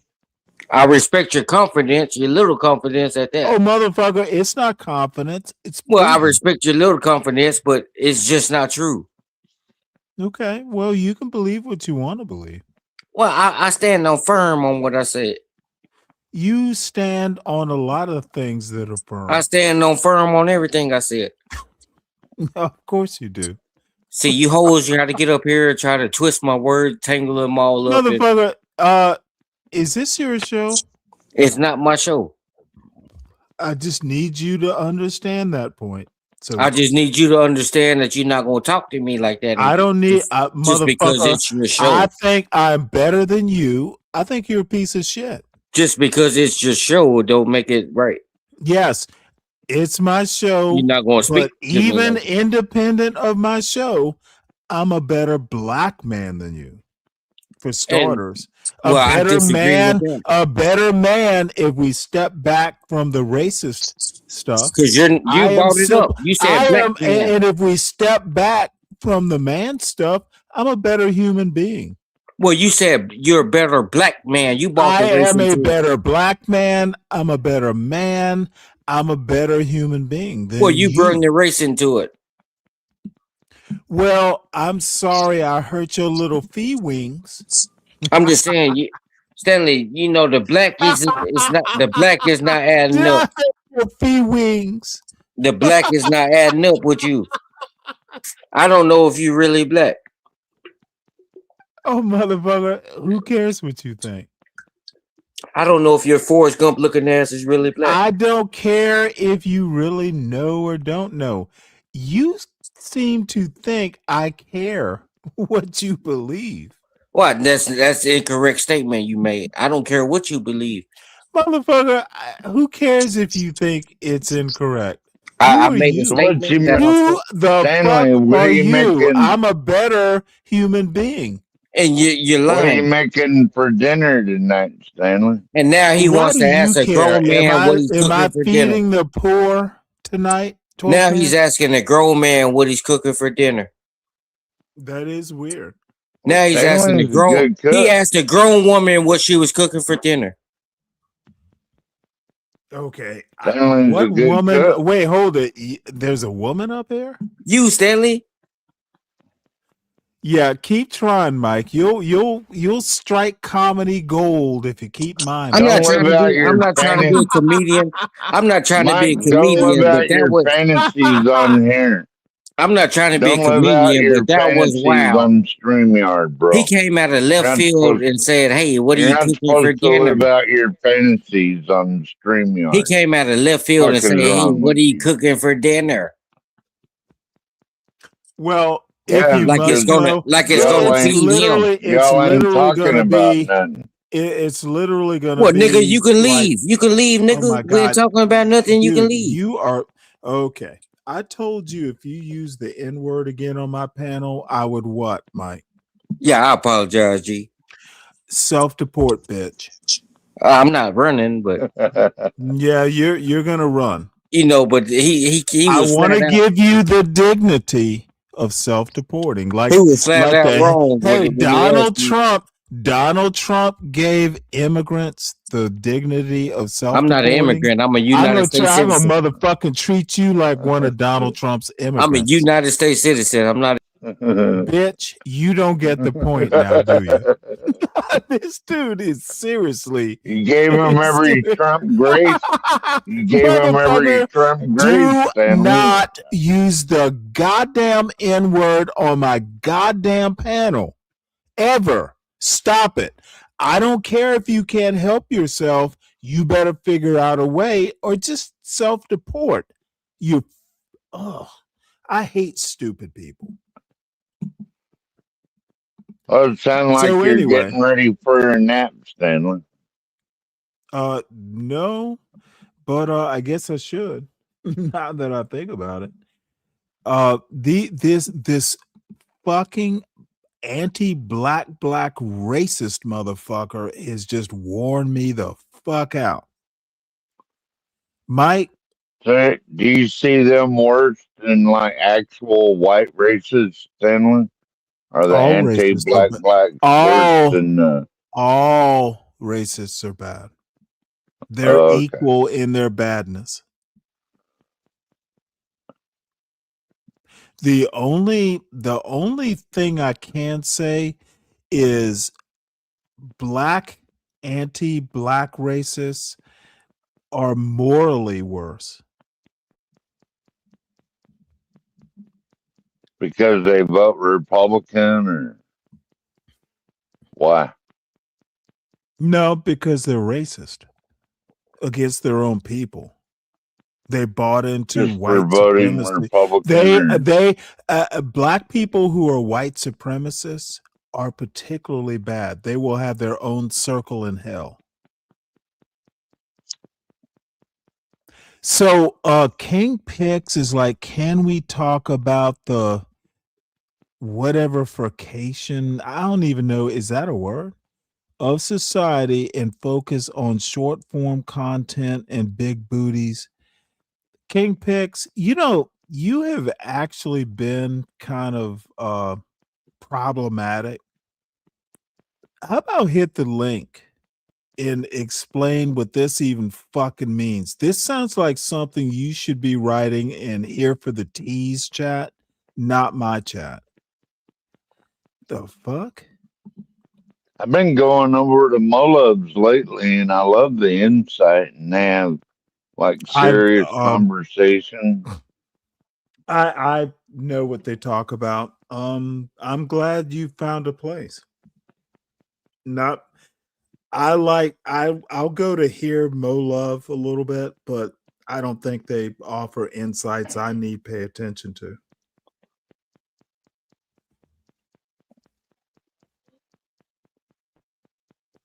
We're too politically focused to think about other shit. No, I grew up Catholic. That's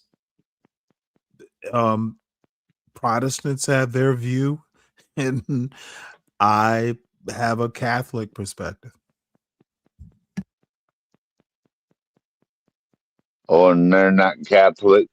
Is that what it is? They're Protestants. Yeah. Okay. Christian. Where in this conversation are you not understanding my point? I don't think the Bible is literally history. They do. They think that the Bible is everything you need to know is in a Bible. Catholics don't.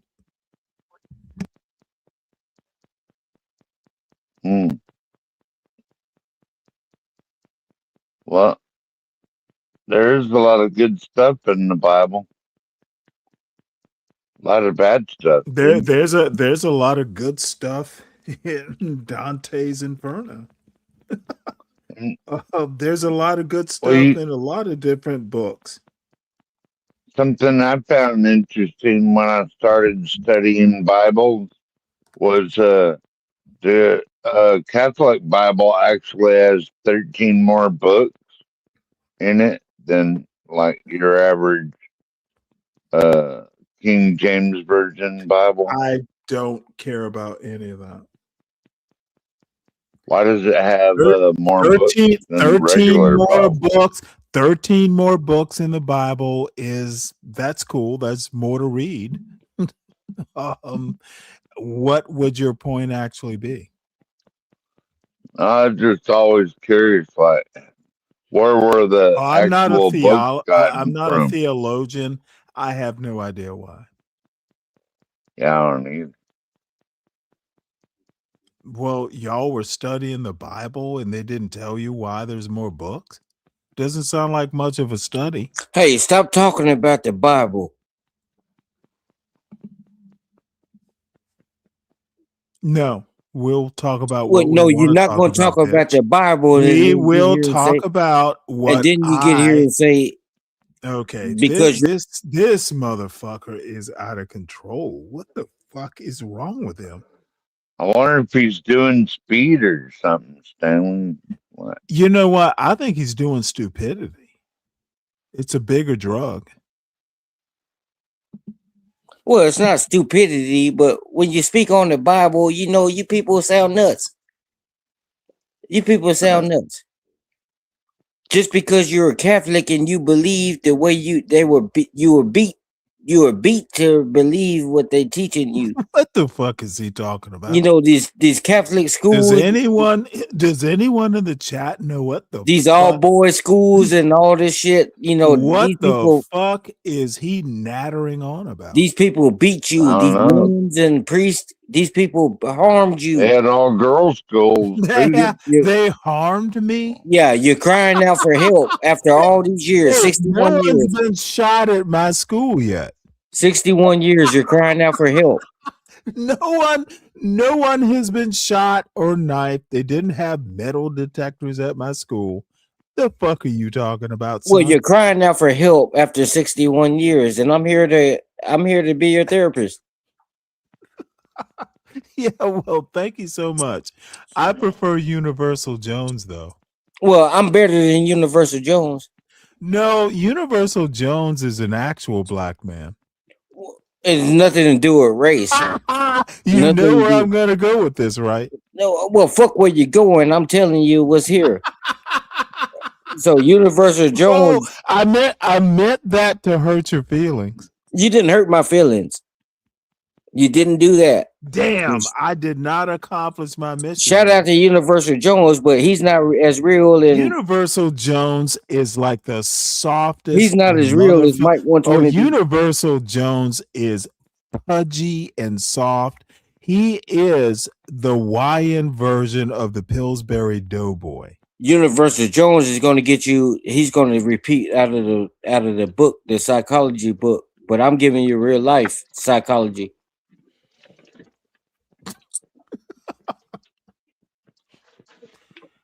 He's telling you what was taught to him, but I'm here to tell you in real life, nigga. That We don't. motherfucker wasn't taught shit. What, Nicklet? Let me. Okay, Mike. Seriously. No, If you said don't use that, so I okay, think I Mike, switched it up. Did he just if call you- you I a don't- nigga? I don't Stanley? I don't Something want like that. any version of the N-word used on this panel. Okay, I thought since I switched it up, it'll be No, you thought like Nelly. okay. You Well, ever heard, I you won't ever use it. heard that saying? You thought like Nelly. I will reverse the N word from my vocabulary You will when I'm here. refrain. You meant refrain. I'm sure that's the R word that's been on your mind all night. You'll refrain from using racial slurs altogether. Do you understand me? I do not. You got to be clear. Motherfucker, then you better fucking Well, do what do you consider a racial you slur? better do a fucking refresher course in American racism, because you don't get that kind of latitude. What do you consider a racial do slur? do not use racial slurs on my panel. I don't need to explain what a racial slur is, dummy. Well, I could say anything and it could be a racial slur. You have to be more specific. No, I don't. Well, obviously you do. If you're asking Obviously, someone not to whom? do something, you have to be whom? specific. To whom is it obvious? So if I say these snow bunnies, would you take that as a racial slur? Yes, I would. Okay, so it doesn't negate the fact that I'm gonna keep doing Is it. it a racial slur, moron? Well, that's your opinion. Just say, hey, I don't like it. Okay, bitch. Is it a racial slur? It's not to me. Is it a reference to race, and is it meant to compliment? Is Snow Bunny a compliment? You dumb fuck. Yes, because you get the snow from Mother Okay, Nature. you're saying calling a white woman a Snow Bunny is a compliment? Well, yes, because you get Didn't snow. even know what a snow bunny is. do I need to motherfucking tolerate your level of stupidity? Well, I You said gonna that make it- because okay, letting you talk at this level of stupid is going to make us all stupid. It's a disease. Well, I said it because stupidity is contagious. Well, I said it, Stanley, because Mother Nature, they drop snow, and then we do have bunnies. So that's not racial. I'm just So putting you Mike, you are literally the are R that word. stupid. You are the R word. I'm just putting two You are words the together. R word. No, you are simply. I'm you're just a putting two clown. words together. You are literally. I understand you want to be the next Charleston White. I'm Einstein, nigga.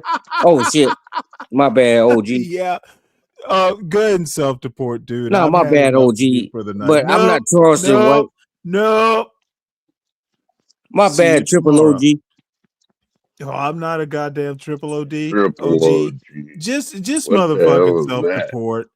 Go hit the shower, son. Hey, Stanley, but you have to understand, you know, it's not. Practice. We will practice tomorrow. Hey, Stanley, but real quick, you can before I bounce go, your ball then. You can practice bouncing your basketball tomorrow. well, before I go, I meant no disrespect. And, you know, I'm just trying to have a conversation, and you take everything to heart. It don't got to be like that. Dude, someone has to have a standard on these YouTube streams. Well, your standard is weak on, Stanley, but no, my standard is higher than any of these old YNs that I know of. Well, I'm not a YN. You're an old YN. That's incorrect. You are a graduate level YN. That's incorrect. Graduate. What's a graduate level YN? He's talking about you, 12, man. This motherfucker has a PhD in YNology. PhD. I don't have a PhD, so I don't have that. He and Nightish. I don't claim to be something I'm not. Nightish, Angry Man, fucking who else? John Gall. All those dudes have PhDs in YNology. Hey, Stanley, what happened to Skittish? He was here. Skittish was here. What happened? To who? Skittish. He was here. What happened? Your ability to make up words is funny, Stanley. No idea. Actually, that wasn't my idea. It was I think it was Natasha who came up with that term. Hey, Stanley, Skittish came here and he left. No idea who Skittish is. Oh, you didn't catch it, did you? No. He ran. I'm saying Skittish. I don't know who you're talking about. No one I've ever seen in the chat calls himself Skittish. Can you help? Can you help me out? Yes, Skittish, aka Nightish. Oh, he started alive. What no happened help to for him? that fat motherfucker? Why did the leprechaun leave? Because he started a live. He was it scared of Mike's 123? Well, no. Sometimes people go up on shows just to, and I've done it myself. Before you go live, there's a weird thing. And 12th Man, I don't experience it as much as I used to, but you know how you'll hear people get butterflies before they go on stage and stuff. A lot of YouTube content creators, just to kind of, I don't know, lubricate, maybe is the term, or get the butterflies out, talk on air. That's stupid shit. No, honestly, I don't these days so much, but when I first started doing this, you're a grown ass man talking about butterflies. Bitch, I do not know why you have. Well, you're talking about butterflies, and you're a grown man. Okay, I don't know why you have to be like this. What's wrong with you? There's nothing wrong, but when you as a grown man, in the fuck, who taught you that this is the way you hold a conversation? Well, I'm saying as a grown man, you talking about butterflies. It don't make sense. Who taught you that this is a way to conduct a conversation? Fuck who taught me. I'm here now in the present. I teach myself. Bitch, you are ill-bred and you need to stop it. That's why people don't like you, Mike. I don't give a fuck what people like. I'm not here to be liked by people. Obviously, you don't give a fuck, Mike. I'm not here to be liked by people. We get that part. Fuck what a motherfucker. As I was saying, sometimes you get up, talk to someone, just even if it's for 5 minutes, just to kind of, I don't know what it is, shake the dust off. I don't like public speaking. Maybe that's what it is. YouTube is kind of public speaking in a way. And, shaking off the cobwebs, getting into a vibe, that's sometimes what content creators do. And I didn't even know it. It was actually, what's his name? Is it Jay Rilla? This guy that used to go up on Brave's channel. Did he just say gorilla? One day, Jay Rilla and I were kind of, he said, "Hey, I'm just up here just to shake off the cobwebs, kind of get in a flow." Yeah, and that's very weak, Because I'm Stanley. That's very okay. weak. I just do not know. Well, it's very weak. Why is this PhD level YN Well, when you have to interrupting do every something like that, that's sentence? weak. Why is he fucking doing this? Why What would is a wrong grown with man him? act this way in this manner? Okay, dude, you're a grown man Well, acting in you your saying manner. butterflies shaking off cobwebs? You are literally acting a certain way as a grown man. Well, I'm being I am a man, and I continue to No, be a I don't man. think you're a man right But now. you, I'm not talking to a man right now. but you said you had I cobwebs and don't think you're a butterflies. man. I don't think you're a man. You're not acting like But one. when you have cobwebs and You are butterflies, not. Do you think you're acting like a man, son? I'm a man. I'm not acting. No, are Mike, you you have acting? cobwebs and butterflies in your brain, bro. I'm a Shut the man. fuck up. I don't have to act. I don't have to act. I'm a man. No, you're Just not. because I don't have cobwebs and butterflies doesn't make,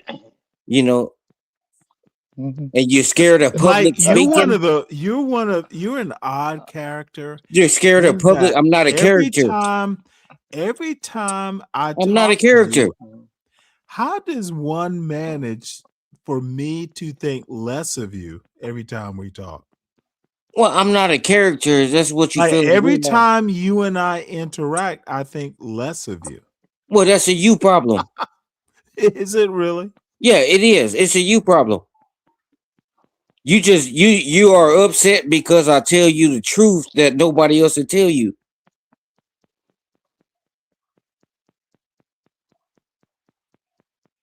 Do better, Mike. It's a you problem. Hey, you just say, hey, all you gotta do is say, hey, Mike, my opinion of you, I think you're a dumbass, rather than just drag it out and, beat a dead horse. Just come out and say it.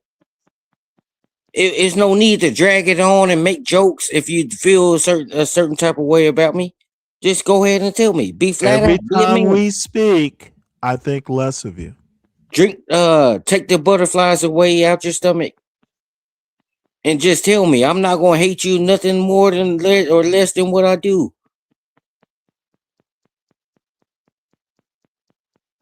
That's all I'm trying to school. I'm trying to school you after 61 years in your Catholic class and all this Navy shit you done. It's a shame. It's a crying shame. We got somebody in your ilk. Your ilk. It's a crying shame we have somebody like you trying to teach. Well, you think you're teaching when you're really hindering the community. It's a crying shame. Somebody that done been all through this after 61 years, 61 fucking years. And you want to get up here and tell me, Mike 123, I don't know what the fuck I'm talking about? How am I hindering the community? Well, you're hindering your community by spreading all this rhetoric. And by the way, which community? The YouTube community. I'm gonna put it there. I'm not gonna put a race or label. I'm not gonna put a race or a label. There's a YouTube community? Yes, I'm not gonna put a race or a label on it. I would just stick with just so I'm secure. I don't get kicked off. You'll kick me off if I would have said what I wanted to say. But you're a hindrance to this community, and whether you realize it or not, Mr. Stanley Cross, veteran Stanley Lieutenant Cross, whether you realize it or not, you're just a hindrance because, and I'm gonna tell you, I'm gonna land the plane really quick, and people think I'm just gonna carry on, but I'm really not. But what I'm gonna say is you're a hindrance to the community. Mike, people don't give a fuck what you're doing. Understood. But whether or not you want to listen to me or not, Stanley, but I'm gonna land the plane real quick. So I think you're a hindrance. You asked me why do I think that? Which community? I just to be on the safe side, I said the YouTube community. Just so I had to rehash that. So like I was saying, I think it's inconsiderable of you, Stanley, as a retired lieutenant officer in the United States Navy. I did not retire. Well, okay, so you never retired from nothing. Okay. So, but as a Not from the military. I mean, I've retired from work. so what do they call Civilian military work. people that don't retire? They call them veterans. Okay, so as a veteran, a former veteran, Stanley, No, I think you're hindering. I'm not a former veteran. I am a veteran. Well, as a veteran, Stanley, I think you're a hindrance because, you know, and it's nothing to do with. I don't care about the politics a lot like you think I do. I just want you to be honest in some of the stuff that you're trying to put out here. You have to be honest. You have to, and right now you're being divisive is what you're doing, and you continue to Okay, engage in that behavior. motherfucker, dude, there's only so much stupidity Well, I can take you continue to in one engage in this setting. behavior. Dude, there are literally 7 people in this audience. Divisive for 7 people? Well, I wasn't speaking on just here now. I'm speaking in general. You're on, I'm speaking in general, Stanley, not just here now. So I would, stop being so divisive. Because we have a lot of Democrats out here that do crazy, or we seen it, we know it. We dealt with it just 4 years ago. Well, 3 years, just even a year ago. So we dealt with it a little over a year ago. So what I'm saying, Stanley, we get it. We get your point. We know you're a staunch Democrat. We know that. We know that you don't like. Nope. I am a staunch thinker. Well, we know that you just don't like the fact that I don't like stupid people. And what gives you the right to judge it? Nothing. So are you the end all be all, Stanley? Nope. Okay, so let's be clear here. So, as you said, nope. So you have to understand, okay, when you start talking about a particular individual that, regardless of the party, I'm speaking politics here, regardless of the party, and when you engage with somebody, don't just push all your rhetoric towards that one person. I don't agree with 100% with Okay, Trump. let me tell I just think he's best for right now. Weak people like yourself. Trump is just better for right now. Okay, when I have a criticism or I call someone stupid, I have a reason generally for why I think they're stupid. I don't just call them stupid because I don't like them, or I don't like the color of their lipstick, or I don't like how they tied their tie. I have an actual reason. So, yeah, I'm a little bit more justified for thinking someone's stupid if I can tell you why I think they're stupid. Now, whether you agree with my reasons or not, that's kind of another matter. I'm glad you It's added always that. okay. Do not interrupt when I'm talking, son. It is up for debate if you disagree with the reasons, but I'm not just going to call someone stupid because I don't like the way they speak, or I don't like how they look, or I don't like their clothes. I will have a reason, and hopefully a substantive one. So that's the difference. I think people like you specifically will just look at a person. If they look funny, you'll just think they're stupid because they look funny. Well, that's probably the most accurate statement you made. I am a better person than you because I'll hear what someone has to say and then make a judgment. Well, that's probably the most accurate accurate how you described it just at that last statement you made.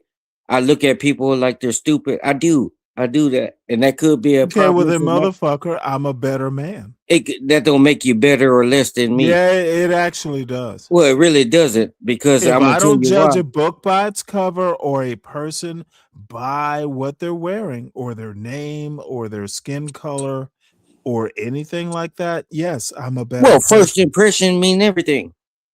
No, it doesn't. It does. It means It a does lot. not. It means You a and lot. I will just, you and I We'll just have to disagree on that.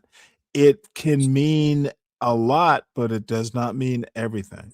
Because you can't tell me you never just seen a Hey, person and be like, motherfucker, hey, I don't you like are the boring the fuck out of me right now. Well, you can't tell me you never saw You a are person and be like, hey, I literally don't like that person. boring the fuck out of me right now. And it's probably a good time to end this show. Yeah, do what you gotta do, but don't run. Good. Don't run. I have had a good Now time you're trying to tonight, run folks. because Oh my I'm lord. asking you some questions that What you are just you don't like. trying to extend the show? Am I Well, gonna have to pull one of these old YN things? If you want to extend the show, send me $50. let me say, I'm gonna send you $25, and No, I'm somebody not gonna extend the show. can send the other 25. Save it for later this week. Save Well, it for no, next we're not Saturday's gonna do show. that during the Can week. we I save have it for next Saturday's no, show? we're not doing that. I'd rather address it here and now. Oh my God, son, it's time for I'm not this your old fucking man son, to. and you gonna stop disrespecting Oh me wait, like hold that. it. You know what? You're right. You're not my son. I'm My not your son would motherfucking never. son. My son would make more sense and actually know how to Well, make I'm an making argument. sense. You just don't like the way it sounds. No, I don't like the sense you're making. You That don't. is true. You just don't like the way I put it You gonna together. send me $25? I'll send you $25 Do for it 25 now. minutes uninterrupted. You know what? You would. Do you really want to do this, dude? You don't think I can You go don't have 25 to. minutes or beyond? Oh, I can go beyond, but it is. This is one of the weirdest things. I don't know that people ought to pay money to extend a show. If a content creator wants to go, let them go. Well, you mentioned it. Well, no. You're. It's funny that I did, but it was a joke. It's like Well, I don't want to be like I don't want to be like Nightish don't or say an something that you're not RLM. gonna do. Well, I don't want to be like them. Well, you're being like them. You've been like them. I don't understand it. You've been like it. Where my $25? I'm gonna send you $25, and I'm doing it right All now. right, I'm gonna sit here. I'm doing it right now. Well, goddamn! Everybody send me $25 right now if you Oh, want now you're the demanding this more. and shit. Let me hit cancel. Let me hit cancel. I figure the stock market's open. Now you're trying to demand this shit. Let me hit cancel. Did you get my last cash King app? Picks. King Picks. I didn't notice what you sent. Did you get my other than last that- cash app, Stanley? No, I haven't checked my phone yet. Let me address this right quick. King Picks, I didn't know you sent music videos. Didn't notice them. Put them in. You still have a wrench. Drop the links now. I'm not going to play music videos on the stream, probably because they're like content protected. Oh my goodness. Oh, so we'll extend it for 5 minutes. What you got? Well, as the new co-host of Stanley Cross versus the World. No, there is Hold no. on. You giving me the floor, there cannot be a new Well, 5 minutes. As a matter of fact, let's do it like kind of the oldish days. I'll just put up 5 minutes. How about that? I don't need a timer, but okay. Yeah, motherfucker. If you're gonna extend this for 5 minutes, I want to be accurate. Here we go.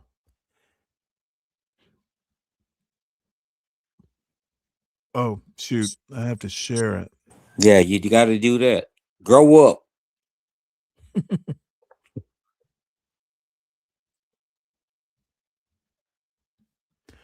All righty. Here we go. Okay, here we go. Starting now. Here we go. Starting now. So first off, I would like to give a shout out to Donald Trump, who's ahead of my life.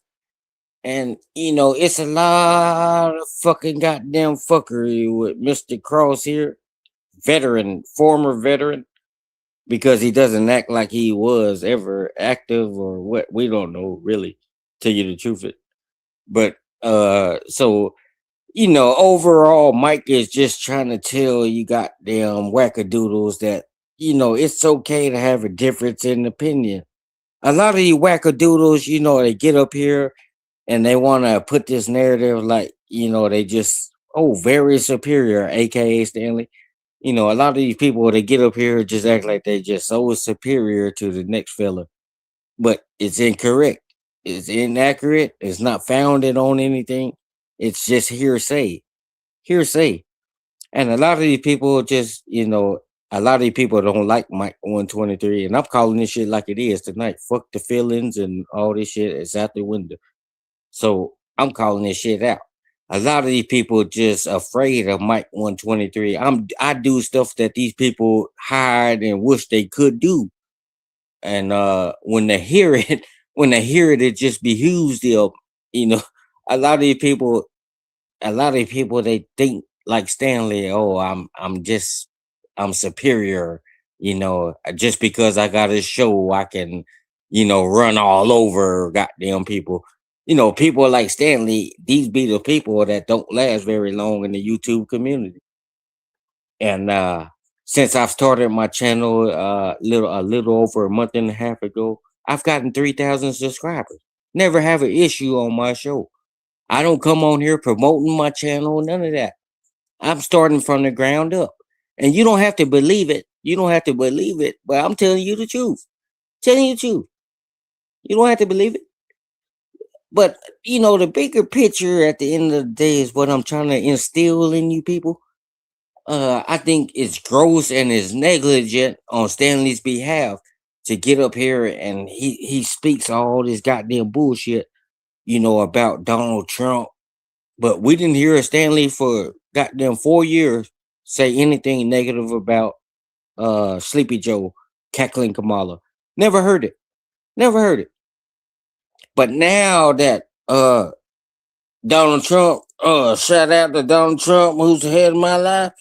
Now that he's in office, Stanley his little skirt won't stay down. Little skirt won't stay down. He wants everything to be about Stanley and these Democrats, which has done lied to Stanley 61 years. 61 years, this fool has been voting Democrat. He's a fool.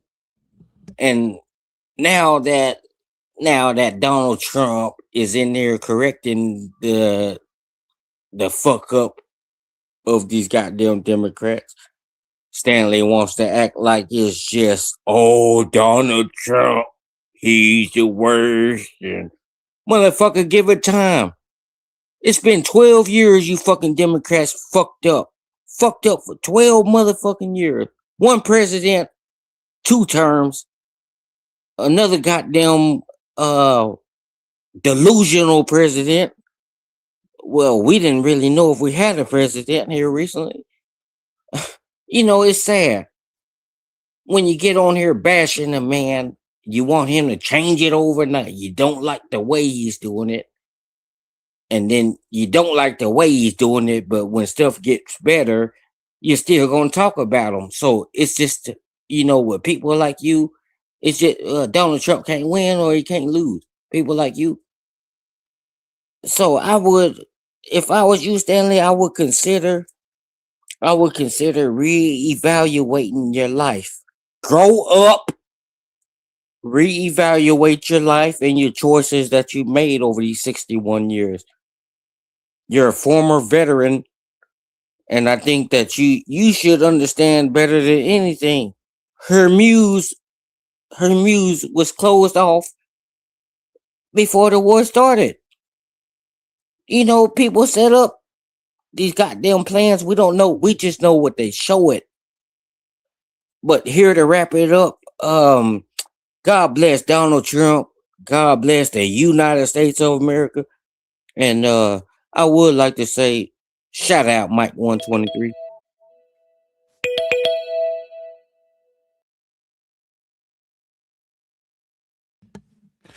Where someone had bad things to say about the head of my life. Where? Dude, who gives a fuck?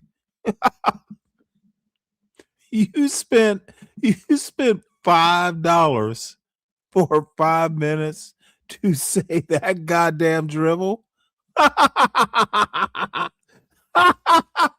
Dude, I guess for you, it was a good $5 spent. Wait, hold it. That was good. Encore. Dude, that was the most illiterate, rambling, old YN speech about a fucking white supremacist I've ever heard. In that context, sure, encore. Anything else, Mike? Because you sent me another $5, didn't you? Mike? Mike?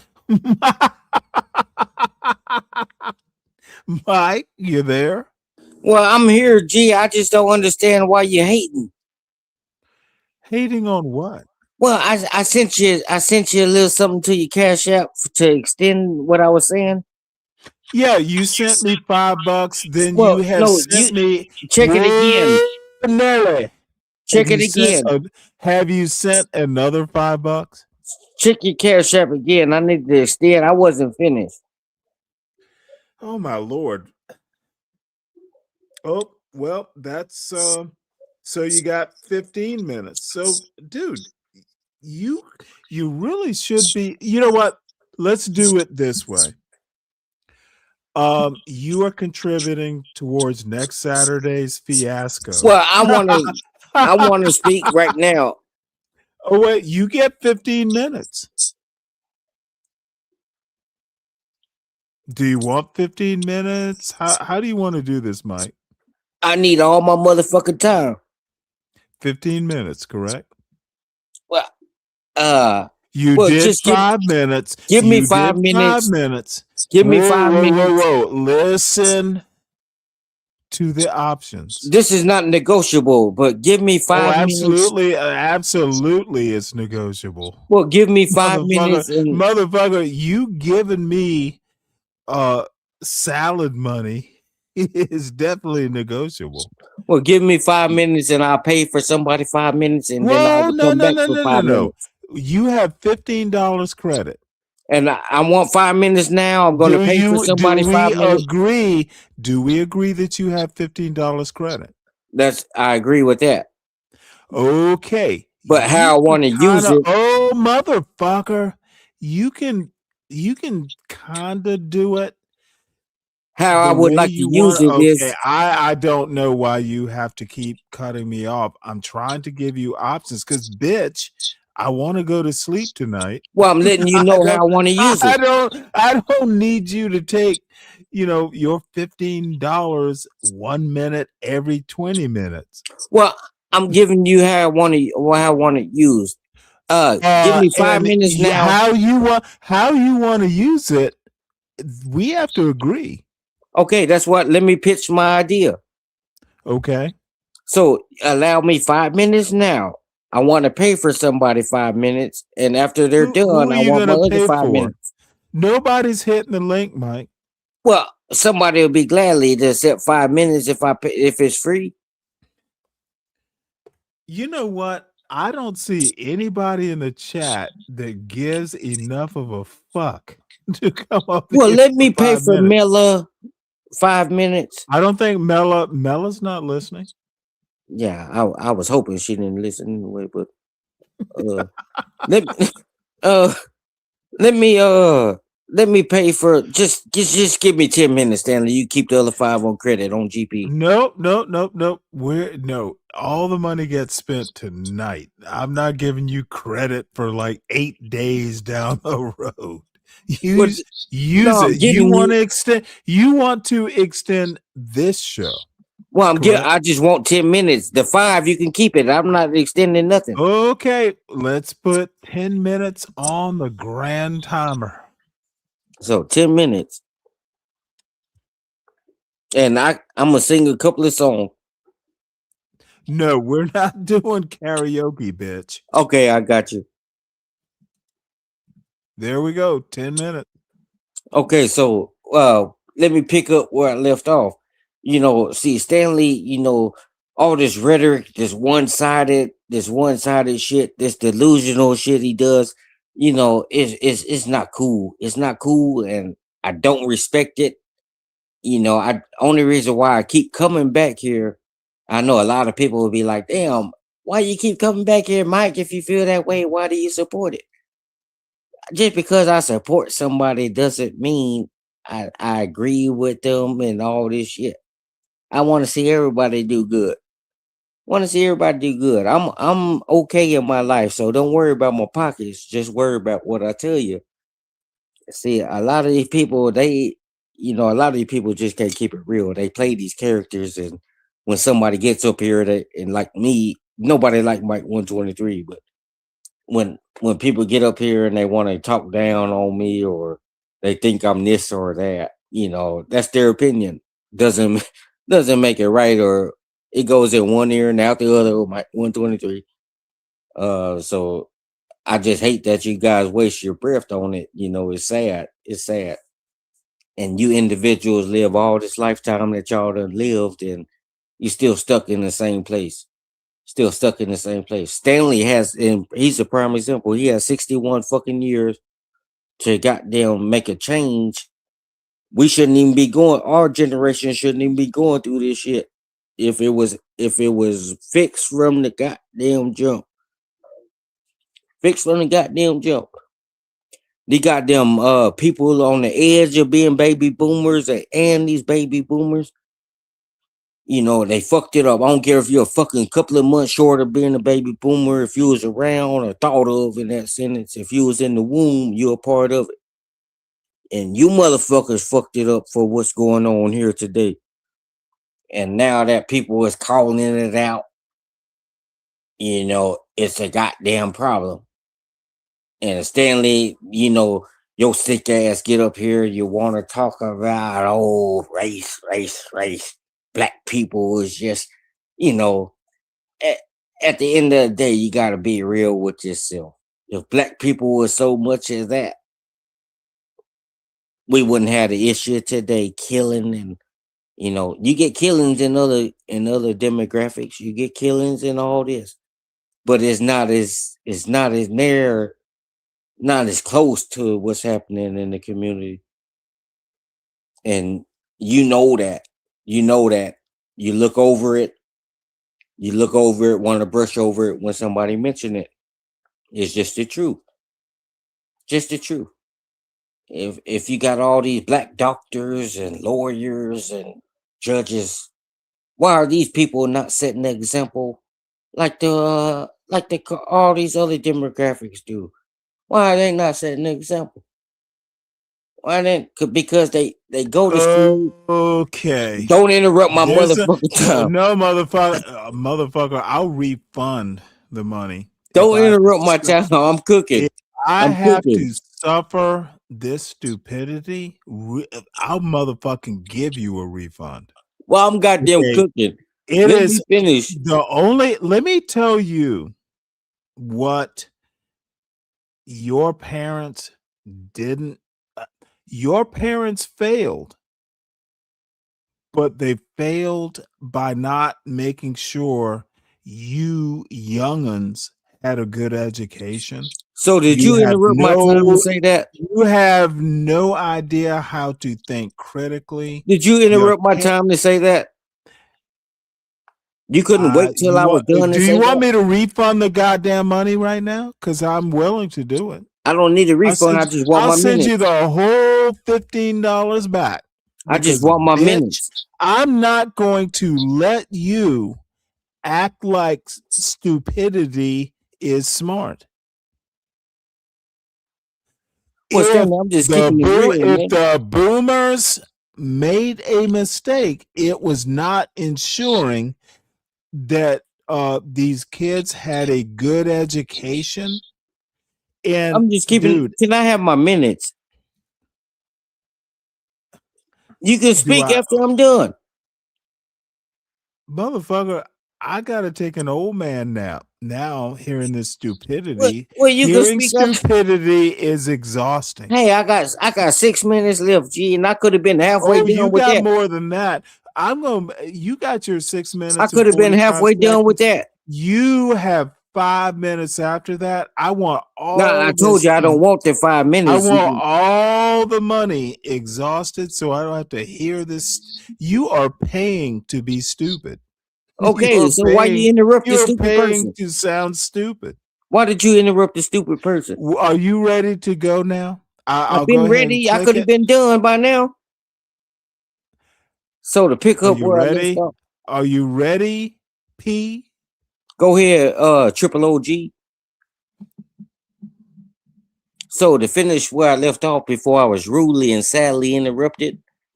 So these boomers, it's a problem, and now they wait till 2025 to 2026 to want to fix an issue.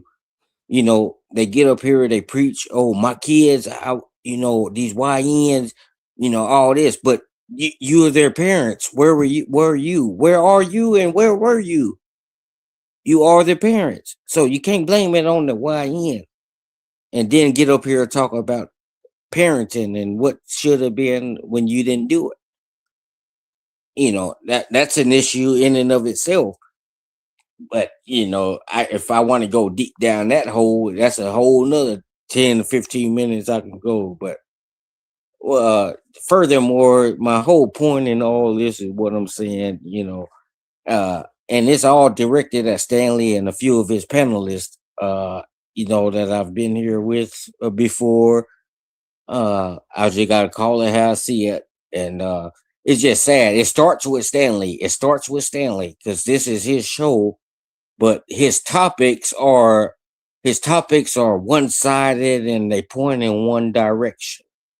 We know Stanley, he's been here long enough. We know him. He likes chaos. He try to act like he doesn't, but Stanley likes the riffraff, the chaos. He knows what he does when he picks these titles to these shows and he knows exactly what the fuck he does. And for him to get on here and tell other people that their opinion is wrong and I'm superior than you, bitch, all this type of shit. Grow the fuck up, Stanley. Grow the fuck up. I'm not here. I'm not going to accept it.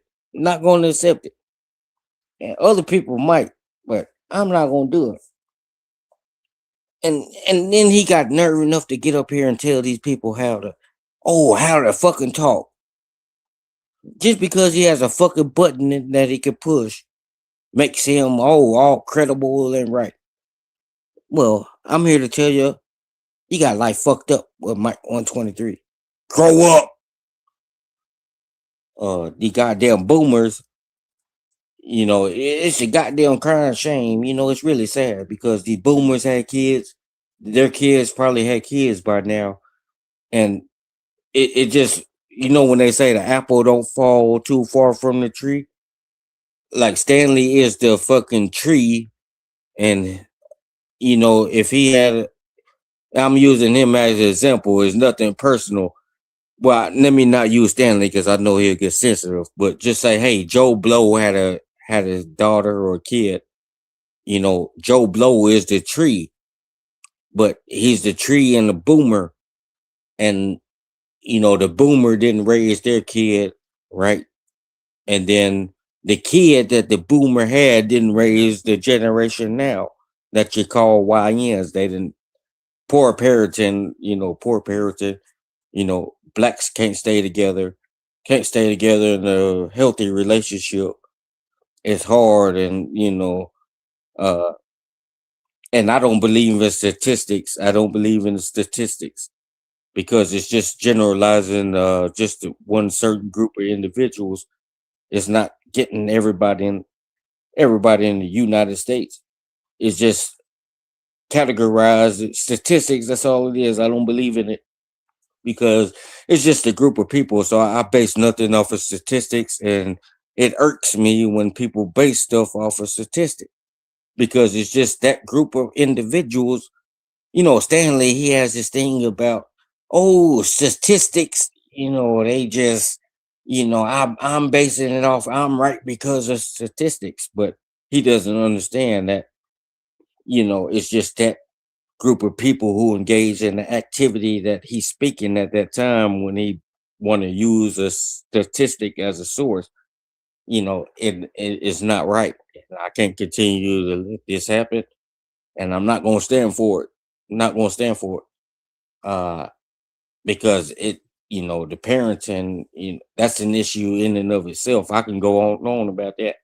I just want Stanley to realize that he's just not Stanley is not fucking superior to nobody here. Just because you read a fucking book or you fucking Google some shit doesn't make you fucking legit. I don't care. I don't care. You tell me what you want, call me what you want. I don't fucking care. You can't tell me, and I'm living life. You read it in the book. Books or just somebody else's goddamn opinion. And I'm living life here on earth right now, and you want me to hear some words from history that don't add up? You know, you got life fucked up. Got life fucked up. And you know, it's just really sad, Stanley. I just wish you'd be more I just wish you'd be more than, you know, you're one-sided. You gotta open up, and just because you disagree with somebody, the way they sound or what they say, just say, hey, I disagree. You don't have to drag it on, beat it up, twist it. You don't have to do none of that. Don't have to do none of that. That's why I said, you know what the fuck you're doing. So, in other terms, I would like to give a shout out. I know my time is winding on down. I would like to give a shout out to Donald Trump, who's ahead of my life. Shout out to all the sugarfoots out there. And Stanley, you know, I don't agree with you, but I rock with you. You know, I want you to do well, but grow up. And other than that, you know, shout out to everybody who rock with Mike 123. Y'all support this sick son of a bitch. Y'all support this sick son of a bitch if you like it. But I'm out. Thank you. All I have to say is that well, Richard thinks you're cooking, and he is begging. Richard wants your next 5 minutes. So I'm going to give Richard what he wants. Okay, I appreciate that. So here we go. We're going to get this last 5 minutes over with. Starting now, I think. So it's really sad, you know, it's really sad that we get these deranged individuals like Stanley Cross and a lot of his other Stanley, you do get some good people that comes and goes here. And you put it off on Mike. I run everybody away, but that's incorrect. You run everybody away by calling them bitches and hoes and all this type of shit. You don't have to do that. Grow up. But you don't have to do that.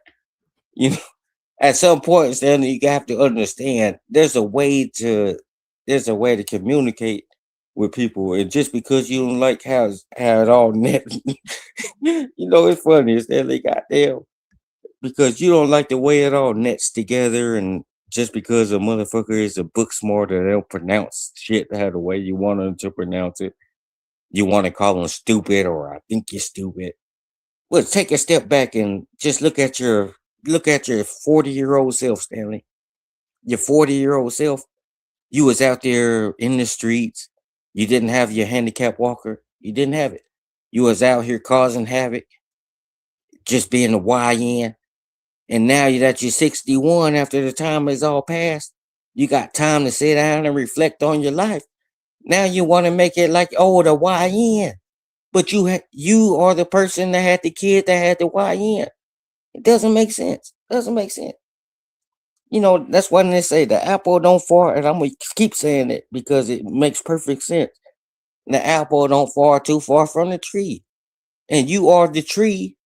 You just had a branch off of the tree, and that that branch is gonna have another little branch off of that tree and just keep revolving, you know.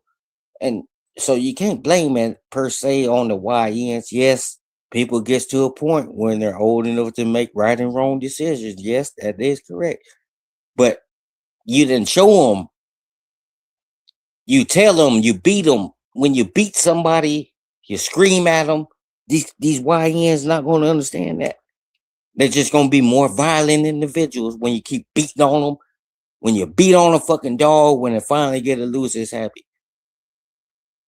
But and see, it's the difference between the races and these cultures. You know, you got to sit them down, talk to them. Everything don't have to be a beating, or I want you to do this because that's what makes me happy. Don't work like that. Don't work like that. Get some gumps about yourself. Doesn't fucking work like that. You want somebody to do something because it's something that you couldn't do. Let these individuals learn and do what the fuck they need to do. And the stupid, silly people like you that egg it on and want to, and I'm speaking to you, Stanley. Stupid individuals like you that want to egg it on and make jokes about it, and the mean people. You know, a fucking dead horse can only take so goddamn much. It's dead. Couldn't take no more. You beat these horses up. A dead horse can only take so much. Well, motherfucker, did you interrupt me? Did you interrupt my goddamn minutes? Motherfucker. Well, motherfucker, dead horse can only take so much. To refund all that money. You know, it's really sad, you know, and Stanley, you're a big fuck up. And, you know, gee, I don't got no hatred towards you. I just think you need to be more open-minded and, you know, stop calling people bitch. I told motherfucker, you go. Stop doing that. That's why you don't get as many people, and you think it's because of me. It's really not, G. It's because the way you speak. And I'm here to you take heed to what the fuck I'm telling you. And so in other terms, Stanley, you know, I respect that. I want you to do well. You keep being consistent like you are, you'll do well. But just change up a few things like Miss Brooklyn. I'm sure she suggested that Mike don't come back here. I'm sure there are a lot of people suggested that. But I'm not the issue. You are. I'm not the issue. But shout out to Miss Watson and shout out to all the people that rock with Mike 123. If you don't, God bless you and I wish you well. I don't have no haters out here. A lot of these people I don't rock with per se, but it's okay. So shout out to Donald Trump. God bless the USA. And stop these fake veterans like Stanley.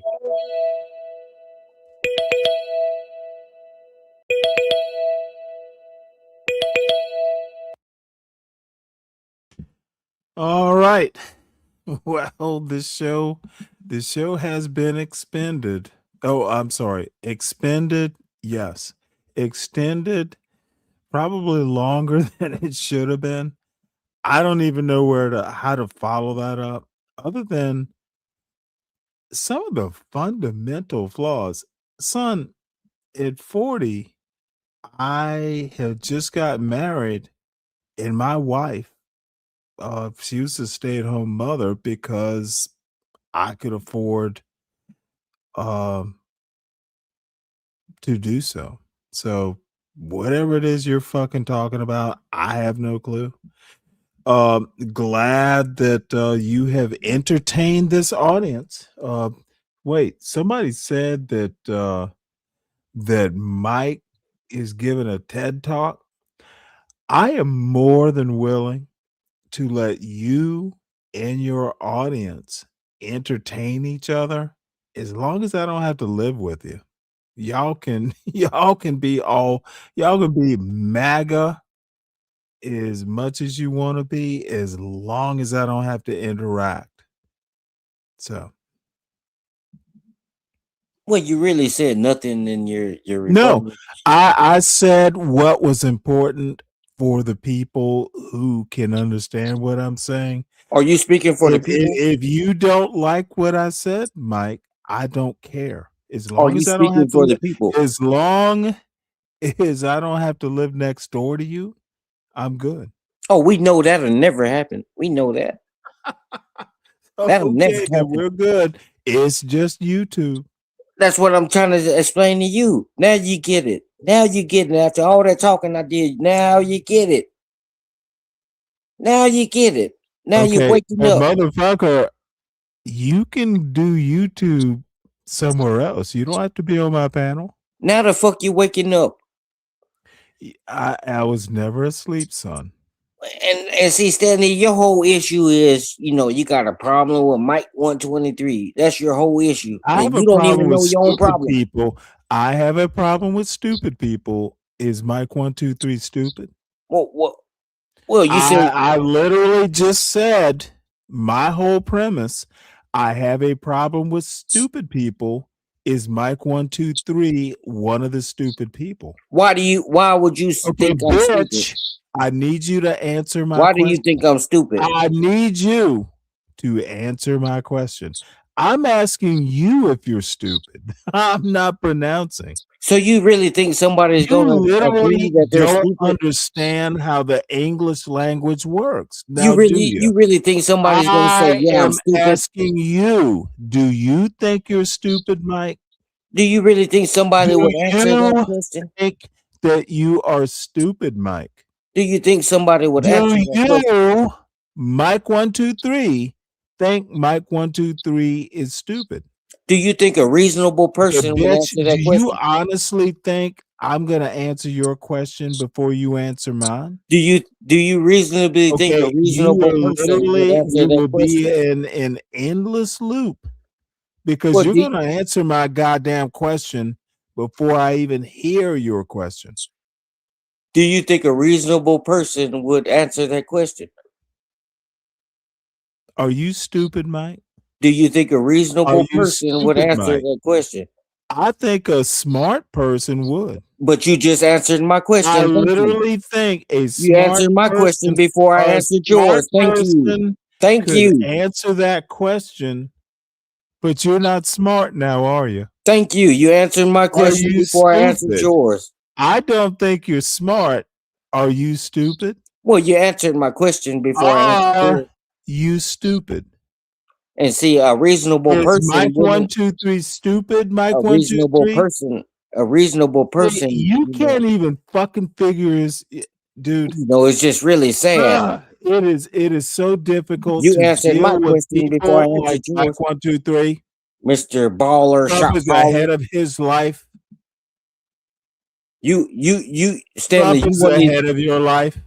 Trump Donald is Trump. ahead of your life. Shout out to Donald Trump, who's ahead of my life. Swallowing Donald Trump has made you less than capable of answering simple questions. Stanley, you like one of them persons, I can't call it, I just might call it looking ass. I can't call it, or I might What does call that it. even mean, Mike? I can't call it, I might call it looking at. Stanley, it's really crazy. Some of the stuff you say, you want people to answer these stupid questions, and people really answer your dumb No, question. motherfucker, it's a simple question. Is Mike 123 stupid? Well, it's a simple question. I have an opinion about whether Mike 123 is stupid or not, but I want to hear what Mike 123 thinks about Mike 123. Well, I don't have to explain Does myself. Mike 123 think Mike 123's a total fucking disastrous idiot? It wouldn't change your opinion if I answered your question. It might. You might surprise me. If I answered your question, it wouldn't change your opinion. Could you answer my question though? A reasonable person, they don't answer dumb motherfucker, questions. You have no clue what a reasonable person is. That's why I'm asking you if you're stupid. You asking me, am I stupid? A reasonable person wouldn't answer no shit like this. These are dumb questions. Motherfucker, does a stupid person even know what a reasonable person sounds like? That's something you would have to ask. I don't think a stupid person knows what a reasonable person is. That's something you would have to consult with yourself. I think a stupid person is unable to answer the question about whether they're stupid or not. And I certainly don't want to hear what a stupid person thinks a reasonable person is. Well, that's a you problem, and I'm sorry. No, it's a stupid person's problem. Because it's not. Because it's not, I ask a question and the stupid person wants to ponder, like questions to ponder, level stupid about what a reasonable person is. That's not a reasonable question. You are literally questions to ponder level inadequate mentally. Well, it's not a reasonable question. You and questions to ponder are inadequate mentally. Shout out to Miss Ponder. I bet you will shout her out. But that's not a reasonable question. Just go call. That's not a reasonable question and you she'll ask. dial into this panel. And as a former Try veteran, it, stupid person, go ahead and be stupid and go call. And I bet you'll hit the link. And see, you see, Stanley, that's not a reasonable question. Now I'm mocking Ponder and you. Well, you're not doing that. Let's be clear. That's one thing you're not doing, and I'm not going to let you disrespect the lady. Ponder is a moron. I think you're not going to disrespect the lady. Oh, you betcha I will. You're not going to disrespect Miss Ponder. You know what's better than mocking Ponder now is doing it to when she's on the same panel. Well, you're not going to disrespect Miss Ponder. I loves me some Ponder when I mock her on a panel that she's on. You're not going to disrespect Miss Ponder. I loves me some Ponder when I hear her reaction about me mocking her intelligence. You're not going to disrespect her while Mike. I bet I will. Who's going to stop me? You? Who's going to stop me? Who is going to stop me right now fucking mocking Ponder? Well, I'm going to stop you. Mike, what the fuck are you going to do? I'm going to fucking stop you from talking about these ladies. Stop me, bitch. That's one stop thing. Me. That's one motherfucking thing. You're not going to get up here and talk about these ladies. You are dust in my wind. I don't care how you are dust in my wind right now. I will fart you off this motherfucking panel. I don't care how you dress it up. You're not going to talk about the lady. You're not going to talk about Miss Ponder the Sugarfoot. You're not going to talk about. Absolutely, I will. You're not going to talk about. You know, the only thing that could make this better is if Ponder were on this panel to hear me talk about her. She's did nothing. I don't even know why you brought her up. Huge thrills out of mocking stupid people to their faces or on a panel. I don't even know why you brought Miss Ponder up. Ponder is literally a puddle of goo. What? And I'm gonna tell you, I think you're a puddle of shit. I think you're a sack of shit. I think Ponder, if you wiggled her a little bit, she would wiggle like jelly. Well, I think you're a sack of shit. Oh, you mad? I don't think Miss Ponder. You mad that I don't have good thing to tell about your woman? You brought Miss Ponder into this. She was never the topic of discussion. I fight. She was never the topic of discussion. Put that cigarette stick down, that cancer stick. Put it down, motherfucker. People who cough like the way you just called smoke cigarettes. Said to you. People who cough the way you just called. When Ponder was sucking your cancer stick. You got a fucking Virginia Slim to your mouth. You got a fucking Virginia Slim to your mouth, and you coughing. Is that what Ponder called it? So, Miss Ponder, I'm here to represent Miss Ponder. Your interaction, Miss Ponder. I don't know how you came up in this. So your girl Ponder said, "Hey, Mike." It's like a Virginia No, she didn't say, "Hey, Mike," nothing. She didn't say that. Don't spit out those false accusations. She didn't say, "Hey, Mike," nothing. Hey, Mike, 1, 2, 3. I'm defending her. Like a Virginia Slim. I'm defending her because you brought her up in the conversation. Hey, Mike, 1, 2, 3. It's like a Virginia Slim. I've never smoked one of those before, but yum, yum, yum. You brought Miss Ponder up in the conversation, and now you're trying to. That's what she said, right? and now you're trying to skirt around it because you're scared that you said I'm something you just wasn't trying to supposed to say. mock the fuck out of you, boy. So shout out to Miss You and Ponder. your girl Ponder. I'm just in a mood to mock the fuck out of you. Shout out to Miss Ponder. You know, Stanley brought you up Shout because out to he's a Miss hater. Ponder. She loves her some Virginia Slims. Yeah, you ain't gonna fuck with my girl. Neither will you, boy. I'm tired of you. I'm tired of your goddamn shit, Stanley. You done crossed the line too many times. Oh, throw down another line so I can cross it, bitch. Get in line, boy. Wait, people are crossing your lines like they're lining up for it? Yeah, that's one thing you're not gonna do. Goddamn, I'm not the only one who disrespects you? I'm not gonna stand here. I'm not gonna sit here and let you talk about Wave, this lady. self-deport, bitch. I'm not gonna let you talk about this lady. You have no choice in the matter. You brought her up, so it means you're a hater. Yes, I brought her up. You're a and hater. There's not a thing you can do about it. That's what you know. What you are just so frustrated that I can talk about Ponder till I get bored with talking about Ponder, and there's not a thing you can do about it, little Slimmy. You're a hater. Virginia Slimmy. You're a hater. you hate on a woman because she, she Oh, tells no. Ponder's not a woman. She's a woman AI. hater. Everyone You're a says woman hater. Everyone says she's AI. Well, she's not AI. How the fuck is she AI? How do you know? It's obvious she's not AI. It's fucking obvious. You know what? She's AI and you're her Slimmy. You want her to be AI so bad. You want her to be AI. I don't really care. Honestly, I'm just having fun with the jokes. You probably go back and listen to all Miss her Ponder's. Slimmy. You're a parasocial. She is an AI who loves her Slimmy. You're a parasocial. You go back and listen and all this lady voice. That's why you bought her up. I don't listen to my own shows. That's why you bought her up. You couldn't be more wrong. Well, I'm not wrong. Because you wouldn't bring up somebody that you don't like. Oh no, I'm bringing it up just to mock you.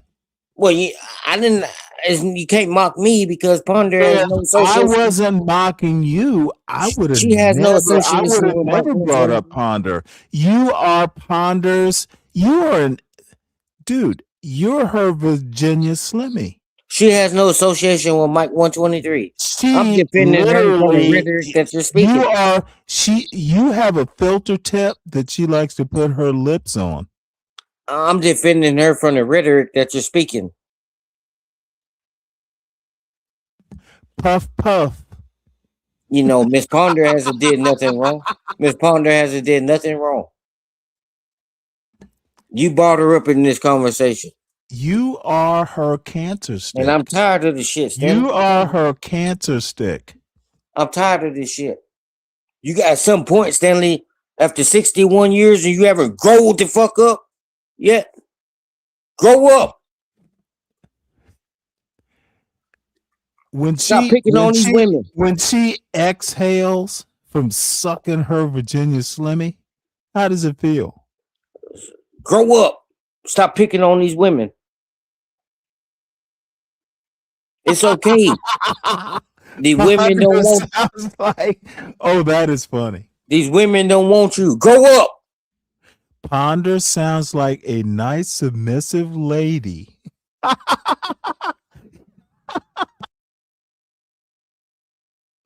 You know what? That is actually the best summation I've ever heard of Ponder. Of course she's submissive.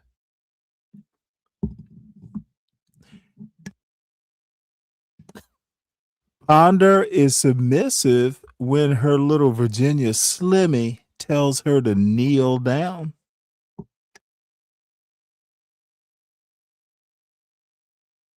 All right, folks. Well, apparently Virginia Slimmy is busy. How is So, Ponder the topic of the show right now? I don't understand it. oh, she just randomly passed through my mind, and I thought it was a funny You know, joke. because So this I've it's been not a joke. ripping on Ponder and you, her Virginia Slimmy. It's not a joke. Oh, to me it is. Miss Ponder did nothing wrong to deserve this rhetoric. Motherfucker, I don't care what is wrong or right is irrelevant. You're her Slimmy. She did nothing to She you. calls you Slimmy. And Miss Ponder, I heard her call you her if Slimmy. you ever run across this Miss Ponder, She called you her Slim Jim. She didn't. Me and Ponder has no affiliation whatsoever. Hey, I speak up for what's right. I speak up for the ladies. Snap into a Slim Jim. I speak up for the lady. She snapped into her Slimmy. I'm not trying to get with these women on here, Stanley. Yeah, you are. I got 2 or 3 sugar foots I can call right now. Got one upstairs right now. You know what? I'm not gonna even explore. I'm not married. I'm not married. I got a sugar foot upstairs. She's probably glad. I'm not trying to get glad that you're down here talking to me. So I'm not trying to. She's glad that you're talking to me online, so she doesn't have to snap into a Slim Jim. See, Stanley, you know, I keep me a bad lady, bad tenderoni. Keep me a bad lady, you know, and I treat them right until you fuck me over. That's when shit hit the fan. That's why I say I'd never get married again. Never get married again. One and done for Mike 123. Doesn't mean I can't be in a long-term committed relationship just because I won't sign the paper no more. You know, that's something, you know, I would suggest people really think about before you sign your name on that paper. Really think about if that's the person you want to deal with. So, you know, other than that, I have no regrets. Have no regrets. But some stuff just come to an end. But it'll never happen again. With I ain't getting out here get married 2 or 3 times. No, not gonna do it. Not gonna do it. Well, here's a question from King Pex. Did someone steal your girl? Yeah, I'm just not gonna do it. Did someone steal your girl? That's what King Pex is asking. I don't respond to stupid ass shit. Why did somebody have to steal somebody's girl all the fucking time? You know, that's how these people think. They think because somebody get a divorce, it's about cheating and all that. You know, it's a lot of reasons for individuals to get divorced. It doesn't, did somebody steal your girl? See how stupid you sound? That's the first thing you thought of? See how fucking stupid you sound, boy? And I'm not calling you king because you're not a king. There's no motherfucking kings in this world. I didn't mean to trigger you. There's no motherfucking kings in this world. I didn't mean to trigger you. You ain't trigger shit. you can't trigger shit, Stanley. Oh, well, I can't, but King Pix apparently can. You know, he didn't trigger shit. He's just stupid. Just stupid. And he's not a king. Not a king. Nobody's a fucking king out here. Nah, I think King Pix is actually a king. And see, that's your queer mind talking. I think he's your king. No motherfucking kings out here. He's your king. You talking to? Isn't he? Isn't he? Just hate the fact that I keep it real. That's what you hate. You know, somebody had to steal your girl because you got a divorce. You know, ignorant. Boy. Just ignorant. Just ignorant. And Stanley disrespected my lady 3 or 4 times. He called my lady a bitch. You know what? I had no clue that your dog was your lady. Stanley disrespected my lady 4 or 5 times. I called her a bitch. I thought I was talking about a barking dog, but apparently she's your lady. You heard my lady and you heard my dog. No, I just You heard said the dog you barking. said what you Wait, said. hold it, What you said. on. What Hold you the said. phone. No, So you when hold the on. What you dog was said. barking, I heard your lady. What you Oh said. fuck! I What had you said was. honestly, Mike. Seriously, I have I'm to being serious. apologize. I have to apologize. I had no idea you and your dog were so close. Well, fuck your apology. What I'm telling you is you heard my dog barking that night and you heard my old lady in the back. Yes, they're one and the same. And you try to act like you didn't call my They lady. are the same. And see, this is the problem. You know, it's They the problem. I don't find it funny. Okay, I'm sorry. I I'm don't find it funny. sorry. I'm sorry that I didn't conceive of the notion that, your best friend, man's best friend, Mike's best friend, is his woman and his dog. I had no clue. It was just a joke. I don't find this shit funny, man. What breed is your woman? You knew exactly what you were doing, Stanley. What?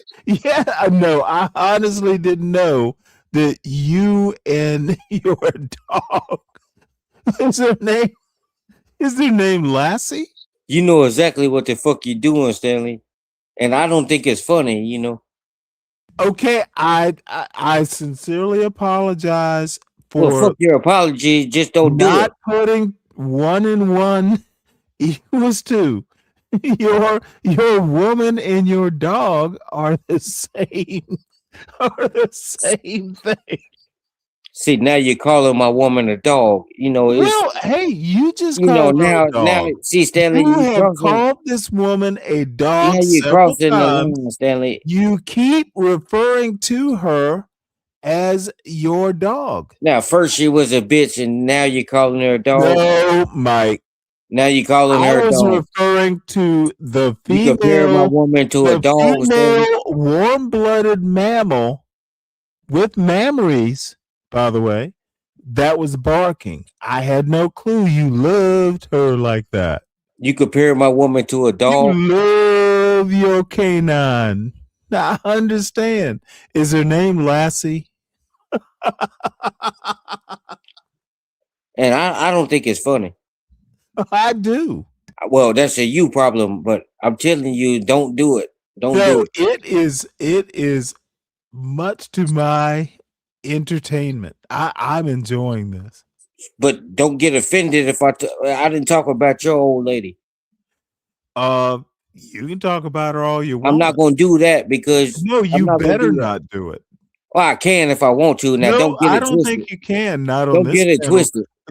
Hey, let me ask you a question If I there, wanted to, I cowboy. will. Hey, cowboy, you think you can talk about my wife on this panel as you want to? That is correct. Well, then try it. Let's test Well, this theory out.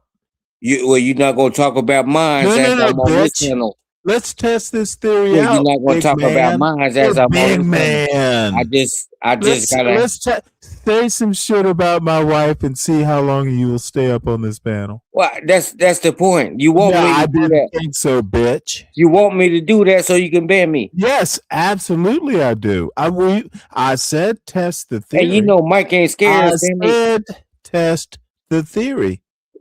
Stanley, you know Mike ain't scared of you, G. I just trying to keep it respectful. You know, some of the biggest ass whippings that ever happened. I'm just trying to keep it respectful. Okay, bitch, I'm talking now. Well, fuck with what you will do. Fuck what you is talking remain about. silent What you while your superior is talking. It don't work like that. What Some you of gonna the do? biggest ass whippings What you happen gonna to do? You people gotta who weren't understand, Stanley. scared. When you It disrespect is my lady, almost a requirement You for an disrespect- ass. Okay, bitch, you're talking too much. Shut the fuck up. It doesn't matter whether you're scared or not. Ass whippings happen to people who are not scared. Just ask the head of your life, Donald Trump. He wasn't scared to attack Iran, but Iran is whipping his ass. So shut up and think. Well, you don't talk to me like that. But Yes, I do. let's On be my clear, panel, Iran is on not my whooping panel, Trump's on ass. my show, yes, I do. Let's be clear, Iran is not whooping Trump's ass. Yeah, it is. And see, Stanley, when you call my lady all these bitches and stuff, I didn't disrespect you. Your And lady is a bitch. She's a and you dog. compared her to a dog, you know. You compared her to a dog. I didn't mention your lady. You want me to mention your lady so you could ban me for 60 days. That's what you want me It'll to be do. longer than that. You fuck with the memory of my wife, you're banned for life. Well, I'm just trying to tell you, don't speak on another person if you can't take the No, heat. I'll do what I want to do. Don't speak You on will mine not if you do can't what take the you heat. want to do. See, We are yours not was equals. We are not equals. But I'm just trying to say yours was see Stanley, and I can go there, Well, G, but I try to keep you're it gonna try respectful. and be clever, aren't you? Well, I try to keep it respectful. So what I'm going to tell you, Stanley, stop while you're Oh ahead. shit! Let me grab the mouse. Stop while the fuck you ahead. Well, that's probably sage advice. I'm gonna stop while I'm ahead. I have appreciated the support. And as a matter of fact, let me Oh, do good this. talking to you. Thank you for having me up, OG. Yes, sir. Let me before you go. Let me thank you for Oh, I your don't need the thanks and all that shit. the I support. don't need all that shit. The support for next Saturday's show. I appreciate it. I need to update this banner, Mike, if you don't mind. I don't need all this goddamn thank you and all that. I don't need that shit, G. Good. I'm not looking for no clout or nothing like that. Clout on I this just show? want you to grow up. There is no such thing as clout on this show. I just want you to grow up. I am going to grow up, Mike. Thank you for your counsel. Oh, my pleasure. See you next weekend. How was your arm and all that stuff? You broke some stuff. What? No, I didn't. I was fractured. It wasn't broken per se. It was fractured, and it wasn't. I told you, it wasn't like you think. I probably made it sound more dramatic than what it was, Mhm. but it wasn't. I'm doing pretty good. Well, good for you. Salute. I'm just happy I start back to work this coming Wednesday. I start back to work. Okay. Well, keep in touch. I Oh, will yeah, be. I don't fuck with By you the way, during the week. let me also say, I am doing the show at the regular time tomorrow. We're gonna have to go back to the seriousness for the next 5 Well, days. I don't fuck with you during the week like that a lot, but Yeah, because I'm less entertaining. no, it's just because I work a lot. I can't catch you, and I got to sleep and all this. Well, you can always do a replay. Well, I don't do the replay. I like live action. Gotcha. So everyone, I thoroughly enjoyed it. Trashing MAGA mostly. I only got about halfway through everything I wanted to get through, unfortunately. But a couple things I'll save for tomorrow. Shout out to Richard. Richard, salute to you, King Pix, Dirty Dude, all the usual suspects. And dirty dude, take a bath so you won't be dirty. Take a bath. Bobby, God Soldier. Dude, you should have hit the link, Soldier. So and by the way, I always enjoy talking to you. Dude, don't be shy. Dirty Dude. Now, if that wasn't who is clear, a dirty dude's a motherfucking ride or die. Dude. Dirty dude, take a bath so you stop being dirty. Okay, I need you Call to yourself clean dude. Clean dude. Why High? Thanks for the show title. I got a couple shorts over that Dog's Life Matter. I know, and maybe it's just me. I thought at the point you made that joke, it was hilarious. It was the right joke at the right time. So I got a show title out of it. So salute to Why High. So Brian Nichols, of course. Shout out to the beautiful lady. Wait, hold it. These Speak Radio, who, by the way, I y'all need to get with Speak Radio. Because look at this. I love this wallpaper. The man's a genius. Y'all need to send him, and I don't think he's too humble. But y'all need to get some I love this wallpaper. He made a thumbnail too. The world looks innocent, like who, me? And I'm being all serious. The world is Mike 123, and I'm questioning the world. Well, no, my name is Mike 123 touchdown on the moon. I'm gonna change my name to that. Okay. And by the way, Dirty Dude's the last motherfucker you want to mess with. You don't want to pick that fight. What nasty dude? He needs to stay. I need you, Mike. What nasty dude needs to take Mike, a bath. I am not often serious about the fights you shouldn't pick. This is one you don't want to. He will come at you from multiple Stanley, because you're scared of him. Mike not scared of this motherfucker. No, you should be scared of him. He's my friend. I ain't got no problem with. I ain't got no problem with nasty your dude. Enemy. I ain't got no problem with dirty dude. I just want him to clean up, take a bath. Okay, well, as long as call yourself clean dude. Okay, it's not important whether you have a problem with Dirty Dude. It's more important that Dirty Dude doesn't have a problem with your weak ass. Oh, he doesn't. Dirty Dude ain't got no problem with Mike. Dirty Dude ain't got no problem with Mike 123. I am heartened if Dirty Dude doesn't have a problem with you. If you have a problem with Dirty Dude, that's inconsequential. Well, we have no issue. At least I'm not aware of an issue. Hey, thank God for your sake. I'm not scared of him. Don't make it seem like I'm scared of him. I will be able to sleep knowing that you haven't pissed Dirty Dude off. Now you're trying to make it seem like I'm just weak and I'm scared of Dirty Dude. You are literally. Now you're trying to make it seem like I'm scared of this goddamn nasty dude. Tub of goo pussy. Well, we never had an issue. When we jiggle the little bowl that you reside in. No, it ain't no we jiggling nothing. We wiggle not the bowl, jiggling nothing. you jiggle. We not jiggling nothing. Your woman just jiggles your bowl. My woman can do that, but we not jiggling. Your woman, she knows you're jelly. You know, grow up. Good night, Mike. Don't tell me fucking good night, G. Don't tell a grown ass man good night. Just say, hey, I'll holler at you, OG. Hey, don't tell me fucking good night. Dirty Dude says he's solid with UP, so you might actually live another week.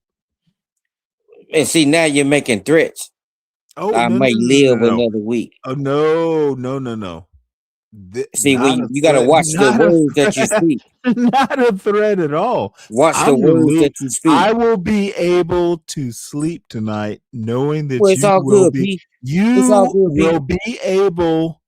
will be safe. It's all good, P, but don't tell me good night. You will be safe. Don't tell me good night. I know that the next accident will be because of you.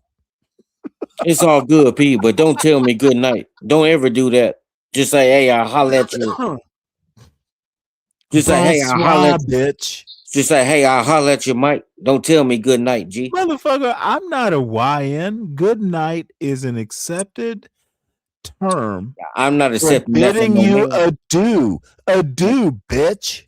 I'm not accepting that from no man. Adieu. Au revoir, bitch. I'm not accepting good night. Is that better? Good night from a man. Bitch. I'm not accepting good night from no man. G, what the fuck wrong with you? I know you fucking lying. Bonsoir, bitch. I know you fucking lying. All right. I will see y'all later. Holla at you, old triple OP.